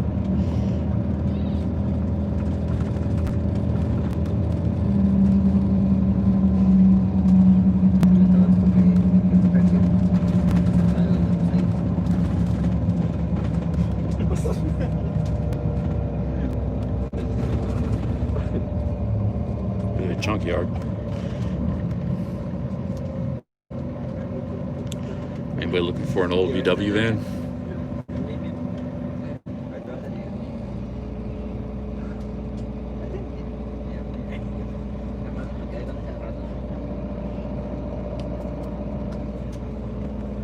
This is just one side of the street too. I bet it's the same. We haven't even seen the other side of the street.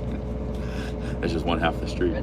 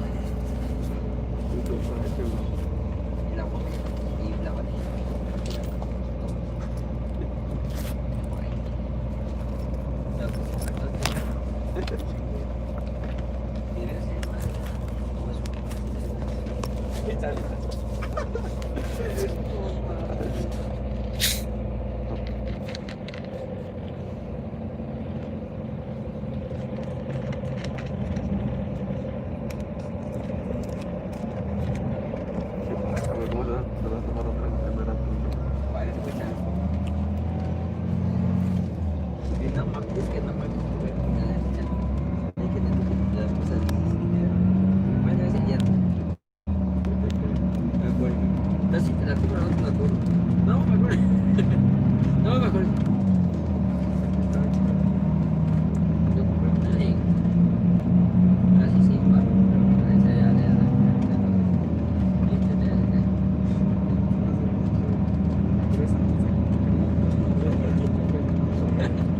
¿Cuánto?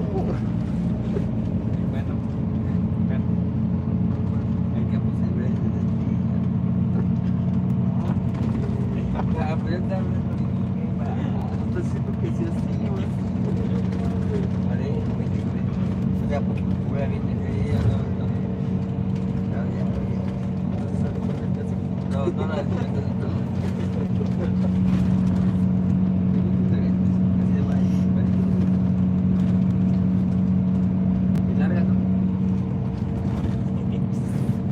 Now we're finally getting out into some country. ¿Cuántos centímetros quería? ah, no, güey, aguanta ahora. A ver, de la mitad para atrás, mano.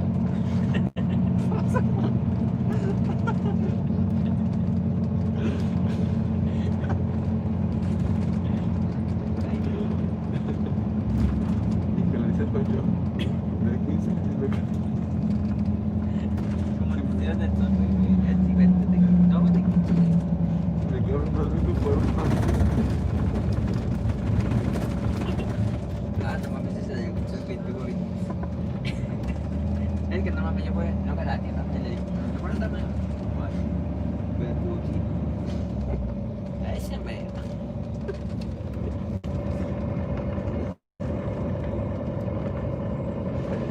Look at this little stop, little bus stop. Yeah, this definitely stops every 10 minutes. Güey, te da la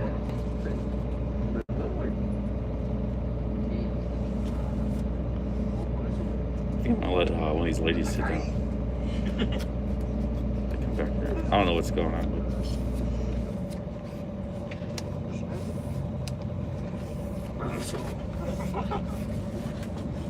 La explico, la del dos.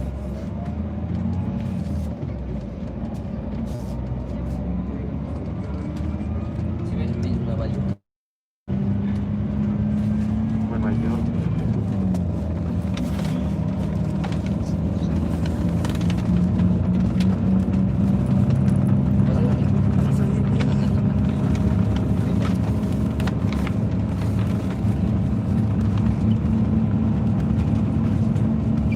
Those guys are getting off, so there's an empty seat now. A bunch of guys just got off. See, that's why I don't want to get my seat up, because there's people getting on and off all the time. Like people sitting down, they get off, the other people sit down. This place stops every 10 minutes. Look at this. Seafood restaurant.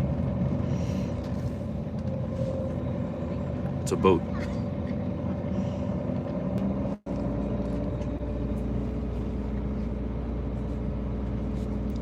We got an empty seat here.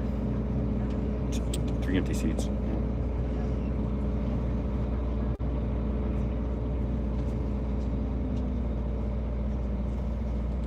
It stops like every 5 minutes, man.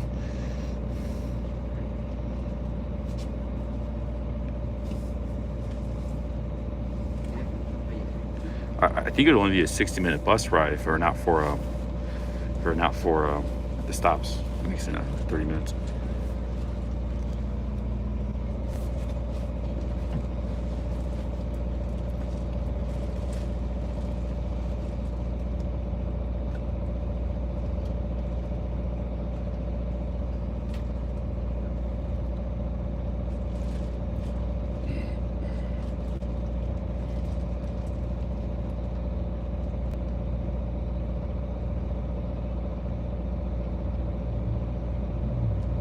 See here, these ladies, they had an opportunity to grab a seat. They didn't grab it, so they're the ones I was going to offer my seat to. They were on here first.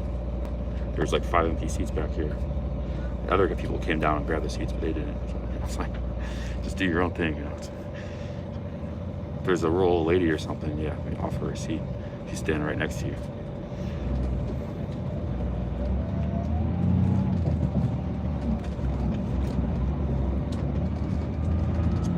More common like on the subway trains and stuff too. More thing. I don't know. The etiquette is here. What's going on?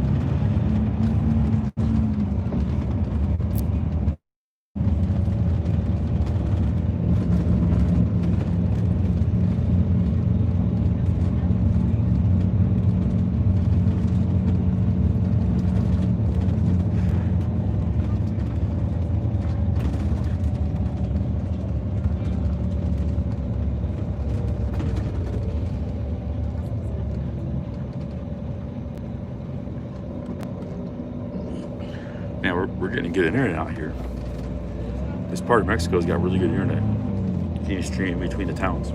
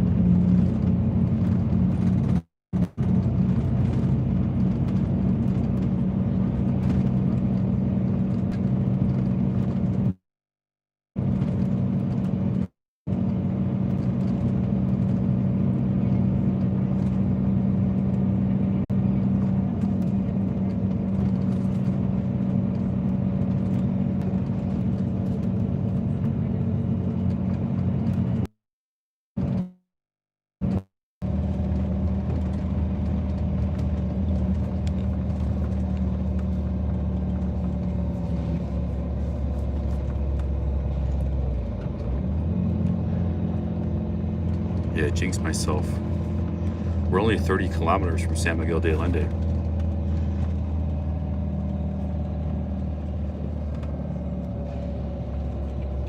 I just saw a sign.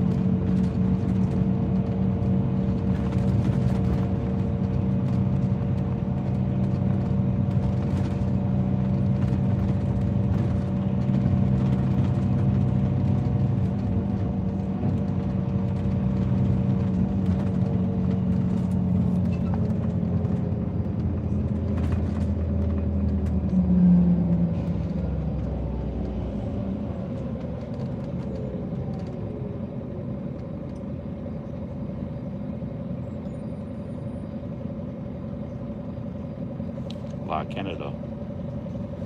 So.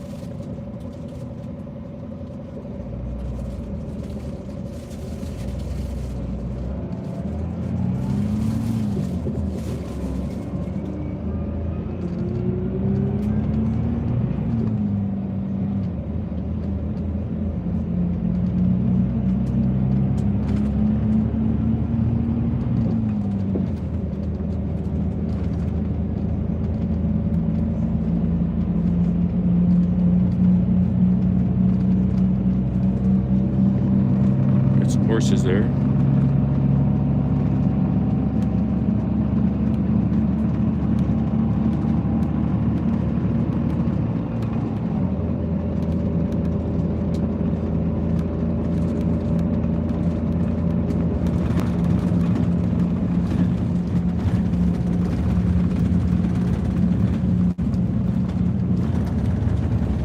Yeah, we're only 30 kilometers, about 15 miles from San Miguel de Allende. So probably right over here, this pass, mountain pass, we'll be there pretty much.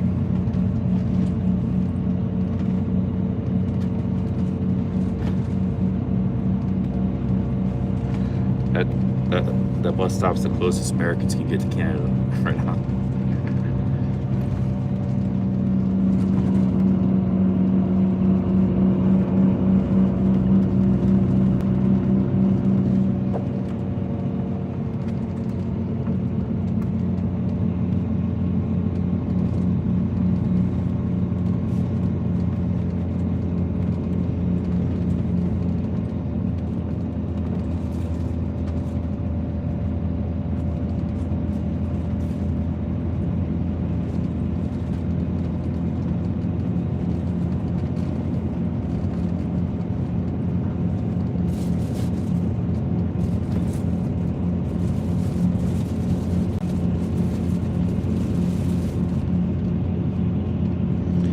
We're on the bus, Rain Man.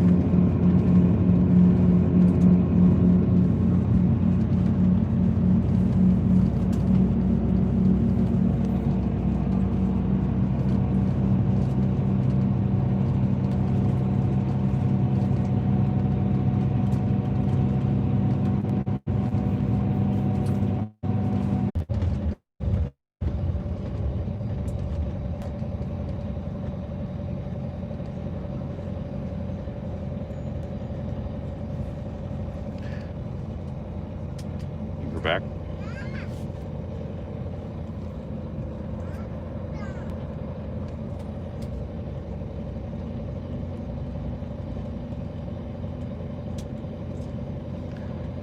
The last 2 minutes, we just passed by some incredible scenery.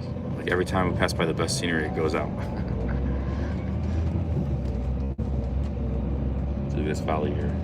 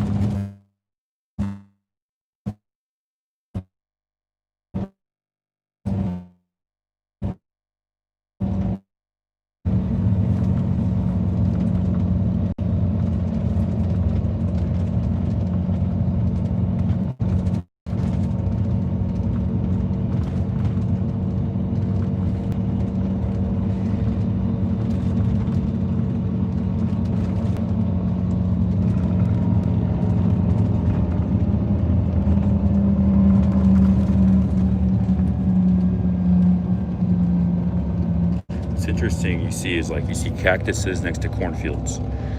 Like I've seen that same way coming through Mexico City too.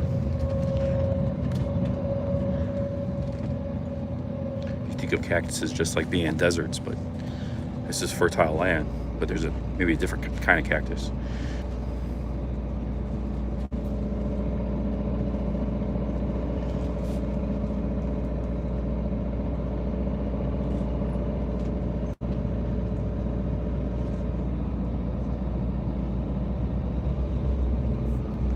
Cacti, yeah.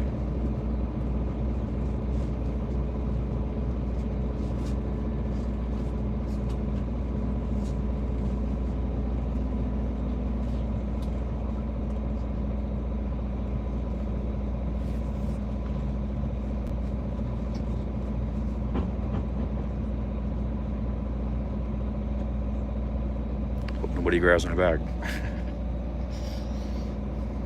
No real security on these buses either. Like anybody can just grab your bag. Get the GH5S.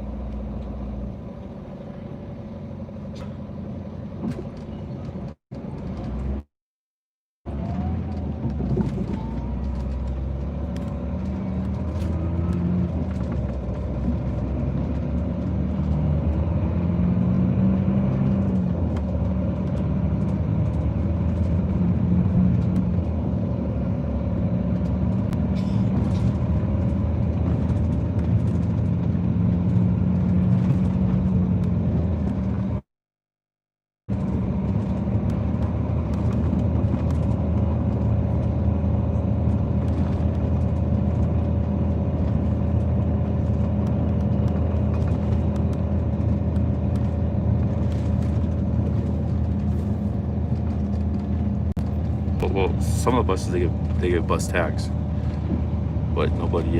This bus they just throw it on there and you come back and get off.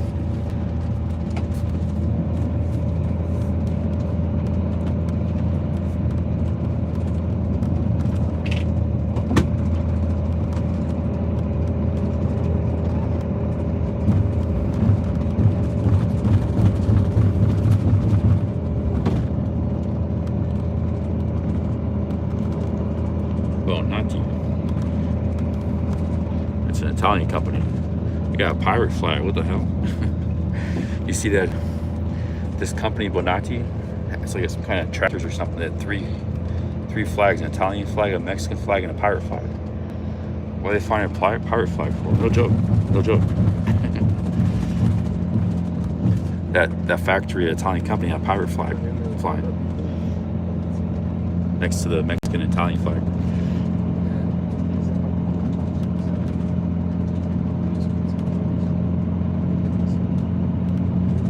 Weird things you see on the buses.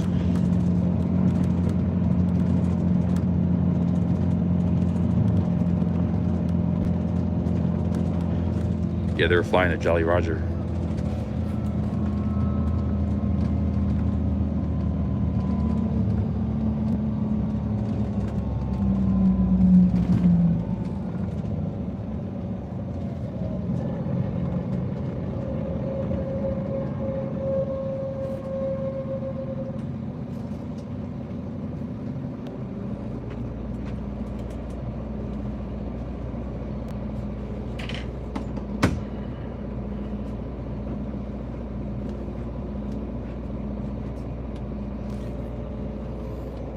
Okay, seat next to me.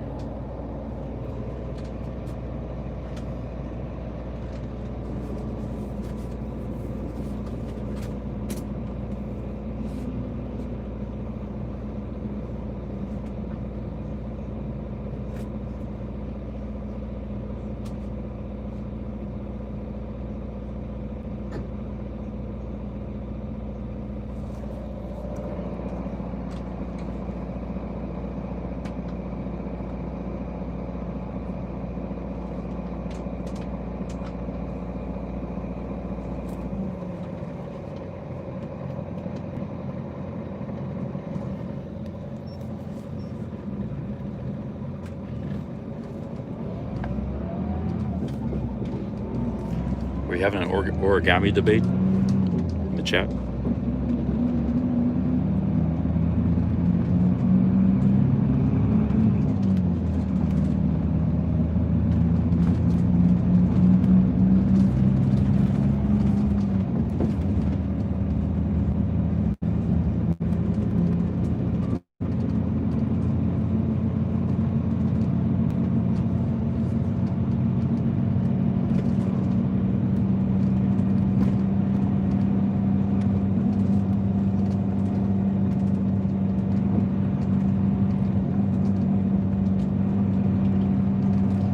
Should be almost there, my dudes.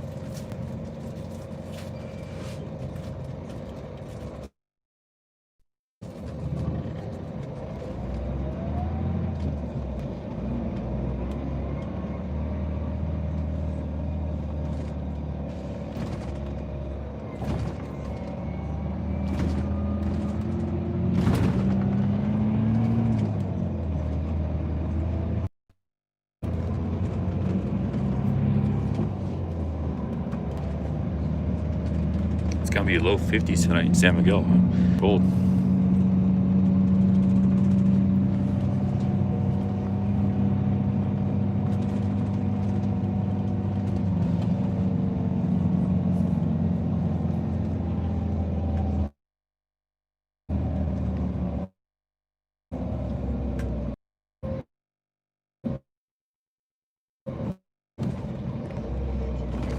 You know, the only place I see barbacoa restaurants are on the side of the road. I guess they don't have.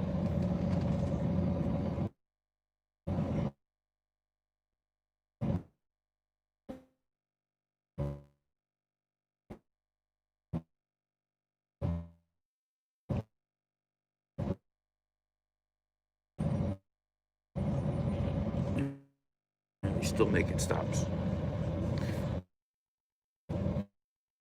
I think I'm gonna get the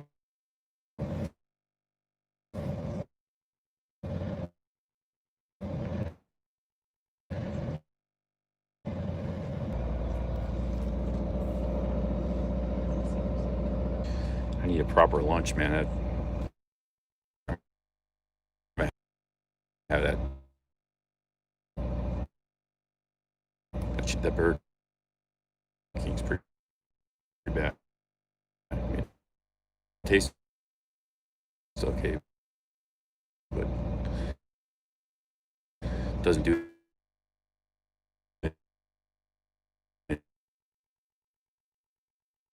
anything for you.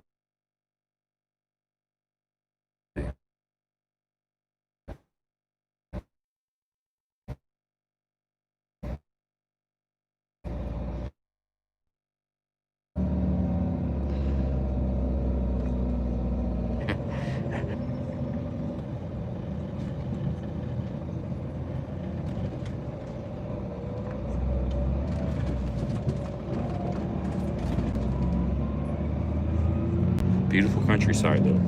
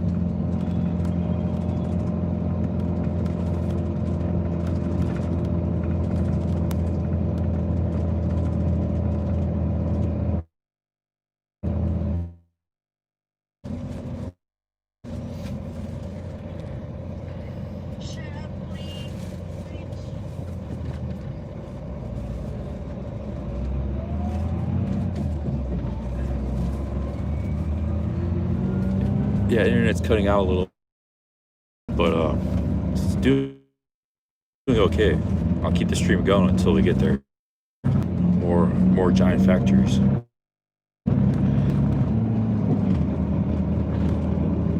Incredible, man. This is all stuff built in the last 20 years. You can tell. It's like riding through industrial China or something.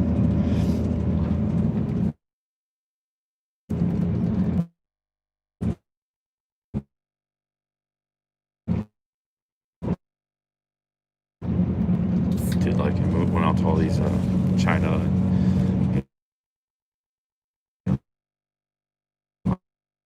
and all these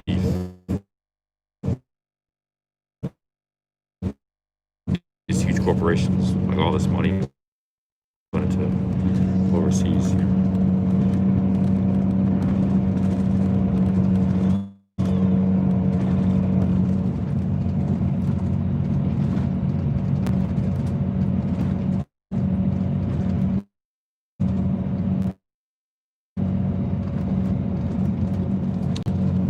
very nice pastures. Get some cattle over there.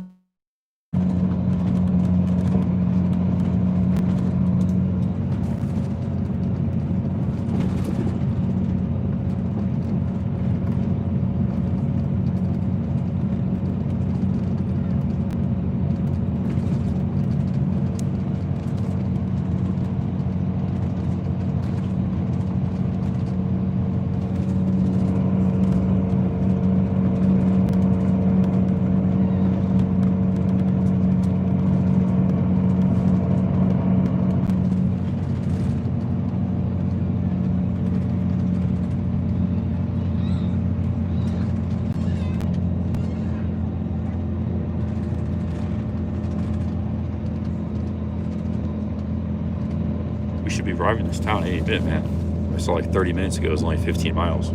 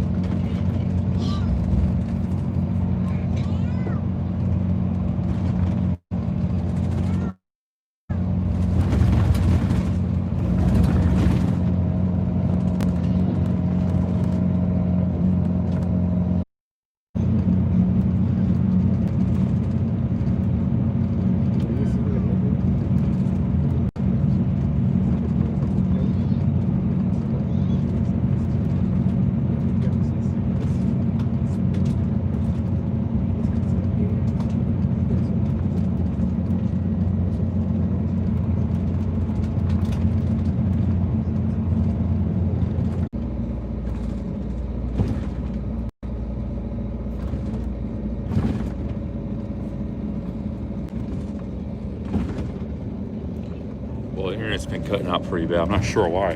You think it would work where we're at. See all these utility wires, and this is a town where a lot of Americans actually live too. So you think the plan would work here? I mean, all places.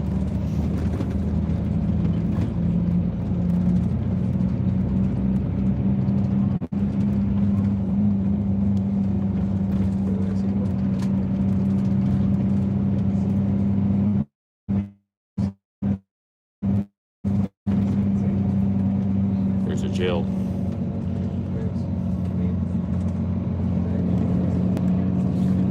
You want to end up at that jail. Like tight security.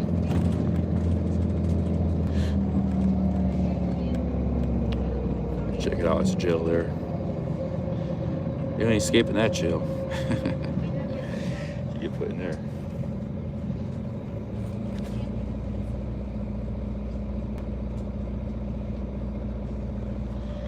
Pretty high security there. They got watchtowers, everything.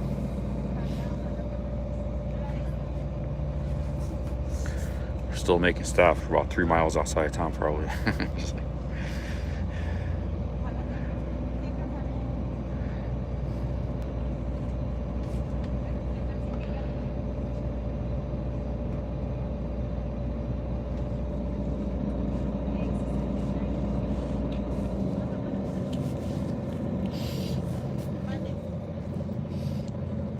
learned our lesson on that one. No more drinking in public in this hemisphere.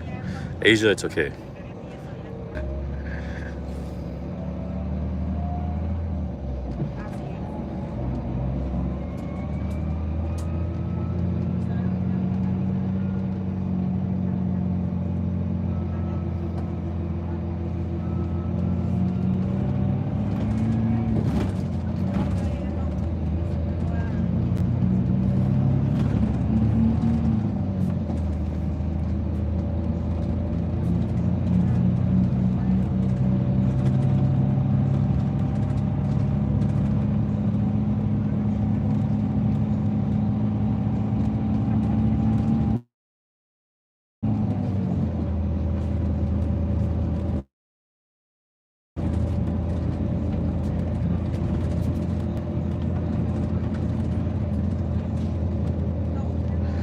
That's my thing is like, you know, Thailand and Japan, I drink on the street because I like to walk around, have a beer in hand, enjoy the streets and stuff when I'm walking around.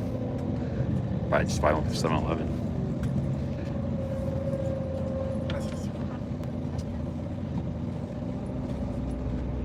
Okay, we gotta be getting close, my dudes. People are getting off. It's not the main station.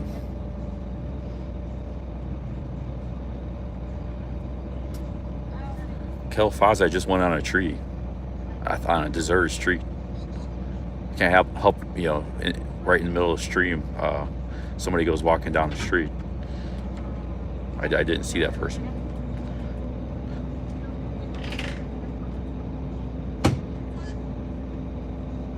There was nowhere else to go. Just on a tree.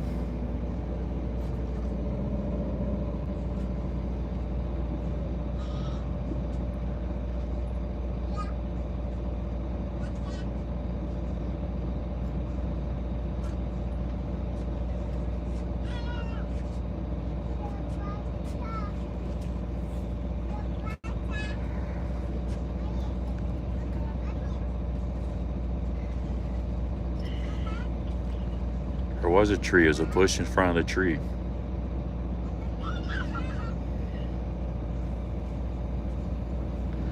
Man, we almost there yet, dude? This is ridiculous.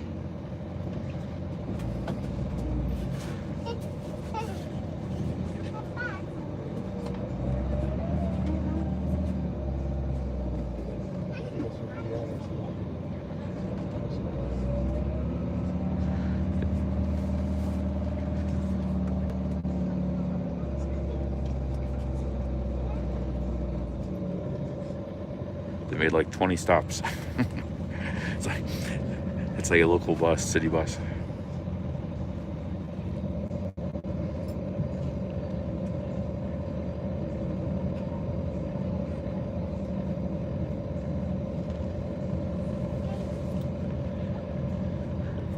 No, Miss Heminger, talking about Mexico City, ancient history.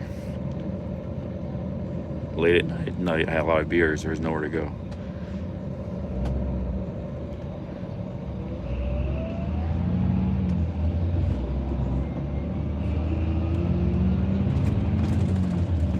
No, this is bottom of the barrel bus for Mexico. Mexico buses are really nice. It's just like a cheap local bus. It says on the ticket, Economico bus.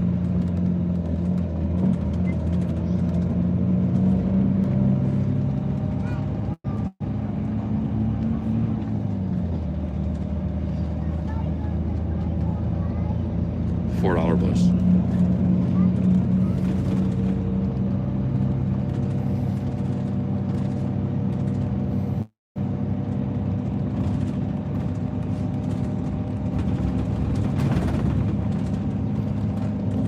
Yeah, it's been more like 2 hours though. A trip that should be probably less than 1 hour. There is a city down there, I think. Check it out.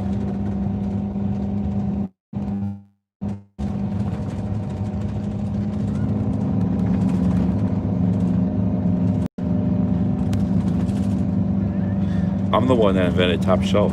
I claimed it at the Oaxaca.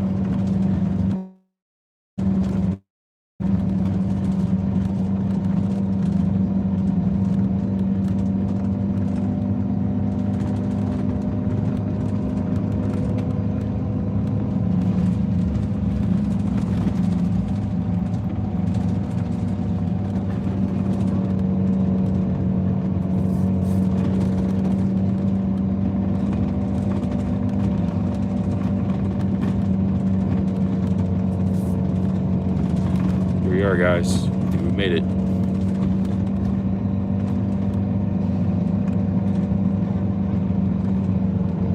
Welcome to San Miguel de Allende.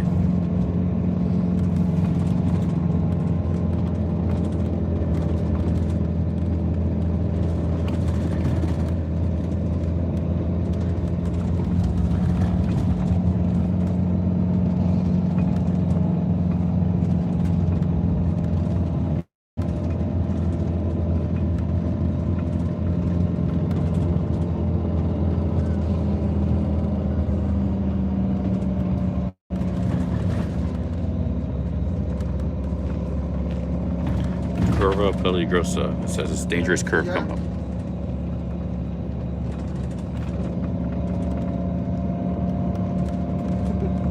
Ya voy aquí en Caracol, Machado. Yeah, it's a dangerous curve right here, yo.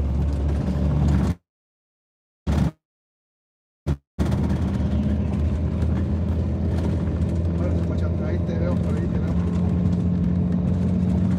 Vale, Machado, ahorita nos vemos ahí, párale.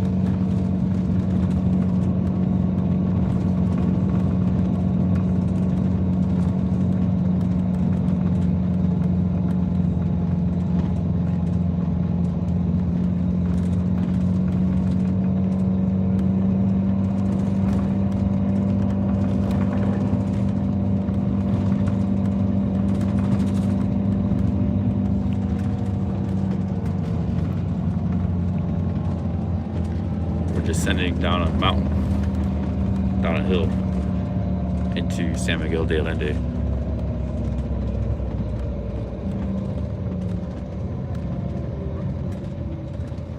Nope. What the heck? Another scuff bus stop.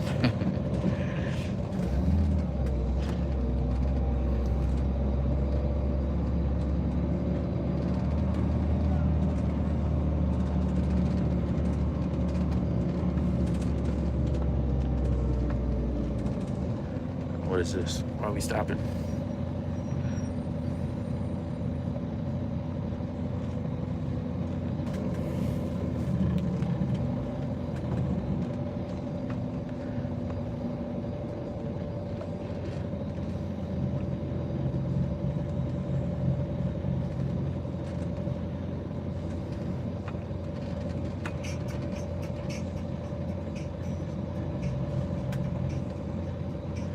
Next stop is the Twilight Zone.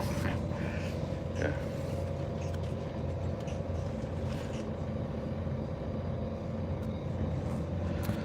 Next stop, Twilight Zone.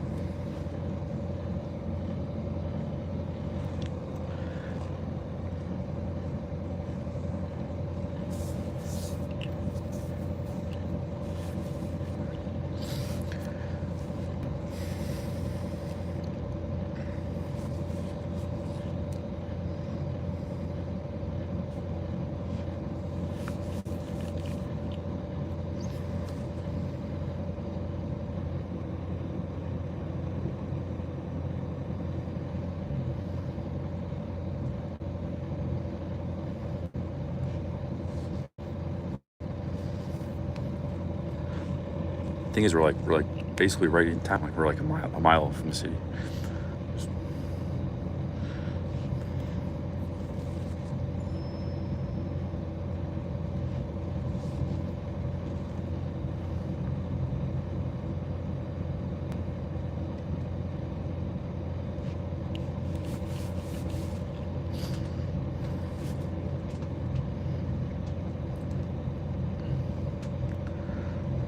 It's not traffic. We're on a little side street. I don't know what's going on. I don't have much patience these days for buses.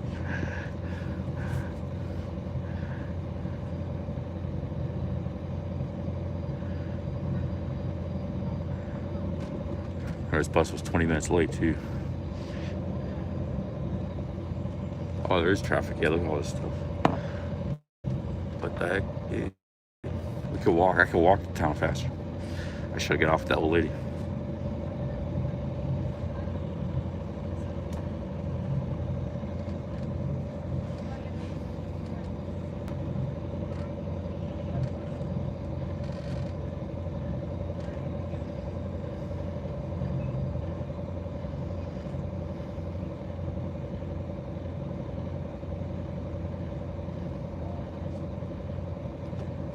No, I said my patience is not good. Used to be good.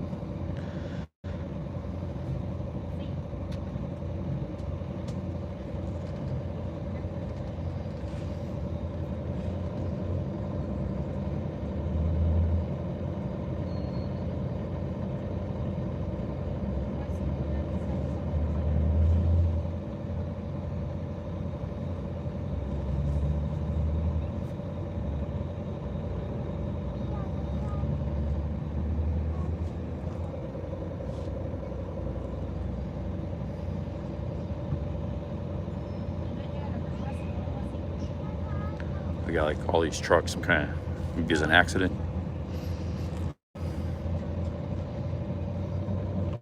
If I walk right down that road, get to San Miguel de Allende in about 10 minutes, 20 minutes.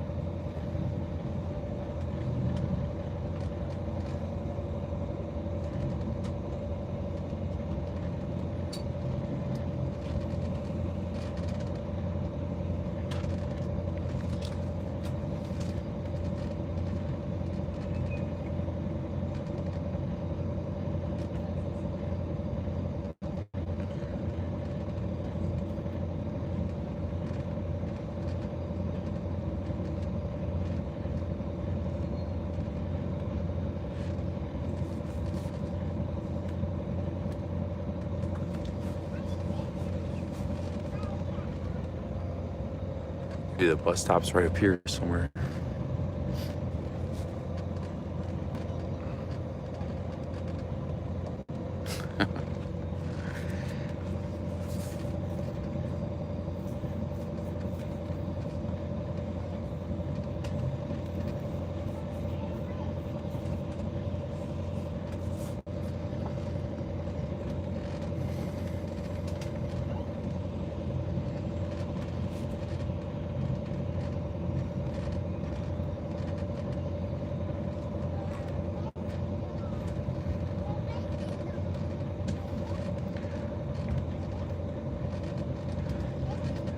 Huge potholes on this road. That's why it's going slow.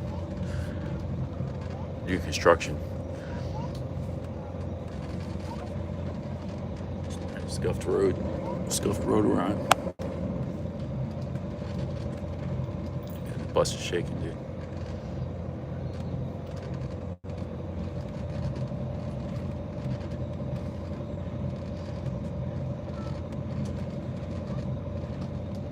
Wow, dude.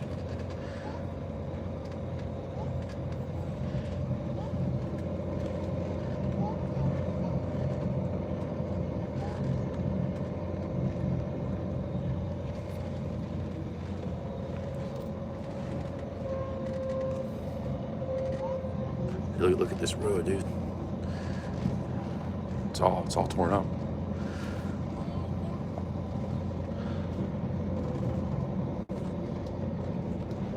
It's just let us off. I'll just walk.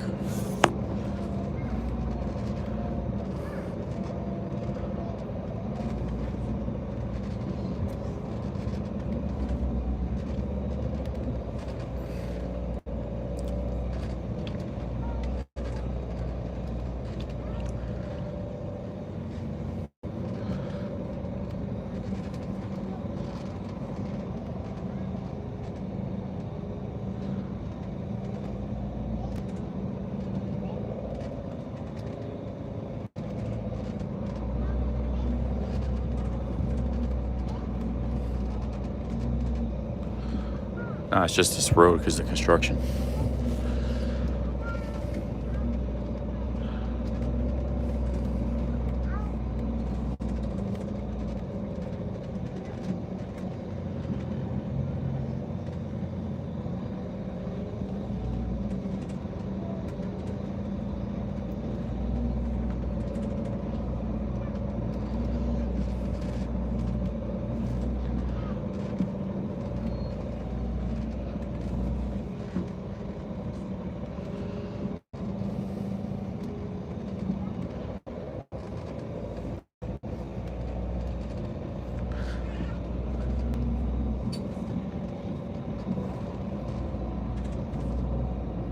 Tell you what, I've seen a lot of road construction all over Mexico. Everywhere you go. Playa del Carmen was all torn up. Mexico City. Querétaro wasn't, but There's major construction going on here. Crazy.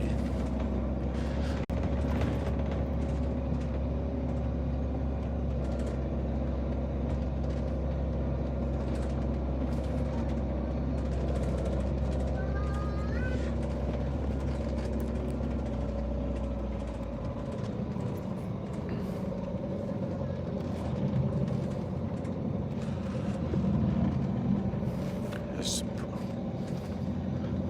Pollo Hermanos. The Pollo Hermanos. Oh, they're still picking up passengers. I want to get off this bus.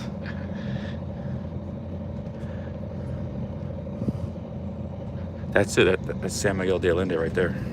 I can see a cathedral.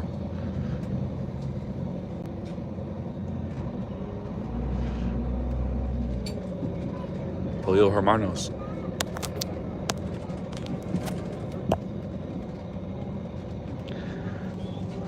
We're in a different world, boys.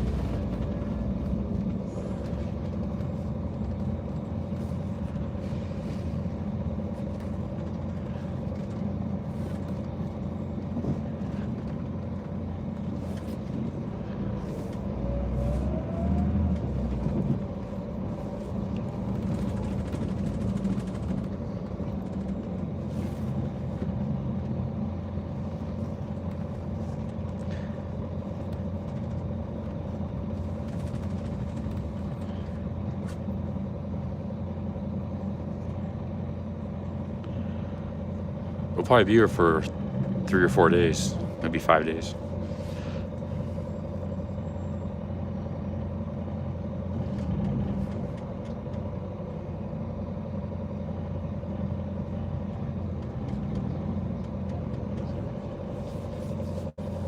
Here, I think we're pulling in the bus station. Thank God.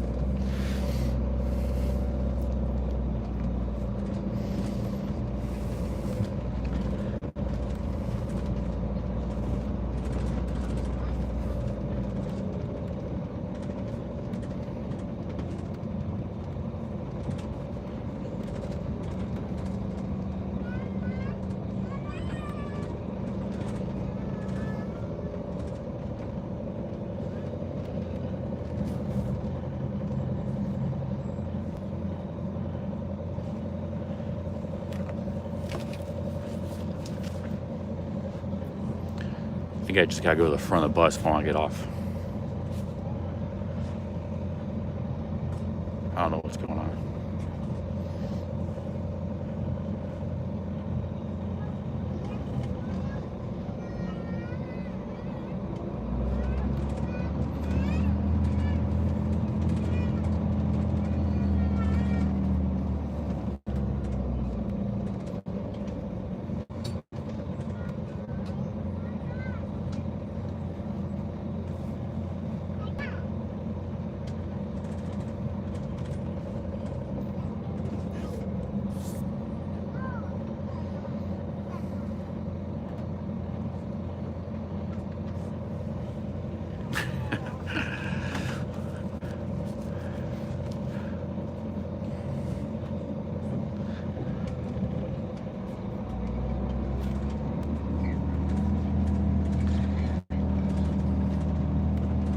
That actually happened to us in that town, man. That mayor was like, he was waiting for us to greet us.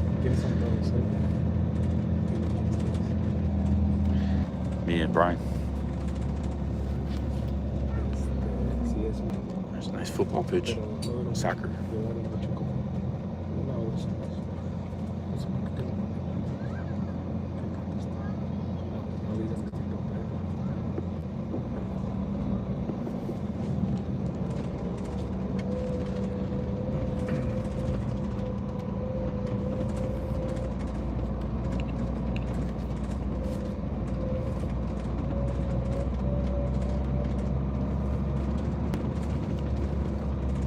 It's not because of the traffic, it's because of the roads.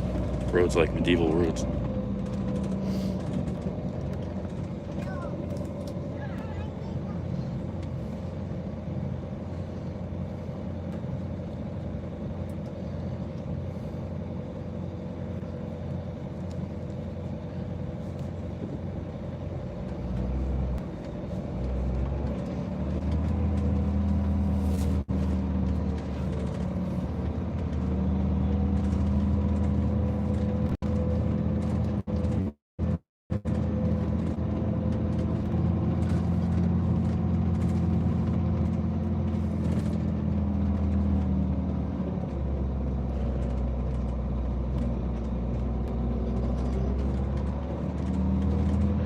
I think a horse would be good.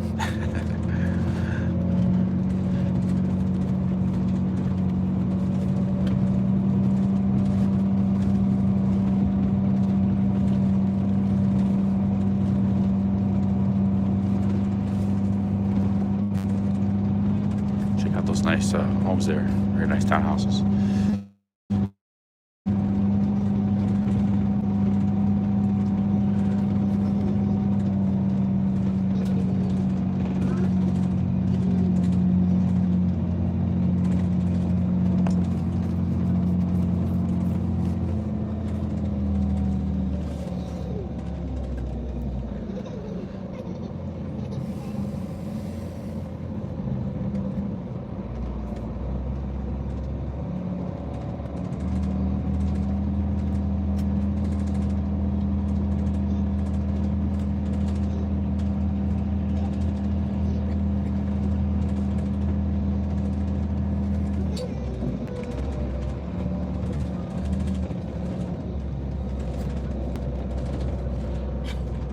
Oh man, finally we're through that. That was a serious detour, construction detour there. Now we're back on a regular road. It was like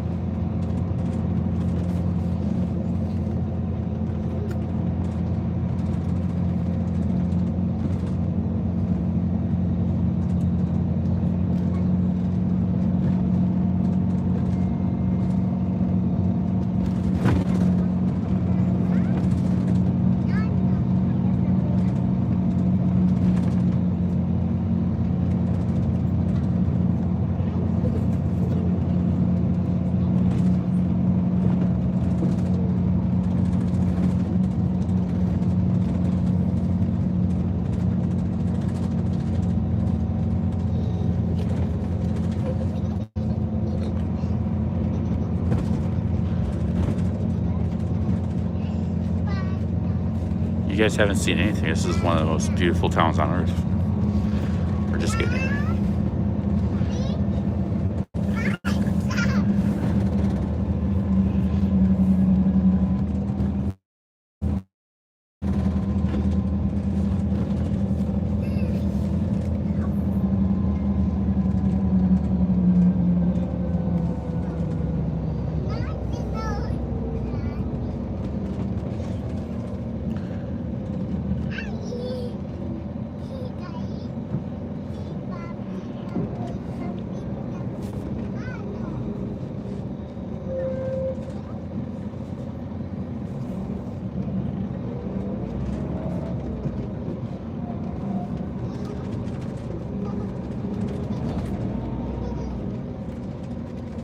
This might be the stop.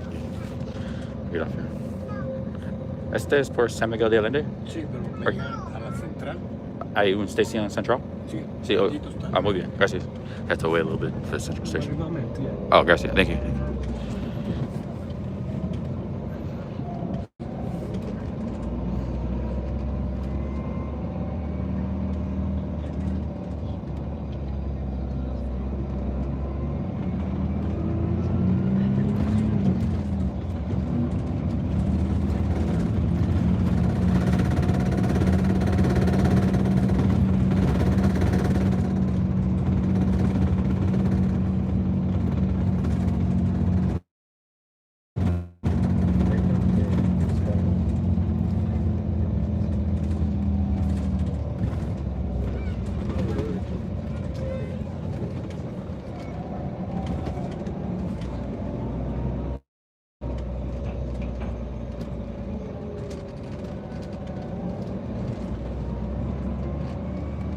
is it. Made it.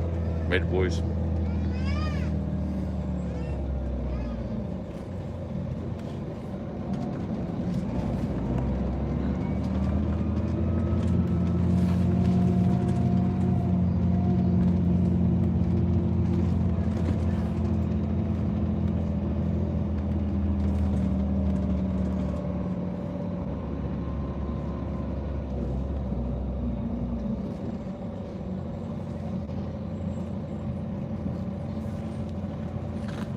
Welcome to San Miguel de Allende. We're home for the next few days.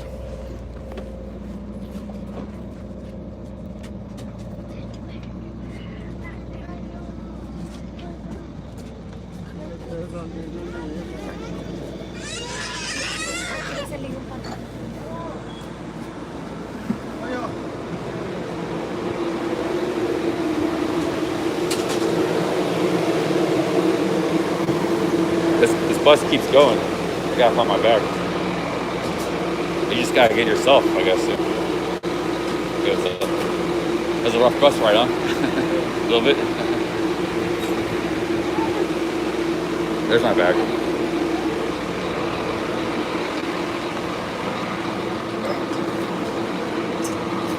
Got it. Alright, dude. We made it.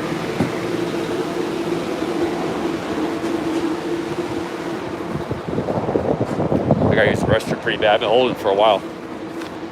Yeah, it's only like, these two towns are only like 70 kilometers apart, I think. Maybe 100, like 40, 50 miles. So, hold on.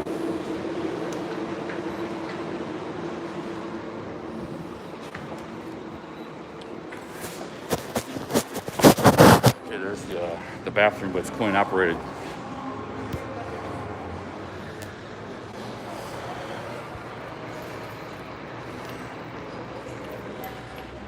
Man, we kept that stream going the whole time, didn't lose internet. So we got 510. 5 pesos. I got coins. There's an American looking dude on the bus. It looked like he was wearing a mask. That's the guy I was talking to. He's getting his bag. 6. It's 6. 6 pesos. They make it hard. 6 pesos. They can't just charge 5. Use a 5 baht coin. Peso coin. It's gotta be 6 pesos.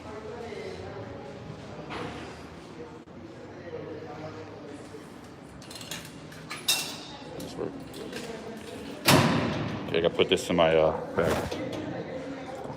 Put the phone in my bag.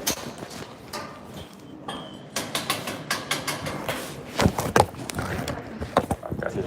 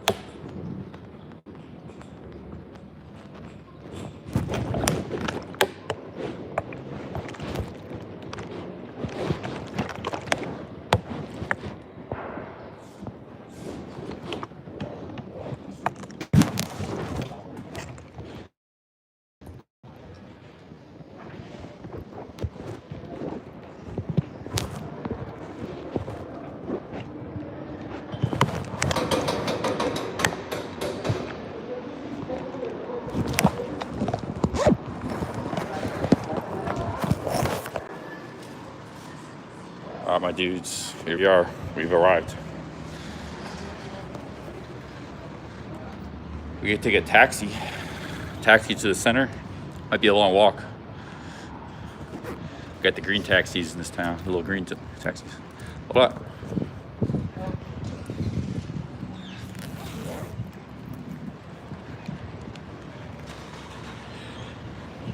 Buenos días, buenas tardes.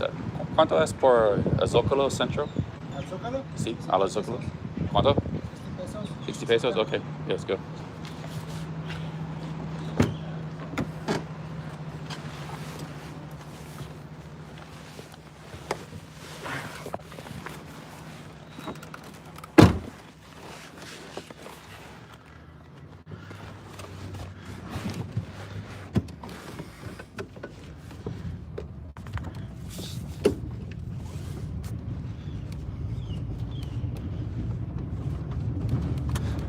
It costs more than bus. Sometimes taxis do, man.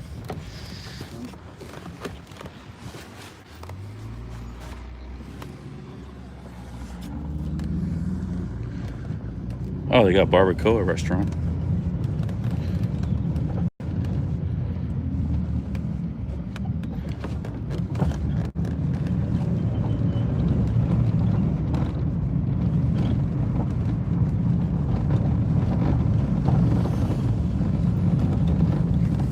This is our fifth town we've been in.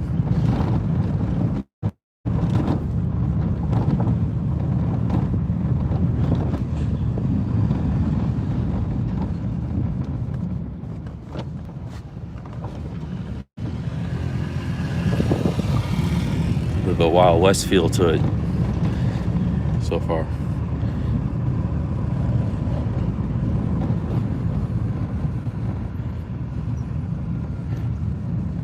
More desert feel.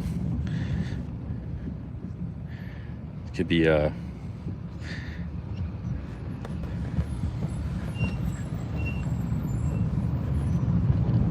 rainy and cold in Ohio, right? Yep.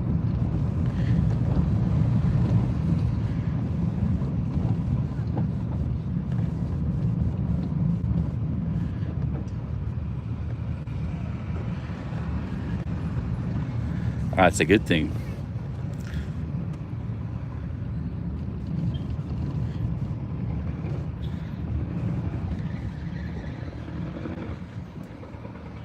Taxi 60 pesos. About 250. 260.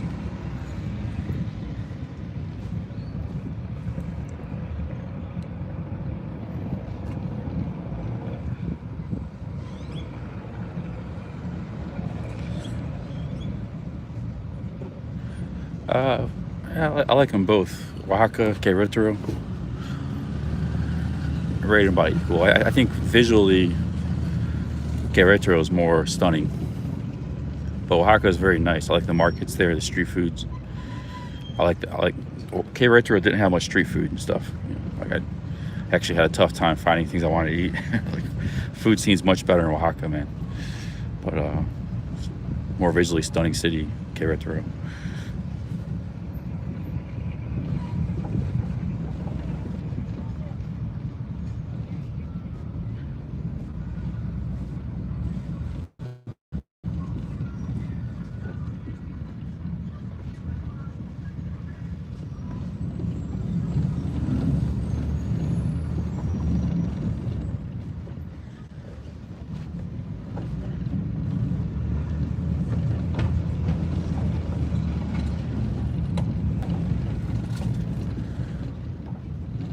This is a very, very beautiful city. Actually, aquí está bien. Puedo caminar aquí. ¿Aquí? Yeah, yo quiero ver los calles. Aquí está bien. I think it'd be a tough drive maybe if you.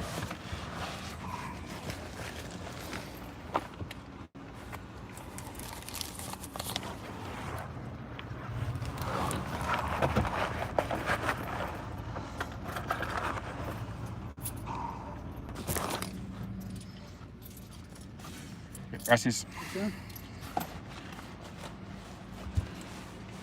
Okay, we gotta get out of the street without getting hit by a car.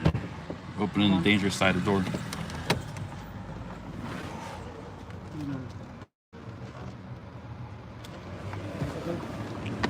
Hasta luego.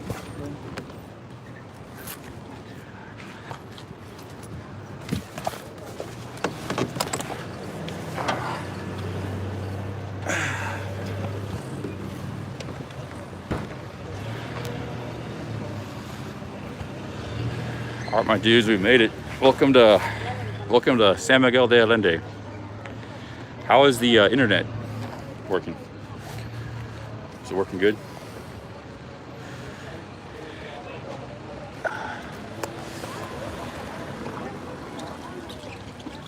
Let's see, let's go up here.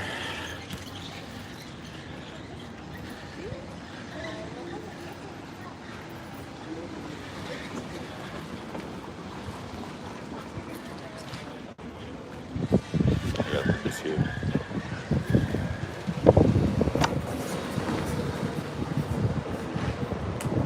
Taking this mask off. Had enough of that mask. Been wearing it for the last 5 hours. Nobody's wearing a mask here anyways. That American wasn't. Some people are.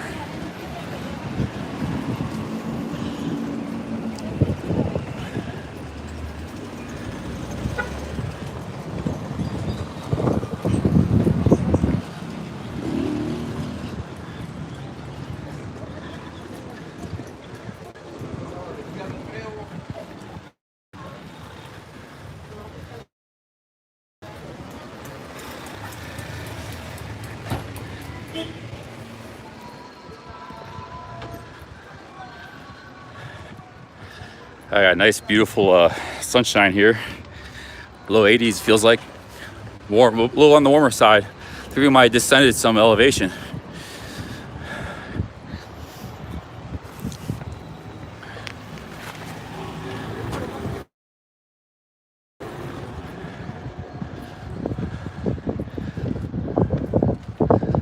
What's going on here?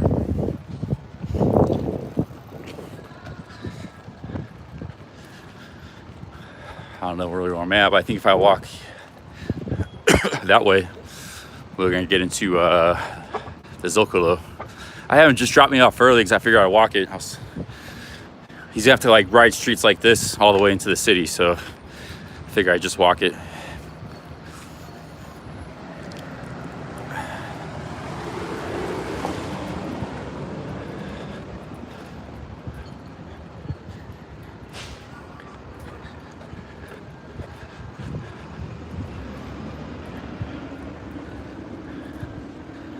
Sunshine feels nice, man.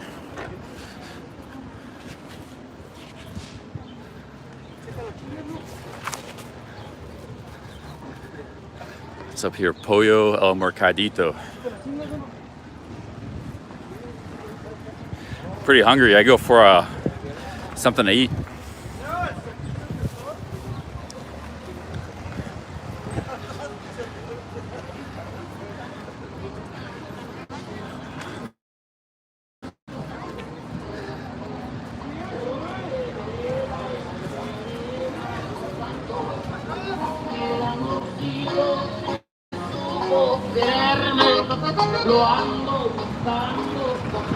Street dogs.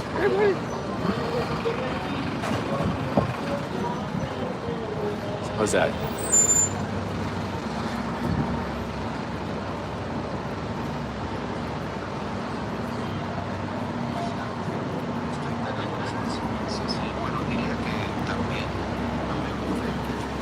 More construction going on.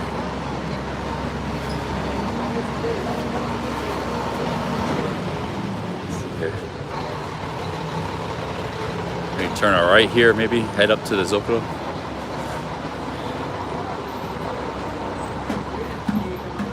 Some serious construction.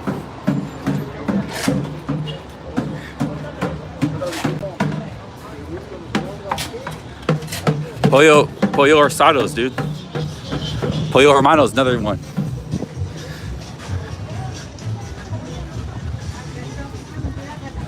Let's go eat here. Get some food. I've been kind of in the mood for some chicken. Pollo Hermanos.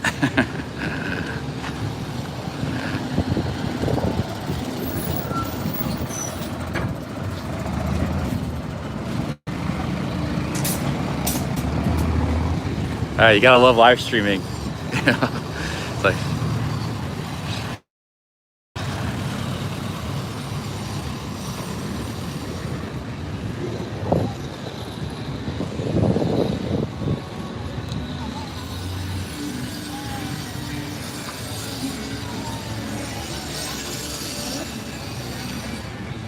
it's only for takeaway. Dang it. Only for takeaway.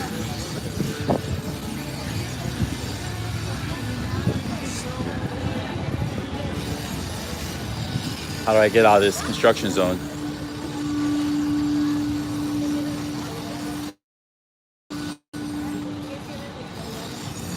Guess we'll go up here.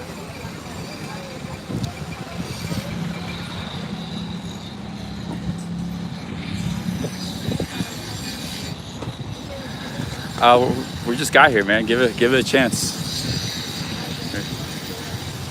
We're gonna be here for a while. So far, I like what I see. It's very colorful city.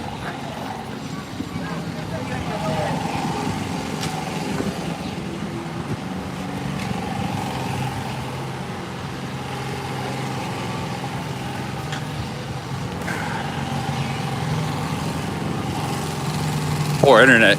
Dang it, dude. If that's the case, we're just gonna make some videos then. If we get bad internet in the city. Yeah, it feels like we stepped back in time a little bit, but in a cool way, you know, like in a Wild West kind of way. Querétaro is pretty modern. It's pretty, feels like we're in the step back in time a little bit. Yeah.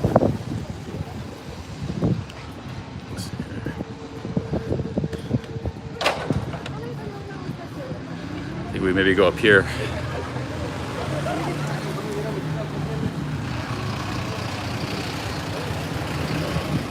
All these crazy backpackers arriving in town.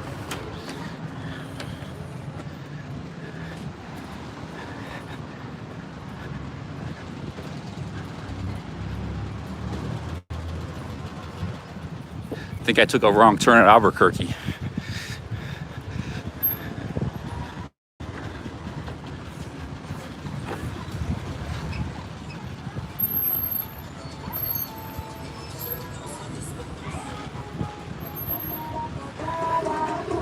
Alaska represent. I've never been to Alaska, but I'm representing it. Representing Alaska. Sounds like a Spanish name. Spanish and a Russian word had a baby. Spanish and Russia. I think it's a Russian word. It's actually Alaska. They don't really have K's in Spanish, you know.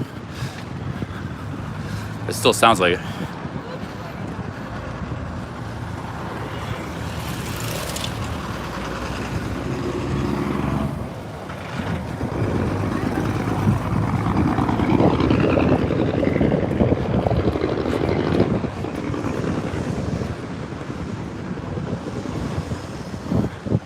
Supposedly there's like 20,000 Americans that live in this town. I've seen a few already, driving cars mostly, SUVs and stuff. What's going on out here? I mean, not just in the town, in the area. You know, obviously they could be living 10 miles outside of town.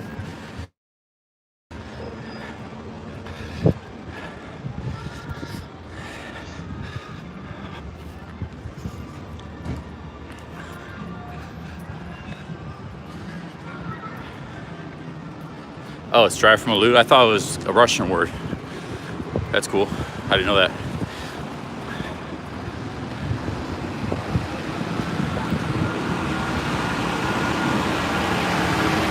I don't think we're too far.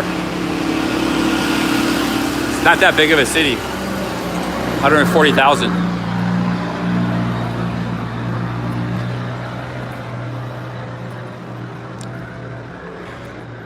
I gotta get some food, maybe michelada. I could go for some pasta. Some good pasta right now. Man, that pasta restaurant in Playa del Carmen was phenomenal because I believe it was started and operated by an Italian guy. So they homemade pasta. They made it from scratch. That place is good. I could go for some of that right now.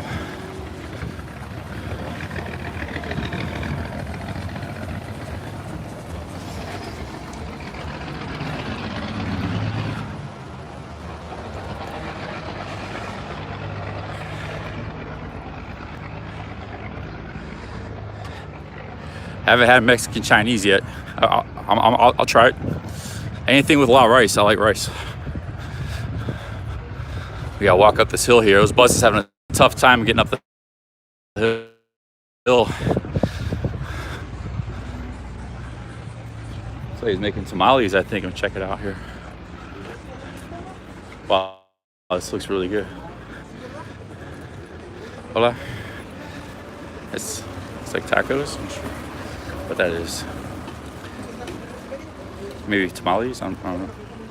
Looks pretty good.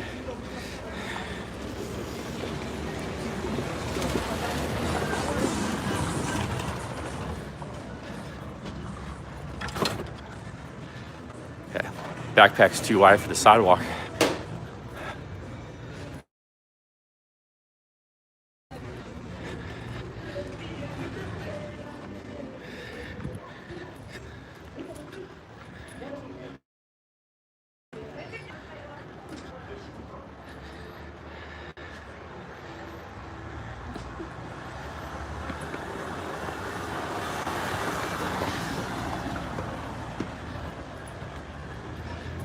You guys are being too hard on K Retro. K Retro is awesome, but oh, check out this car, man. It's pretty sweet. Got a lot of people here. Let's see here.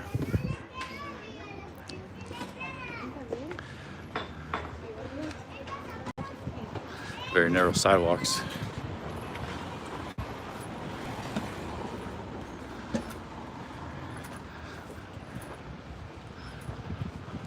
I like the colors, the red, yellow, orange. Incredible colors. It's like something out of a, like I said, like the Wild West days or something.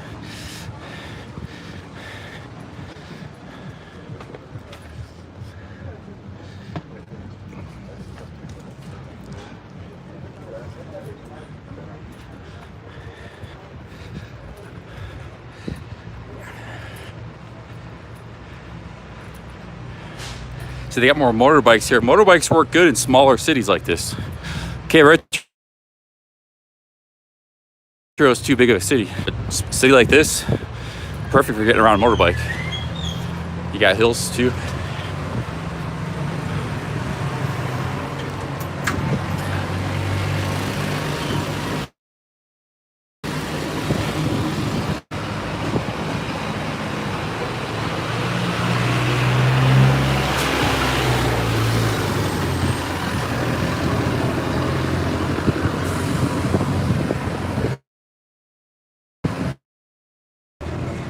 Oh, that'd be a cool picture of the sun. There's a little vegetable stand. That'd be if you had a telephoto lens. I don't know. You can see what I see, but that'd be a sweet picture. I think this place would be great. Great to make some videos. It's like you can't really see it. I see it with the naked eye, but you can't see it in the camera lens. Maybe my GH5 couldn't even make that picture. Here we got a little traffic jam here. Got a little traffic jam. I was in this town 14 or 16 years ago. It doesn't seem the same as I remember it.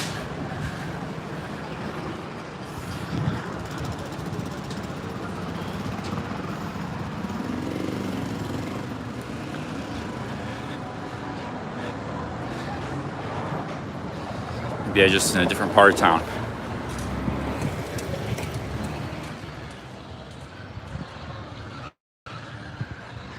K Retro pretty much looked exactly the same, like nothing changed. 16 years, 17 years.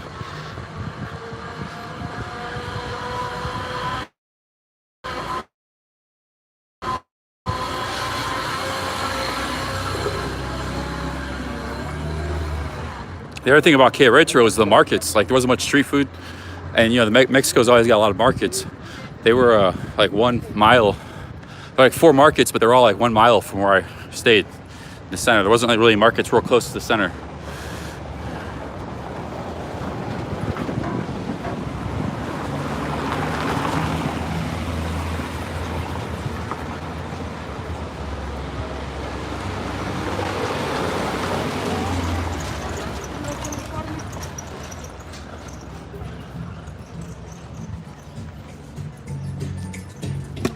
Here's a hotel. Might be pretty cheap.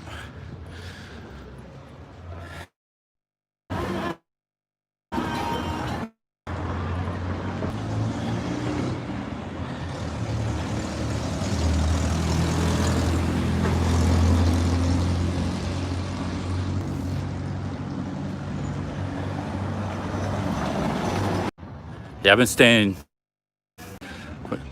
too many 30, 35. I want to find the cheapest hotel in the city. Oh, dude, look at Bar San Miguel. We could go there, have a drink, cold one. They even got the old Wild West doors, but with new COVID restrictions. Check it out.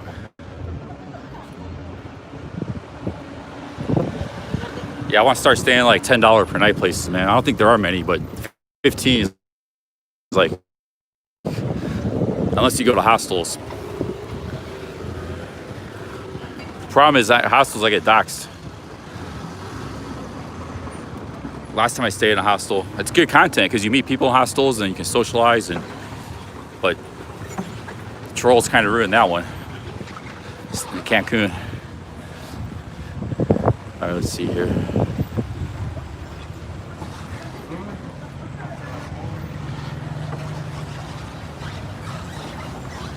I can see why this town's very popular. It's very beautiful. In a rustic kind of way, but still very beautiful.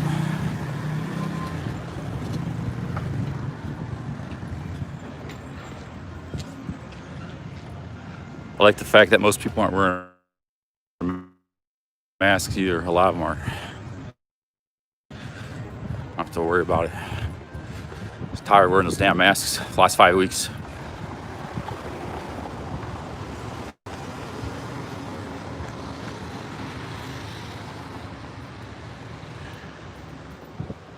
They got 15. Yeah, a lot of times the cheap hotel rooms are not on. Oh, dude, perfect, guys. Got orange juice. Hola, buenas tardes. Jugo de naranja? Chico?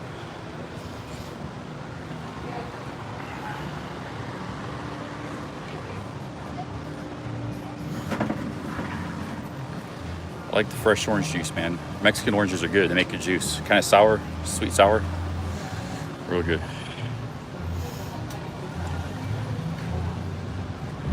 Yeah, I mostly been staying 30, 35 per night. 2 nights in Mexico City, I stayed $12 per night. But that place is pretty rough. Everything else has been like 30, 35. And Playa del Carmen was 22. That wasn't bad.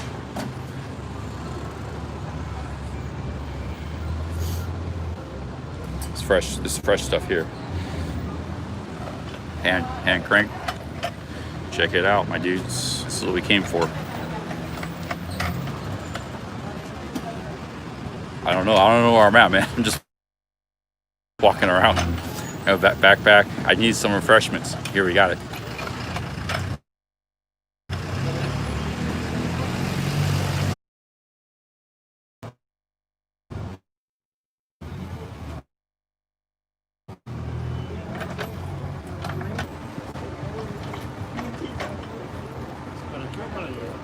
Por aquí, por acá.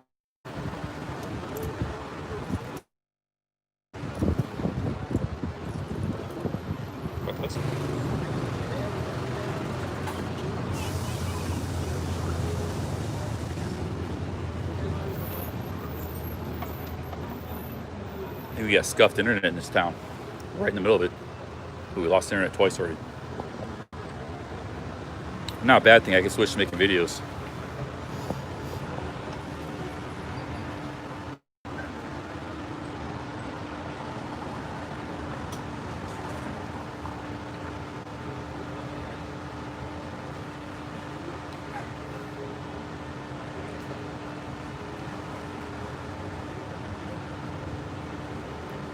Hey, what's up, Paul?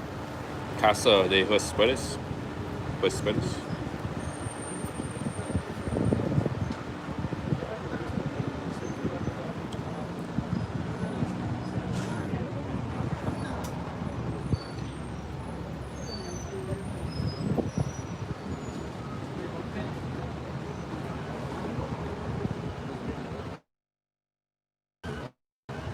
Ah, this is exactly what I needed, man.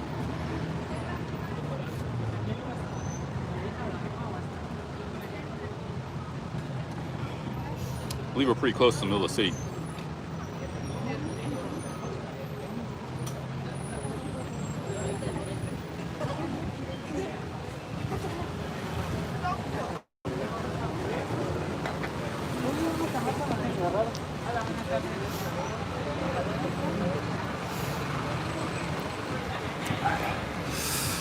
All right, here we are, man. Welcome to a really cool town, dude. Look at these cactuses. Little square here. Here's a map. Let's see where we're at here.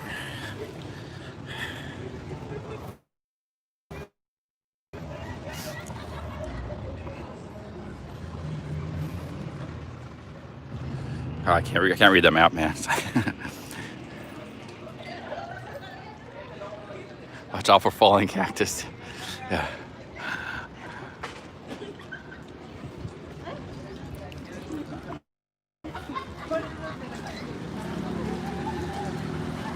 People seem pretty, just my first impression, they seem pretty chill, happy here.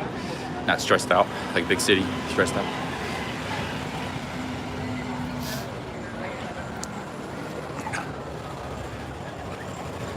Somewhere, we were just gonna grab a hotel. Here's another orange juice stand. Boom, Capio, thank you very much. Eat for the 5 pounds, man. Actually, we get to the Zocalo. Let's get ourselves a Zocalo, get maybe we'll get, here's some tomatoes, get some bananas, mangoes. Those mangoes look good, dude. Ripe, real good. That's tuna fruit. Tuna fruit right there. Oranges. So we got fruit. Let's get to the Zocalo, find a cafe. Get like a bowl of pasta or something with some kind of meal. Low fat. I don't want a lot of meat. I'm eating a lot of meat. Low fat, and we'll get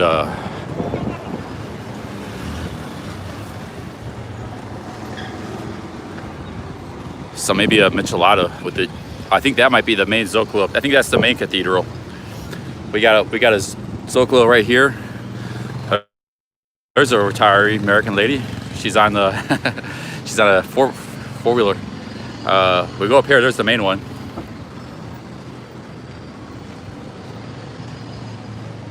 There's not ATV. I meant to say. See if there's anything up here.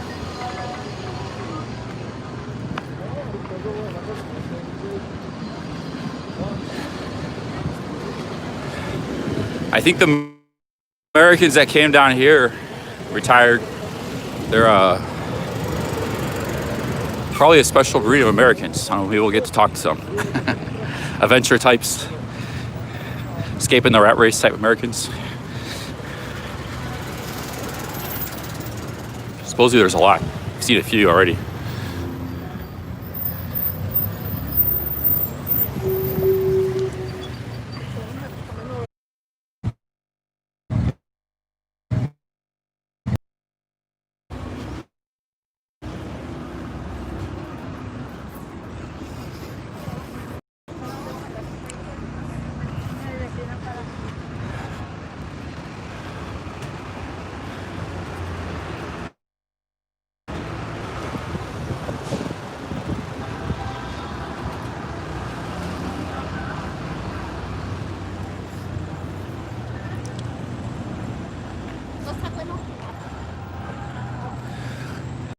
It's like internet's no bueno here, guys. Not too good. But we'll see how it goes. Maybe it's just a bad spate.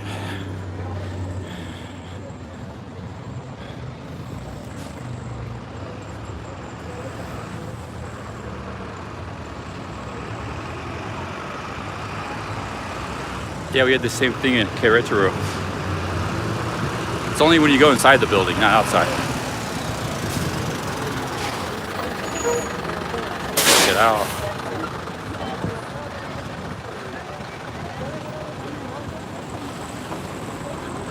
We might be here for a while, my dudes.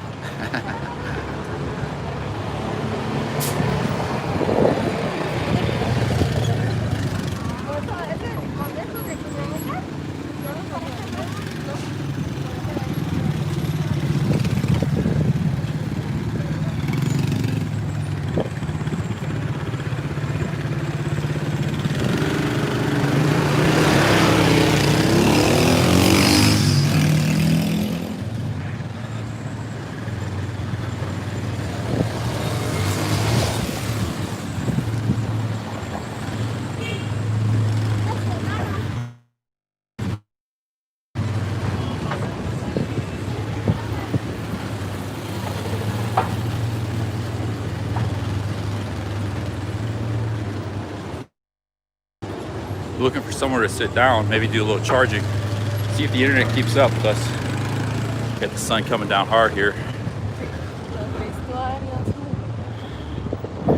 Let's see here. Wow, what a beautiful church that is.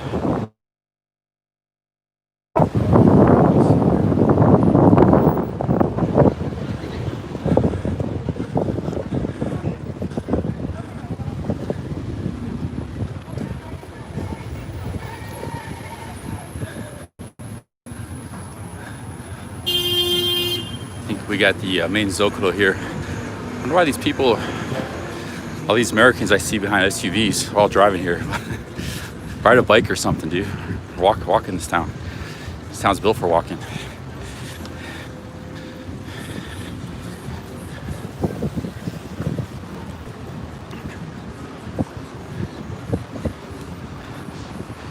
Picking on the Americans, bringing their American ways down here.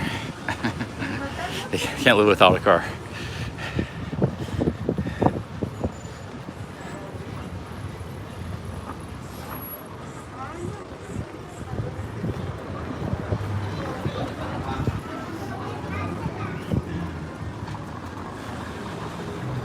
Looks like they might have the Zocalo closed off, man. Come on, dude.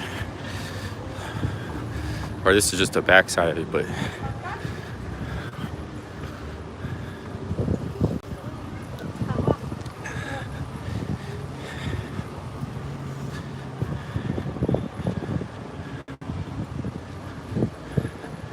probably a lot of really nice little villas out in the country, you know, 10 miles outside.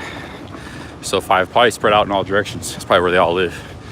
And probably like a very good deal on them too. Probably very affordable, beautiful places.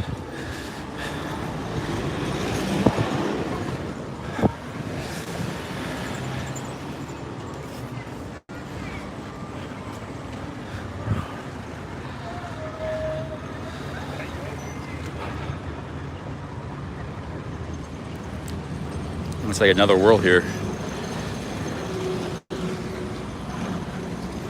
A lot of motorbikes. I could probably rent a motorbike, man. Explore the countryside too. I might do that. Oh, don't tell me they got this all closed off. Oh, look this. You gotta go through freaking a chemical thing to get through the Zocalo. Are you guys still alive? They got a little, you gotta get sprayed down. Look at all the motorbikes.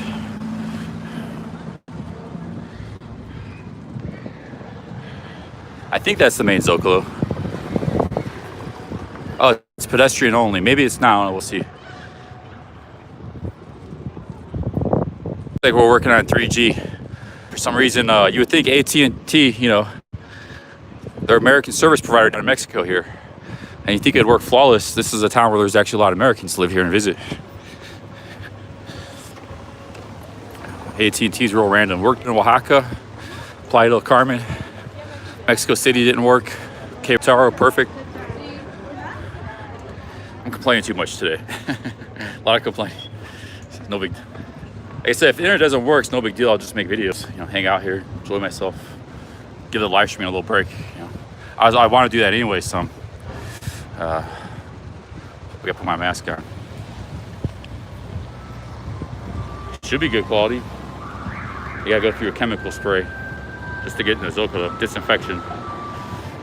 Yep, I see that.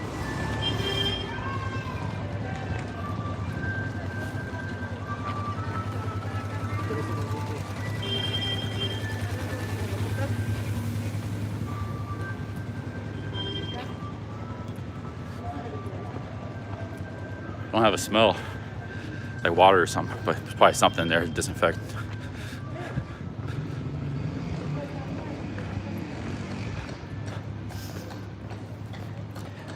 We're looking for a little cafe, sit down, nice view.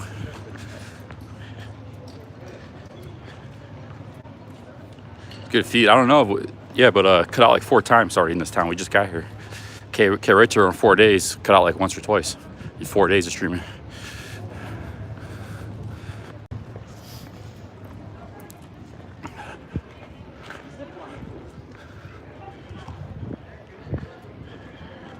I've been walking, man. I've been averaging like 7 miles a day since I've been in Mexico.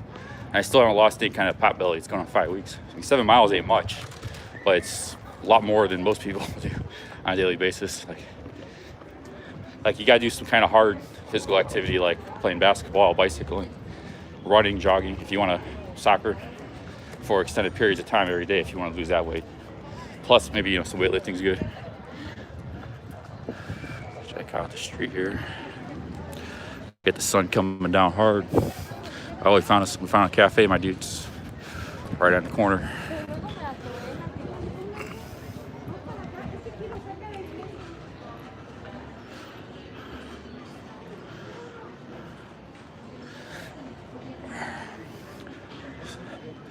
Let's see if we can sit on the other side. The sun's coming down hard there.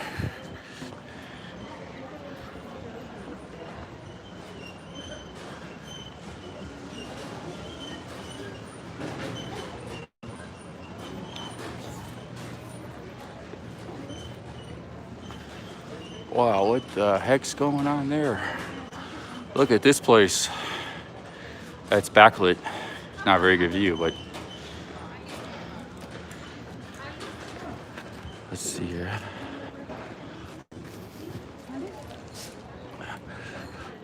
We got a nice cafe here. You can sit. Ristorante La Bella Italia. But sun's too bright.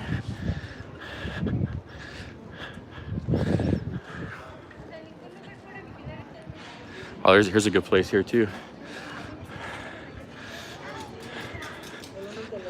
Let's go here. I think that.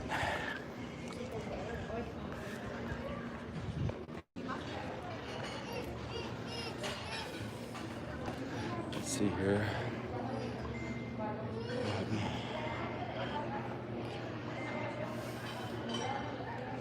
Got walking in Ohio. Yeah, I had the backpack. And I did about 10 miles per day. Mexico, we're only doing 7.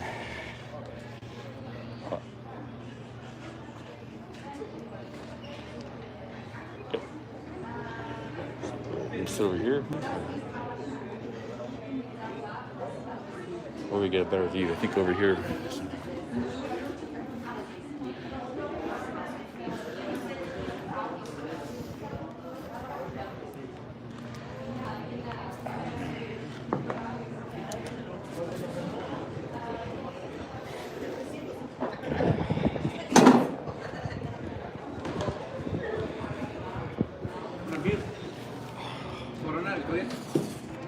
¿Cómo? ¿Cómo? Oh, beer. Pasible. Ver el menú. ¿Cómo?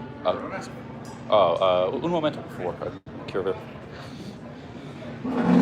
You knew I wanted beer.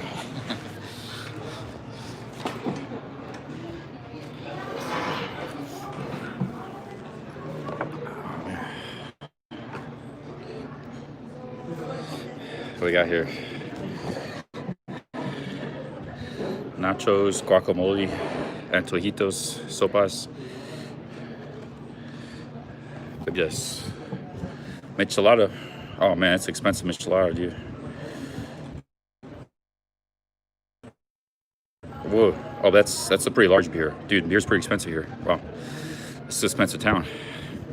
In a Zocalo. Man.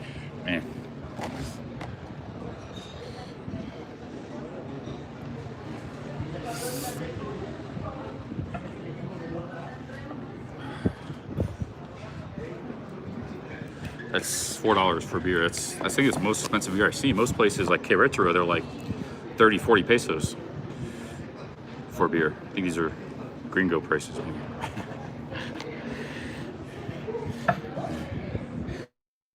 think I'm gonna move on. How much is 30? Is that like a liter? You're right. 355 milliliter. No, that's a third of a liter. That's normal size. I'll move on. Yeah. Actually, I'm gonna do a thing where I would travel in Mexico for $30 a day, starting like soon. I'm gonna find another place. Gracias.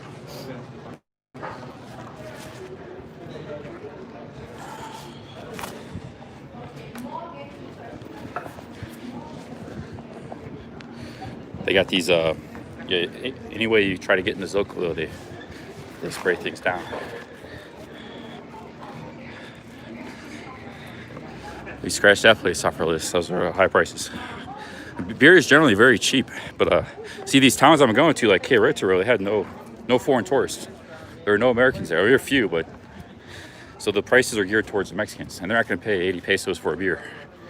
You know, 30, it's 35 or 40 at a cafe. I mean, and that's a high price too. You know, that's a high price for a beer. But you know, that's a nice location or.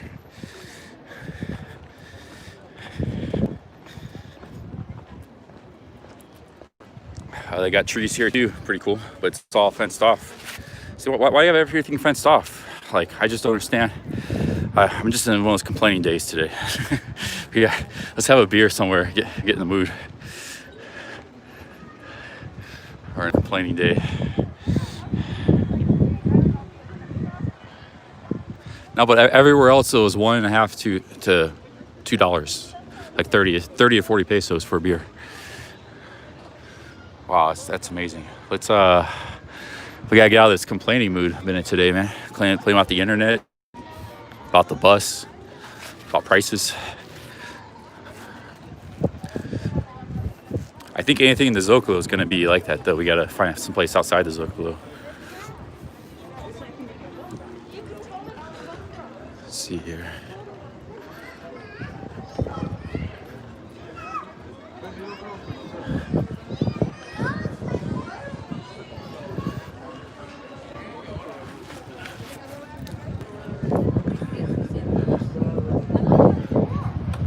Let's go down this way.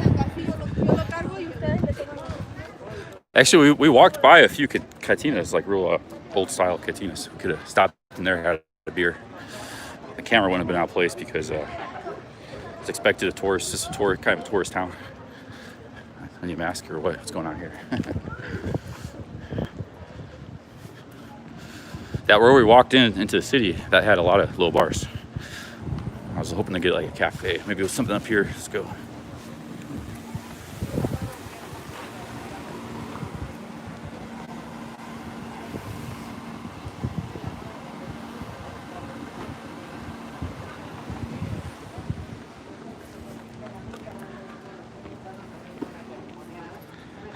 We are,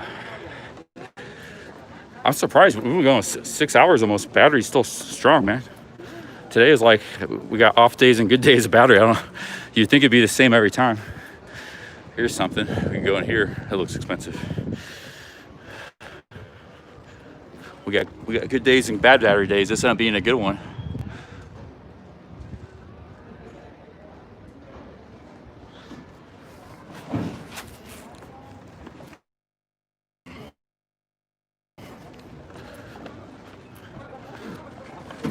Yeah, I'm pretty happy to be here, man. I'm happy to be in this town here. Maybe ride a motorbike. And next town after this is Guanajuato, I think. Here's a restaurant. Up the stairs we go. Second floor, we're gonna go up here. Oh, dude, these prices, what the hell's going on? I get back to Oaxaca. 300 to 120. It's pasta, that's not bad, I guess.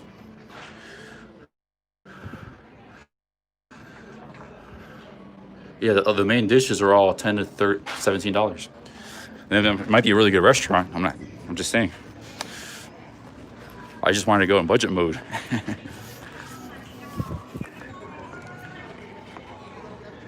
It's probably really good food. I'm not knocking it, but it's like a gourmet restaurant.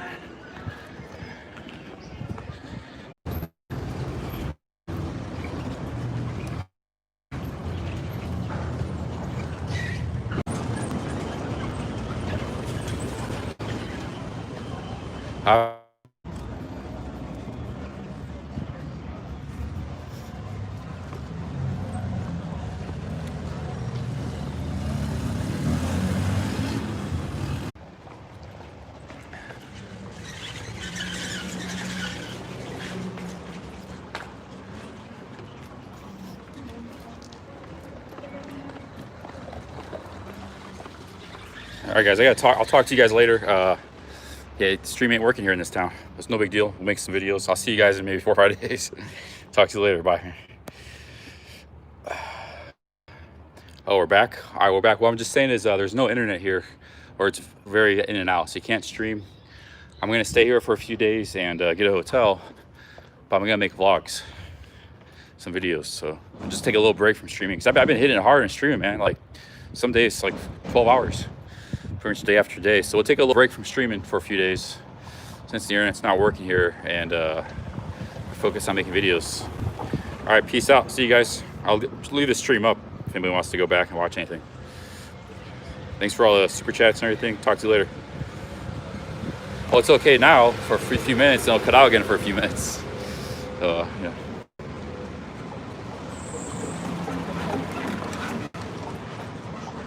All right, talk to you guys later. I'm gonna cut this. I gotta look for a hotel anyways.